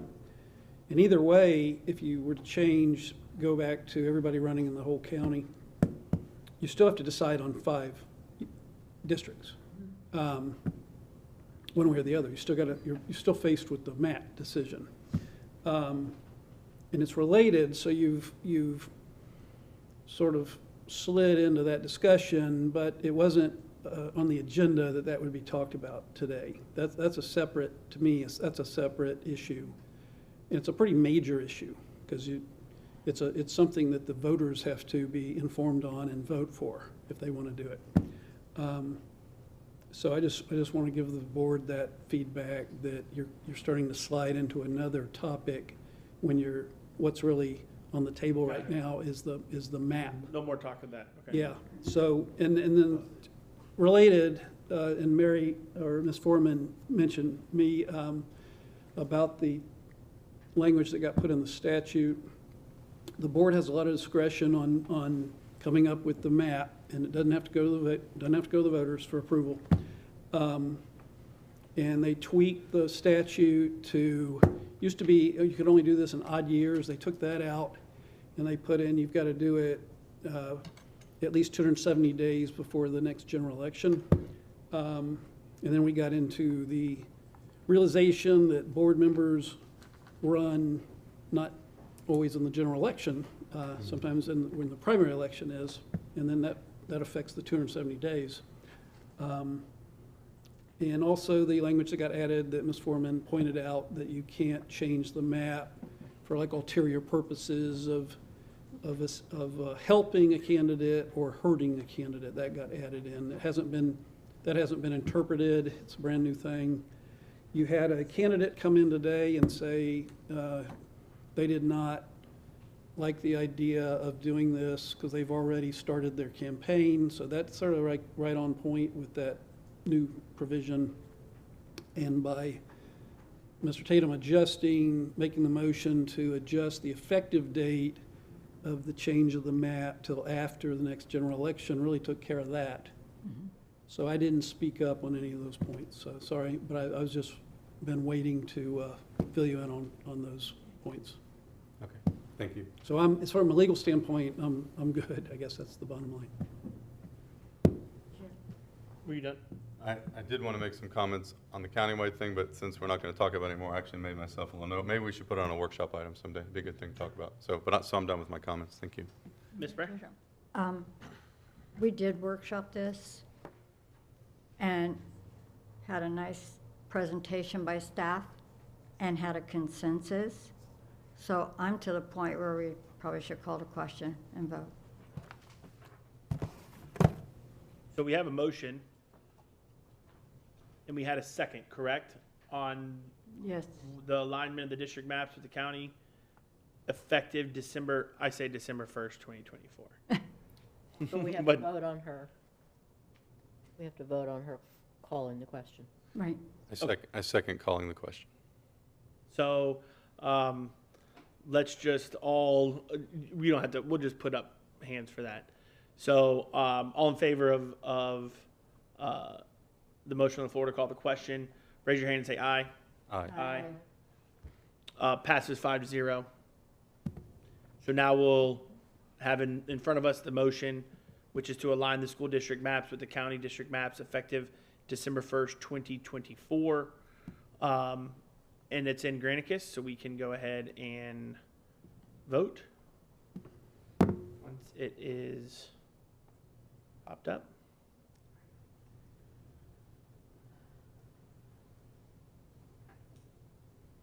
It passes 3-2 with Board Member Choate, Spray, Tatum with yeses, Board Members Foreman, Messenger with noes. Moving on to item number 9, Board Service of Process Policy. So this was something that we workshopped as well. If I may, Ms. D'Agostino, can you just give us a recap of what we discussed and kind of why this came about? But then the second thing is this vote, and just to reassure me on this, when we vote on yes, we would like to look at this policy change or not, all we're doing is putting it into the batch of policies that we're going to workshop, have to do 30-day notice, et cetera, correct? Well, we don't have to put it in with another batch. You can do this as a one-off if you'd like. Okay, but we could do it Friday with the policy. I don't know what the timing is of the ones you have for Friday. We just where they approved them are. today. Oh, for you mean 30 those? days. Yeah, Those. we could wrap it into that. Okay. Sorry. Okay. Sorry. So I just want to make sure that us as the board, we're not approving today to change the policy. Well, the only thing we're looking at is, do we want this added on to workshop this policy? Okay. Yes, and I think you all recall the discussion we had at the last meeting where some board members expressed an interest in having the option for myself, and I think you as well, but maybe I'm mistaken, but for either of us or someone to be able to accept service of process for lawsuits as alternatives to the chair, the superintendent, or any other board member when process servers show up and maybe you guys aren't available. And so I took the liberty of putting together a motion which I think encapsulates what I heard from the board, but obviously if it doesn't, whoever, we can tweak it. So what I put together was I moved to direct the superintendent to take the necessary steps to revise, publish notice of, and present to the board for consideration and future adoption an amendment to District Policy 8325, receipt of legal documents by district employees, to allow both the district's general counsel and the school board's attorney to accept service of process on behalf of the chair of the board, the superintendent, or any other board member in all suits against the district school board. Okay, thank you. I have a question on, we obviously know why this came up, processed and everything like that from the discussion. I guess my other question is there anything else? We're just kind of just realizing this is an issue, right? So we obviously weren't following potential policies back, 6 months ago prior for this particular case. My question is there anything else that we could potentially workshop when it comes to this that we could nail out at the same time? Does that make sense? In terms of service of process of lawsuits, this is the only policy that touches on that topic. Okay. I just want to make sure, if we're going to get into potential, I just want to make sure we're not doing that later on, something else related to that. You know what I mean? Just do it all at once. Let me guess where you're going. Are you talking about subpoenas and service of subpoenas? Because that is a separate issue. So that's not the same as this. So if they were to give me a subpoena, or a board member a subpoena, yes, it would have to go to us personally. Yeah. Yes, you would have to be personally served. Subpoenas are to request your appearance in a hearing or a trial or at a deposition or an investigative subpoena by the state attorney's office or something along those nature. And that law that this policy is based on is completely separate. Okay. Because a subpoena is a different document in force versus a service of process of a summons to initiate a lawsuit. Gotcha. They're very different. So if the district was included, but also individual people in a lawsuit, let me ask you that too. I know this is obviously a different subpoena, but if the district's included, because we've had those, we actually saw, I think, have one active, where it's the district and actually individual people. At that point, who is served? If a board member were named in their official capacity as a part of a suit, the board member would be served separately with their own summons, Okay. separate and distinct from the Okay. summons that would be served upon the district being sued as the entity. Gotcha. There would actually have to be service of two different documents. Okay. And so this would only allow us to accept service of lawsuits upon the district. If you wanted us to be able to accept service of process for lawsuits where you're sued in your official capacity, we would have to amend this further. Okay. Thank you for that clarification. I've got two people lit up. Mr. Chatham and Ms. Spray. Ms. DeAgostino, I know we talked about this in the workshop, but I just wanted to go over this one more time. So the law says, and you did a favor for us here by putting it in front of us, in all suits against school district boards, service of process shall be had on the chair of the district school board, or if he cannot be found, on the district school superintendent as executive officer of the district school board, or in the absence of the chair and the district school superintendent, on another member of the district school board. So that's what the law says. Now, I like to do analogies sometimes, and sometimes analogies aren't perfect, but I'm trying to think through this with you to help me understand it. So I assume that the law in Florida says something to the effect of, if we had to provide medical care to a child at a certain level, we would have to get parental consent. The school district would have to get parental consent for, let's say, they broke their arm or something, I don't know. And that's what the law says. But we decide as a school district, we say, that's not real convenient because parents are often at work and we can't get a hold of them. So we'd like to also say that grandparents can give permission for medical care because, it's just inconvenient that we have to stick with just these two parents. And sometimes there's only one parent because there's one legal parent and the other parent's not in the picture or whatever, you know what I mean? So as I read this, the law says that these are the people, it's either the chair, the superintendent, or one of us. And we're basically saying, well, that makes it really inconvenient.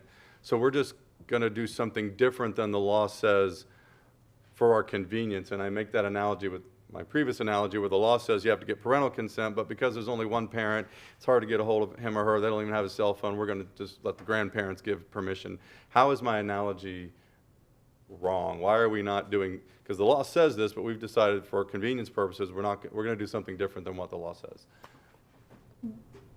Well, the analogy that you presented with the idea of requiring parental consent in order to do something is for the protection of the safety and security of a student. Right, So okay. it's very different True. from the purpose of this law. The purpose of this law is not to protect anyone's health, safety, or the parental rights or anything along that.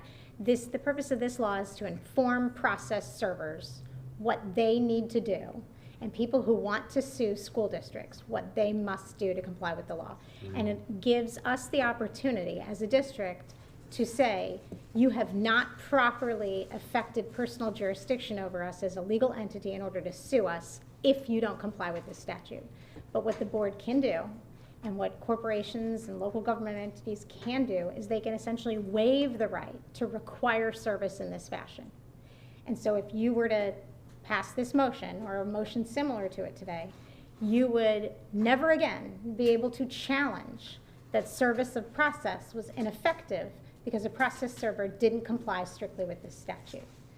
So that's the distinction. I know it seems like whenever a law says you shall, then it's just required, but you have to look at the spirit of the law and what was intended by it. And this is not saying school districts shall not permit anyone else to ever accept service of process. That's not what the law says. What it says is that in a suit, this is who you have to serve. But we can say, as an entity, we're not going to fight that battle with anyone, and we're not going to allege that they failed to comply with 1001.40 by waiving that requirement. Any attorney can waive service of process on behalf of their client. But you as the entity are the only ones who have the authority to let us do that. And by adopting this policy, that would essentially say that you are forever waiving your right to demand service of process pursuant to the law. Does that make sense? It makes sense in what you're saying. My analogy, I understand that, parental permission for medical care is different here than what we're talking about. My analogy is the law says something, and we've decided to do something different than what the law says. And what you're saying is, even though it says shall be had on, that the intent of the law is not really shall be, it gives us the latitude to do something else other than shall be. You understand what I'm saying? To me, when laws say you will do something, the fact that it says, and you can't do this Right. other thing, if it says you will do this way, they don't have to write, and you won't do it that way, because we already told you to do it this way, so I'm trying to understand. Well, It says you will do this, just because they didn't say, and you won't do it in another way, it says, well, this is the way you'll do it, and it's intuitively obvious that you won't do it the other way because we told you to do it this way, and we seem to be saying, well, we're gonna take the latitude to not do what the shall says because they told us we couldn't do it. It's kind of like in the Air Force when they say, they give us some rules and they say, this is how you'll fly your plane, and then you go do something outside of the rules and you say, well, it didn't say I couldn't do that, and the Air Force, I guarantee you will say, no, you did something that the shall said you won't do. So I'm trying to understand how we get around the shall. Let me parse it for you a little bit better. Yeah, okay. It says service of process shall be had, Okay, which means if you're gonna serve someone, mhm, this is how you have to do it. right, yeah. It doesn't say that we have to require service upon us in that fashion. Like I said, we can waive. We don't need to require that we be served at all. We can let somebody mail it to us if we want. We can stand up in court and say, Judge, we're not fighting service of process.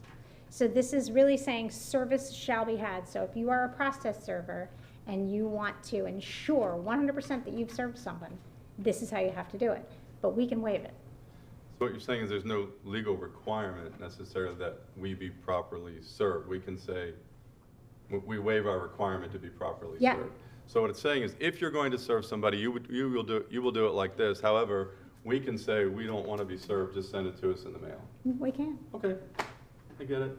Yeah, why it's I went to law it's really an instruction for the process server. Like if you're going to, in order to serve someone, you have to get personal jurisdiction over them. They can either do it this way or we can waive it. And we can say, you don't have to serve me. I'll just accept. So our policy that to make an exception is essentially waiving our right to be served. We are. I understand it now. Thank you. Mr. Spray? Correct me if I'm wrong, but a motion that was presented by council, can council make the motion, or does it have to No, come she was from just the verbiage. It she's was just the using the verbiage. verbiage, okay, because I will make the motion that we adopt the language that she proposed. This is a motion to advertise. Right, right, to advertise that we do Yeah. this, right. I'll second. All right, that's fine. So we have a motion, we just have, we're having a discussion anyway, so. Right, we're motion and still, second. we're still there, so. So, Ms. Messenger? I was just gonna ask her to reread it, and then she just say, I move, and he second, that's fine, just so that it's done in that proper way. Can you, But thank you. my other thing was, I was gonna say, is we don't need to debate the merits of this, because it's just to advertise it. Correct. We can debate the merits of whatever we wanted to say on Friday, that was the other thing I was gonna say, like, we don't need to get into Right. all into it now, because I don't wanna get, if we're getting all into it now, I don't wanna get all into it again on Friday. Right. So it's like, it's either today, or it's Friday, but I don't want both. Then I'll save some questions for Friday. Yeah. Yeah.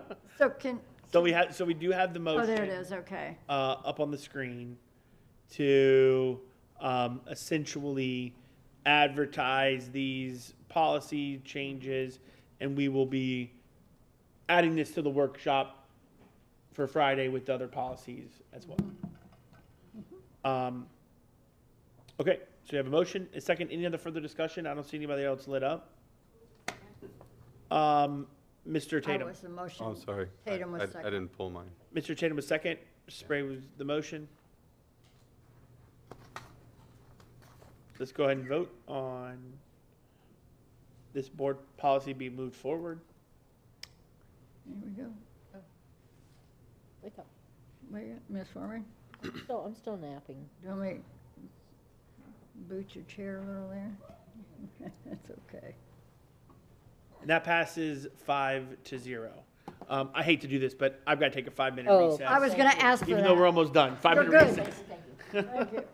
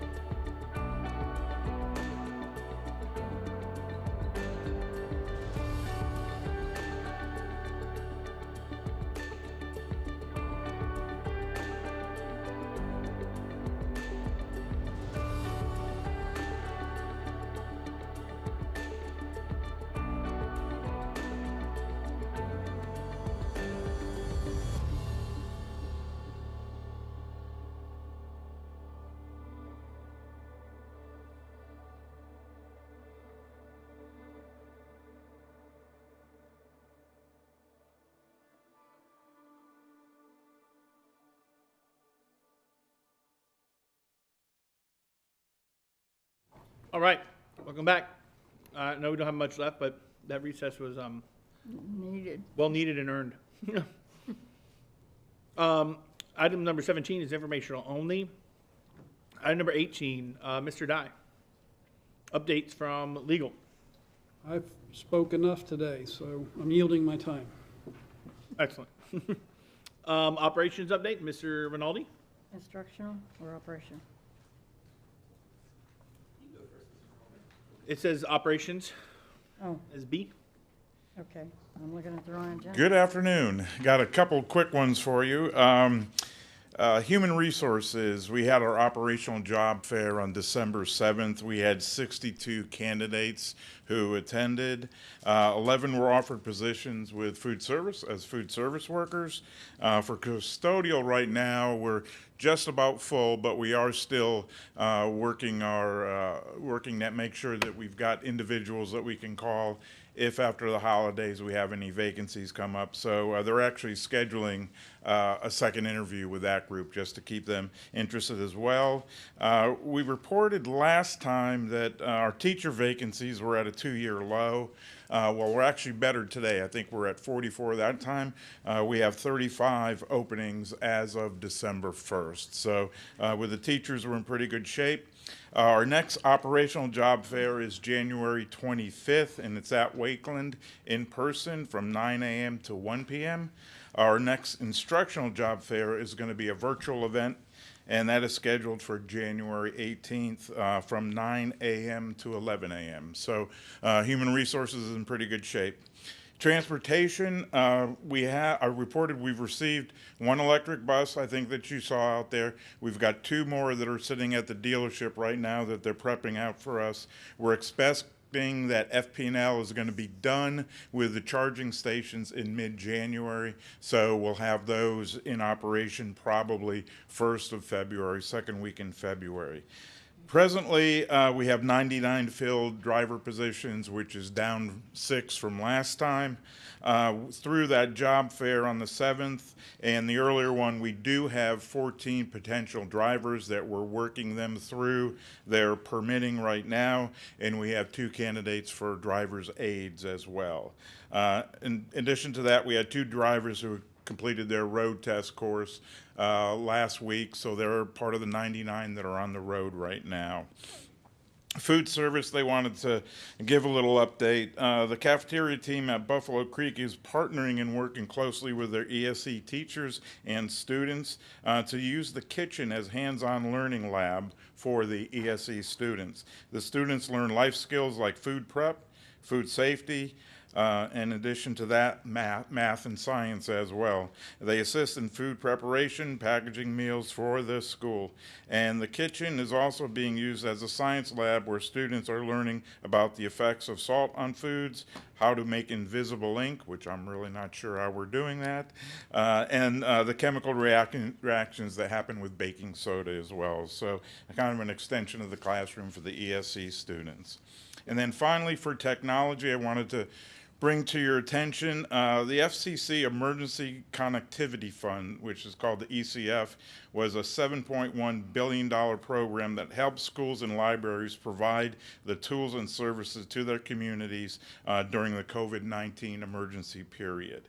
The School District of Manatee County has received to date $2.3 million of that $7.1 billion.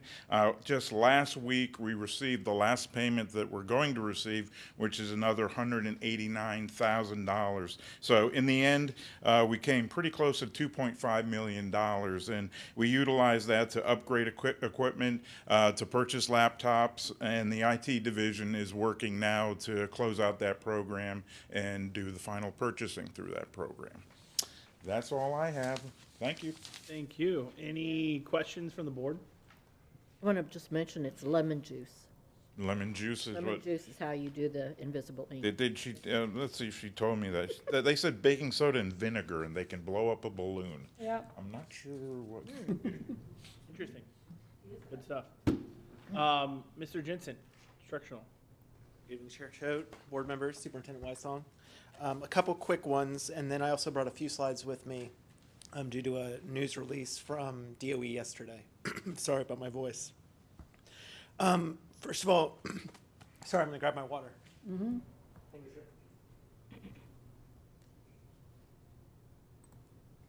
sir. Last week, DOE recognized the week as Gifted Education Week in the state. This initiative was to highlight our commitment to nurturing talent and fostering excellence in education.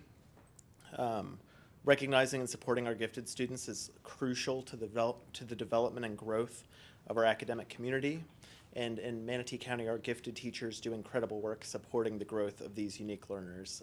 So we truly appreciate our teachers of the gifted, and we wish them a wonderful Gifted Appreciation Week. We have a few things going on in adult career and technical education. Last night, the National Technical Honor Society swearing in went extremely well. We had over 80 students achieving the honor this semester. Tonight at MTC East, we have firefighter graduation going on at 6 p.m. in the auditorium. The MTC Advisory Committee breakfast is on January 8th on the main campus. This past Saturday, we had our West Coast Regional TSA Conference and competition at Southeast High School. So that was Saturday. We had more than 640 student participants in that competition. Students received medals for their work. And we also have the county fair coming up January 11th through 21st, and many of our school FFA programs, as well as other school events, will be participating in those festivities in January. And then the piece I brought the slides for today, which is yesterday Florida DOE released our informational school grades for the 22-23 school year. So in November, I think November 14th, I presented to the board on a school accountability update, and during that accountability update, we talked about the standard setting process and how, as we've transitioned into our new best standards and the new FAST assessment, and last year being the first year of the FAST assessment, because that was the first year, there was no previous test to compare student results to, and thus the state can't do things like calculate learning gains, et cetera, and they're working through that process now. And so they developed cut scores and went through that process, and yesterday, based on their new cut scores, they released the baseline informational school grades for the 22-23 school year.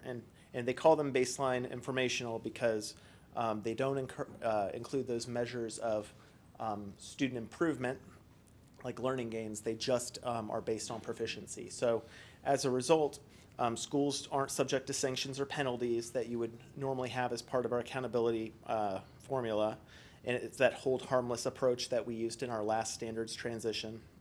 And then this coming year, so based on the assessment the students will take in May, we will return to the learning gains model, the full school grades model and consequences associated with that. So this really was a release of what was happening last year. So this is based on last year's student results, and we're getting them so late in the year because the state had to go through that standard setting process and developing cut scores. And like I said, that standard setting process was essentially redrawing the levels between level 1, level 2, level 3, level 4, level 5. And this, the chart on the left is ELA and the chart on the right is math. It just kind of shows you, based on the new cut scores, what happened to the number of students who were proficient by grade level. And so you can see that in, for example, math, most of the grade levels went down a couple of percentage points based on the new proficiency scores. And of course that would mirror the state. So if you draw the score to require a higher score for a level 3, then it's going to kind of, you know, when you retroactively fit that to our previous results, you'll get slightly fewer students passing with that level 3. And so that first column that says 22-23 Manatee original results, that represents how many students scored a level 3 based on the old FSA scales. And then now that they've calculated and done the standard setting on the new FAST scales, these retrofitted results, they essentially recalculated the results. Now, if you were a student, maybe in that -4% for Algebra 1, who was like maybe previously you scored a level 3 on the old cut score, and then you moved down to level 2 on when they retrofitted the results, the state still gives you credit for attaining that level 3. Again, they're not penalizing the student because of the redrawn cut scores for this year. These are informational only. And these, just like I shared in November, these are the categories that went into calculating these informational baseline grades. So if you're in elementary school, your entire school grade was only based on 300 points. Your reading achievement, your math achievement, and your science achievement. Significantly lower than all of the categories that normally go into the school grade formula. For middle, it was 500 points. For high school, it was 600 points. It includes the different, social studies achievement, acceleration, graduation rate, etc. This shows you the number of schools we have earning each letter grade, so A, B, C, D, and F, based on the release yesterday from the state. Again, these are the informational baseline grades, so there aren't any negative consequences to schools. It's purely just kind of the starting point for in the first year of FAST implementation. When Evan prepared these slides, he also put in the 14-15 column, and the reason he put that in is that was the last time we transitioned onto a new assessment, and so that was kind of the informational baseline year when we transitioned to FSA. So he thought it would be interesting to see the comparison where we are in Manatee County this baseline year versus where we were in Manatee County the last time we had a baseline year.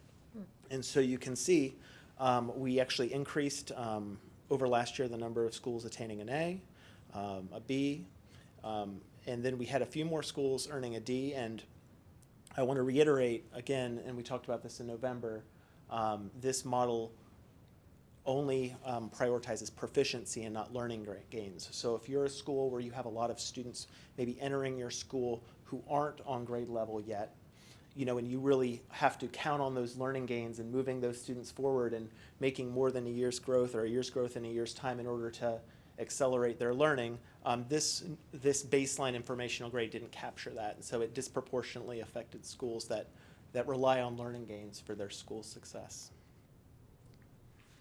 And then this is a slide showing our district grade history. And so in the far right column, you can see we continue to be a B-rated district. The numbers underneath it are our district rank out of the 67 school districts, and the top row is the percentage of possible points earned.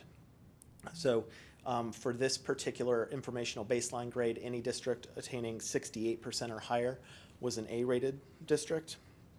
From about 58 to 67 was B, and then below 58 was a C-rated school district. And you can kind of see the consistency and changes over time associated with that. As a reminder, last year that 21-22 it was on the old FSA. The new 22-23 exam, that's on FAST. So when you compare them directly, it's kind of like apples to oranges. You can't, it's not an apples to apples comparison, but you can just kind of see our district progress over time. And then also as a reminder, we're really focused, and this was the message we talked about in November, and that I know you supported. This is a good information item for our schools. It's a good, progress check on where we were at the end of last year, but we're already halfway through the end, or we're already halfway through the 23-24 school year. And our teachers and students really have this year and their learning this year is their goal. And so we have Progress Monitor 2 coming up. That'll be administered in December, actually this week, and going forward through January. And so we'll be doing board presentations for you at both January meetings with the ELA and math results and what instructional moves we'll be making based on those results as we kind of look towards the end of the school year and ultimately everything that's going to factor into our district and school grade components that you see here. And so we'll be back to the full and honestly expanded school grade formula here in May, and this is really what we're working for. We believe that PM2 will be an extremely good indicator of the progress we're making towards that goal, and so we'll be able to share with you in January at those meetings kind of how we're trending, and then also what moves we're making in our schools and classrooms in response to what we're seeing. So this is the expanded portrait and what we're really looking towards at the end of the school year. And that's all I have for you. Thank you very much. I have. We've got two speakers, Mr. Tatum. Yeah, and myself. Hello, Mr. Jensen. Mr. Tatum. Charter schools are included in these school grades, is that true? Or yes, sir. Okay, because I noticed on slide 5, if you do the math there on the far right column, that adds up to 63. So That would be all of our traditional public schools and plus all of our charter schools, right? So we have no Fs, apparently. Correct. So Invisible Men, apparently. It's a C. Oh, really? That's good to hear. All right, good. And then, and just for girls, apparently, then none of our charter schools were Fs, right? They are contracted. Oh, they're contract school, Contracted. so they're not included. Are they included or contracted included as well? I would have to check with Evan. I don't believe so. They get Not in a ours. they're alternatively assessed. All alternatively assessed, okay. But Invisible Men, one of our charters. They went up to a C. Good, and they got to, that's good. On slide number 3, please, the columns there on the left side, are those ELA grades or overall combined math and ELA, or what I are they? apologize that I didn't label the top of each chart. The full chart on the left is ELA, Mhm. and then the full chart on the right is math. So math grade 3 through 8, then algebra and geometry on the right, and on the left it's ELA 3 through 10. Okay, and then the bottom 2 columns there where it says Algebra 1 and Geometry 1, those are overall averages for all those grades together? Why are they split out? That's the number. So in ELA, you take FSA basically, or now it's FAST from grades 3 through 10. In math, you take FAST from 3 through 8, and then you have the Algebra 1 EOC and the Geometry EOC. They're these end-of-course exams that are similar but a little bit different. So these are the end-of-course results for those. Those particular subjects. So like once you get to high school, you don't take it by grade necessarily because like for example, Algebra 1, we have 7th graders taking Algebra 1, we have 8th graders taking Algebra 1, we have 9th graders taking Algebra 1, we have 10th graders taking Algebra 1 predominantly. So that's kind of, whereas the other assessments are tethered to your grade. Once you get into the high school courses, it's tethered to subject. So 3 through 8th grade is just a standard math test that they all take. 3 through 8th grade. Based on the grade. Based on their grade, and then Algebra 1 and Algebra 2 are end-of-course tests with mixed grades. Algebra 1 geometry. Yes. Algebra 1 geometry, great. Okay, and then the last question that I had, so eventually learning gains are going to become part of a school's grade, is that correct, or? Yes, in our, and when we were at the height of FSA, learning gains were part of your school grade. You have learning gains, and they'll be returning now that we'll be in year 2 of the implementation of FAST. You have learning gains in ELA, so just the total number of students who make learning gains, the total percentage of students that make learning gains. Then you also have a grade component for the percentage of students in your bottom quartile that make learning gains. And those are, you know, kind of students based on prior results who are in that lowest 25% of scores. But there will be learning gains assessed for people towards, or students towards the top too, is that right? So, yes, so that middle bucket, if I go back here, so the middle 2 buckets, the reading learning gains and the math learning gains, the denominator for that is all your students who are taking the assessment. And then those bottom 2 are just for the students in the lower quartile. What slide were you on there? I'm sorry, slide 7. So how does the idea of diminishing returns eventually, like if I started training to run a mile and I want to, you know, maybe right now it's 12 minutes and then I work real hard for a year and I get myself to, I don't know, 8 minutes, and then eventually though, 8 minutes, 7 minutes, 50, you know, I can't get to 6 or 4. It's as good as I'm going to get. So you understand what I'm saying? How does that affect the overall grade of a school when you get a lot of kids who have a lot of learning gains and eventually there's a point of diminishing returns where they've kind of maxed out? And I think that's a piece of that is what we'll talk a little bit about in January once we see our PM2 results. It's, you know, schools in our school system making strategic decisions about what we're doing really well in and continuing the work in those areas, and then also identifying where there is the opportunity for the most room for improvement and allocating our resources and focus into those areas to make sure we're supporting students strategically. Okay. That's all I had. Thank you. Thank you. Ms. Messenger? Yeah, I had a couple questions. One was what Mr. Tatum just talked about, which that it was my understanding that this included the charter schools as well. But my other 2 more. This slide, number 6, which has like the history, and it says that for 2022-23, the cut score to be an A district was 68%. Correct. I'm trying to remember, but didn't the cut score last year be I'm sorry, that isn't even proper English. Wasn't the cut score last year 62%? So this year, again, because it's an informational Right. baseline year, they didn't use the same scale Sure. they previously did. Essentially, what they did was they looked at the number of districts that were A-rated districts last year, B-rated districts, and C-rated districts.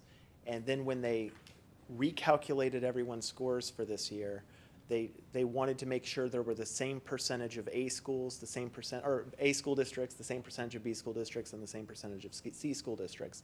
And so they mirrored that distribution, and then that's why those scores changed. They wanted to essentially, because they don't have all the other parts of the school grades components, they tried to essentially make this year's distribution of schools and school districts look like last year's distribution of schools and school districts, if that makes sense. No, it doesn't, actually. It sounds like they norm referenced instead of really criterion referenced, and that doesn't really seem very fair at all, but. That's a wonderful way of saying that. But, whatever, I didn't make the rules. My only other question was about, you said that you're gonna do PM2 starting in December.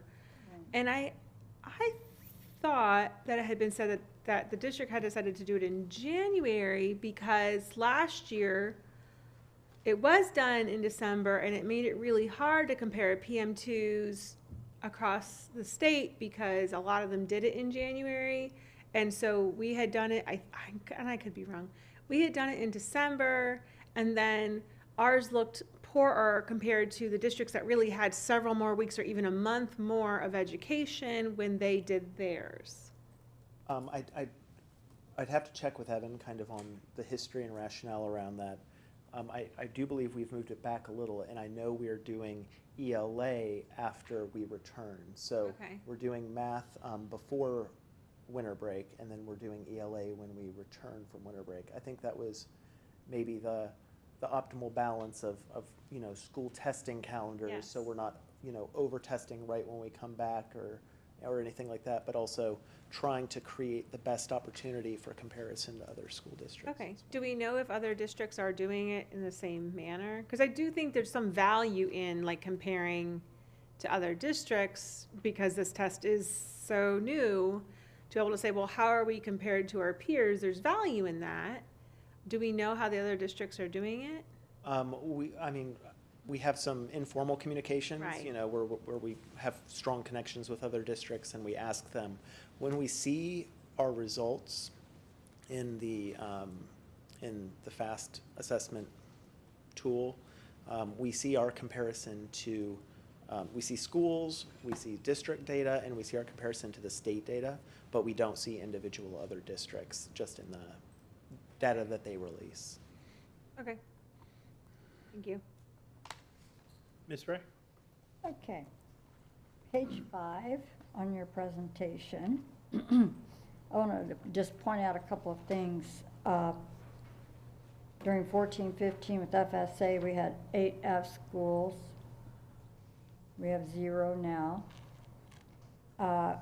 But we have 6 D schools. I think you sent an email about what schools are the Ds. Are they primarily elementary? Yes, they're all elementary schools. And are they in the urban section of the district? I think they are. I believe they're all Title I schools. Right, all Title I schools. Just reiterates my focus on elementary Title I students need that little extra help to get them up to the C level. So that's why I advocate all the time for that. But I did want to point that out, that even through on slide, which one was it? Slide 6, even with the 19, 20, 21 with no grades, we went from 61% in 18-19 to 63% in 22-23 after those terrible 2 years that we went through with students' learning loss, So I just wanted to commend the district and the teachers who put such effort in educating our students at every level. Because to me, that's worth noting, that in 18-19, we were at 61 and a B. And in 22-23, after some pretty hard hits, we actually went up not many points. We went from 59 in 21-22 to 63.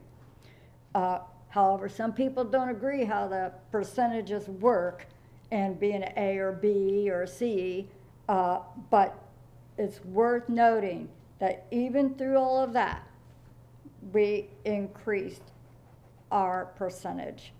And I just wanted to point that out, that, you know, yeah, 68, the cut score, as Ms. Messenger said, is 68 for A. That's a goal that I think we can achieve. I really do. I mean, it's 5%.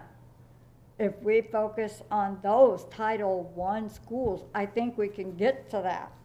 I really, really do. So it was worth pointing out that those 2 years, as bad as we didn't get the grades, we still came out pretty good. And I just want to say it's a true testament to the dedication of our staff and our students who thrive to achieve. So that's basically all I wanted to say, is to, you know, recognize that we are making progress here, whether some people don't think so, but I think we are. So that's you. all. I have no one else lit up, so thank you very much. Thank you so much. Moves us to superintendent remarks. Dr. Weissman? Do I have an instructional update or not? E was instructional. Oh, it was just, I mean, operations, we got that. Okay, I'm just marking off my list. Superintendent? It's a long day. Go ahead, Superintendent, I'm sorry. That's right. Thank you, Chairman and board members. I just want to thank all of you for the work that went into this meeting. I told you last month that based on just the internal workflows, that I thought this was going to be a heavy agenda, and we were not wrong in that prediction. The consent agenda today had 37 items on it, and I know that's work that each of you does on each of those items to make sure you're comfortable. I just want to highlight a couple of key pieces from today's consent agenda. First, you approved my recommendation to promote Jessica Kane, currently an assistant principal at Palmview, to the position of principal at Palmview effective January 4th. Ms. Kane will be taking the reins from Kathia Johnson, who begins here January 4th as our new Executive Director for School Improvement and Leadership Development. And I think this particular chain of promotions is a testament to the systems that have been in place here. And it's awesome to get to recognize internal talent and give people a new leadership opportunity. Collectively, as a team, we submitted for your consideration just over $2.9 million in grants and donation acceptances. And a lot of work goes into each of those grants, and all of those present new opportunities for students. So we appreciate your support there. And then there were 14 construction items on today's consent agenda. And we know that Mr. Rinaldi and Mr. Horton, Mr. Penley, and the whole construction team are staying very busy right now. And I think it's important, if members of the public are taking a look at that consent agenda, there's a real balance in the investment between future new schools to the east and north and the continued refresh of our existing campuses.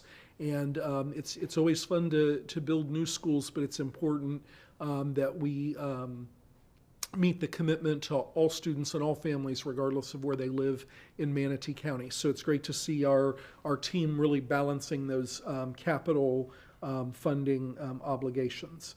Thank you to all of you who were able to join me for the annual prize patrol back on November 27th. That was a great day. We hit a total of 10 schools in order to surprise 4 teachers, 4 educational support employees, and a principal and an assistant principal, recognizing them as finalists in those employee competitions. And of course, we will recognize all of those individuals on February 8th. A special thanks to Deb Perry-Gambino in Communications, who coordinates this entire process. There's a lot of work that goes on behind the scenes so that we can go out publicly and surprise our outstanding employees. And so thanks to Deb and all the folks who work on that committee. In terms of my work and movement around Manatee County, board members last week had the opportunity to update the Gulf Coast Builders Exchange membership. That was a joint presentation with Superintendent Connor from Sarasota County, and it was great to get to talk to leaders in that industry, both about all of the growth and the construction projects in both counties, but also how our workforce programs are creating the future talent pipeline for the construction and trades industries that then build and refresh our campuses. So great conversation there. And then last Friday, Mr. Jensen, Mr. Chapman, Mrs. Fleming and I went out to the Moat Marine Lab and Aquarium and met with Dr. Crosby and his leadership team to talk about all of the forthcoming research and internship opportunities for students when the new Moat C opens on the border of Manatee and Sarasota. So a lot of great plans there. And then finally, Mr. Chapman and I were able to spend some time with Congressman Buchanan last week, just updating him on initiatives and progress in the district, and we're grateful for his support. Moving into the next couple of weeks, there's a lot of great holiday season celebrations happening around the district. I know many of our schools are having performing arts events for students and families.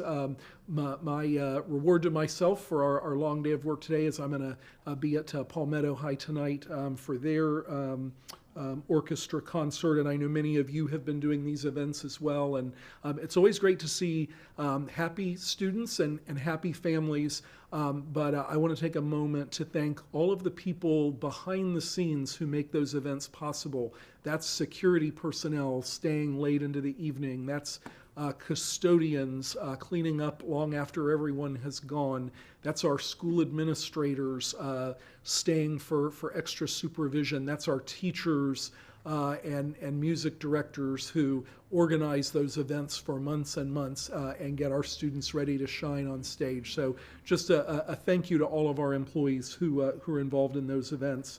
I also want to recognize our employees who participated this year in the Giving Tree Initiative.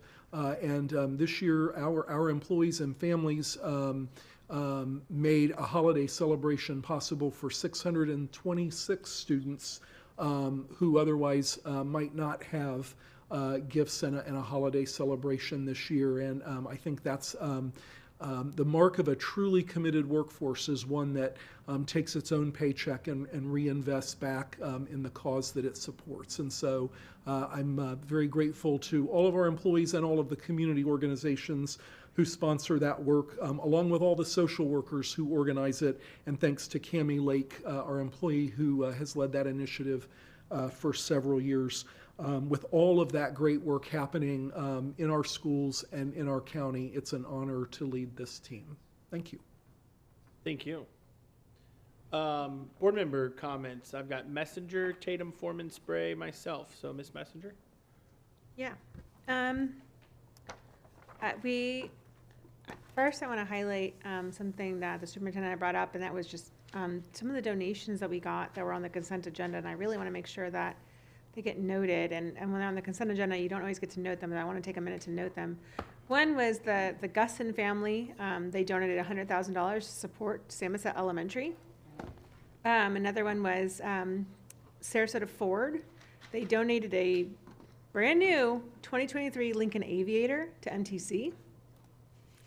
And the third one was 2 Northern Light generators, and that was from Lethem Stern. And I just really wanted to commend them and say my appreciation for their donations, because they were some really big donations. The second thing I want to talk about was just FSBA. You know, we all went to FSBA. There was some really good speeches. Some were about being positive, and sometimes that's hard to do in this job. But, you know, I really appreciated that. You know, I went to some breakout sessions that talked about books, deregulation. I was looking at the agenda to see what other topics were even there. But one that we all, I think, took something from was the AI one. You know, they talked about AI and how AI is already here, and as creepy as we think that might sound, you know, when we think about it, we probably use it a lot more than we realize we're already using it. And how that's really the way of the future for our students and being aware of it. And so I really took a lot from that conversation as well. And lastly, I don't think we had a meeting since the Buffalo Creek ribbon cutting. It really turned out to be just a beautiful media center, and that was also done by Ziskovich, which is now the designer for Onico. So if that kind of gives you an idea of what we're going to see, right, because I'm correct, Ziskovich. I'm right, all right. Look at me. Because they were new for Buffalo Creek. That was a new company, but you know what they did really turned out really beautiful. So it makes me really excited for what Onico's going to get. And lastly, I love Prize Patrol. It is always a joy. It was even more of a joy this year because one of the finalists was my daughter's pre-K teacher last year. That's awesome. It made me cry, you know, but it's exciting for all of them. And obviously I have no say in whoever wins, but it was just an exciting moment to be there with them, and especially her, because my daughter had such a wonderful experience with her. So that is it. Thank you. Thank you. Mr. Tatum? I was able to go to the Lakewood Ranch Prism concert last Friday night. That's a symphonic band type of thing, and also there's some skits and stuff put on by the students. That was really good, and one point I made to them was good to see hundreds of family members and parents in the audience. The more I'm in this job, the more I realize that family support for a student's education really is the linchpin. We can put great teachers together, good facilities, and all kinds of nice programs and educational opportunities, but if the parents being involved and setting up a routine, you know, and just supporting their children like they did at that concert is really key to education. And to be brief, I'll just do a quick safety comment, and that is about candles and fires and things like that. Unfortunately, out in Lakewood Ranch, last 4th of July, there's a nice park out there. It's called Adventure Park, and it had a very nice shelter. And what happened on the evening of July 4th to July 5th is that apparently some teenagers went out into the park and they fired off some fireworks. And apparently they did a good job. They cleaned up all their mess, and they put it in the trash can, and then the shelter burned down overnight. And so even if you think you're doing the right thing, you know, they didn't just leave it around. It's not like a rocket went on top of the shelter. They apparently cleaned everything up. They put it in the trash can, but because they didn't take the opportunity to really make sure that the things that were hot were not hot anymore, they ended up burning down that shelter. So when you're using your candles at home and lighting those candles with matches and stuff, just be careful. Even if you think you've done the right thing and put it in the trash, things can go bad like they did out at Lakewood Ranch. And so in the interest of time, I was going to philosophize about Merry Christmas and all that kind of stuff, but just let's have some grace for each other, for your family members as we're around Christmas tables and eating this Christmas season, and we'll all work on that. And that's all I have to say. Thank you. Ms. Foreman? Thank you. Looking out today, I want to thank the Bradenton Police Department. I think they even had a shift change here. You know, it's been a long day, so thank you for continually serving us. The couple of things, again, I want to be brief. Wanted to mention that in regards to supporting elementary Title I schools. I think that our program that we've had in the past with the All Access Pass, where families could get the access to the to library without parents having to go down to the library to take out a card, was a fabulous program. And I'm saying was because the county did adopt a new circulation policy that took away a lot of the access. It's no longer an all access. It's a kind of somewhat access. But they did pass it at a recent county commission meeting. I did go and speak at the, as a person,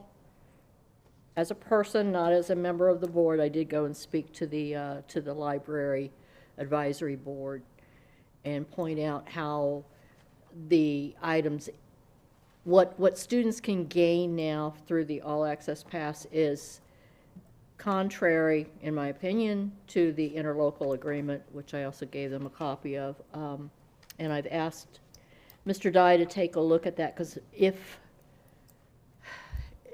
the agreement can only be amended by both parties, and by the actions that they have taken now, it's a different, it differs from what the original agreement was. So I'm looking forward to your input on that, and what happens is the and we may need to bring it back up as a board, you know, because we haven't bought into this, and if we don't buy into this, what is our next step? So I'm very disappointed in the county, and won't let this die, because I think it is such a gift and ability for our people who are in the Title I schools, for them to be able to access materials from our county library. So and I'll leave it at that.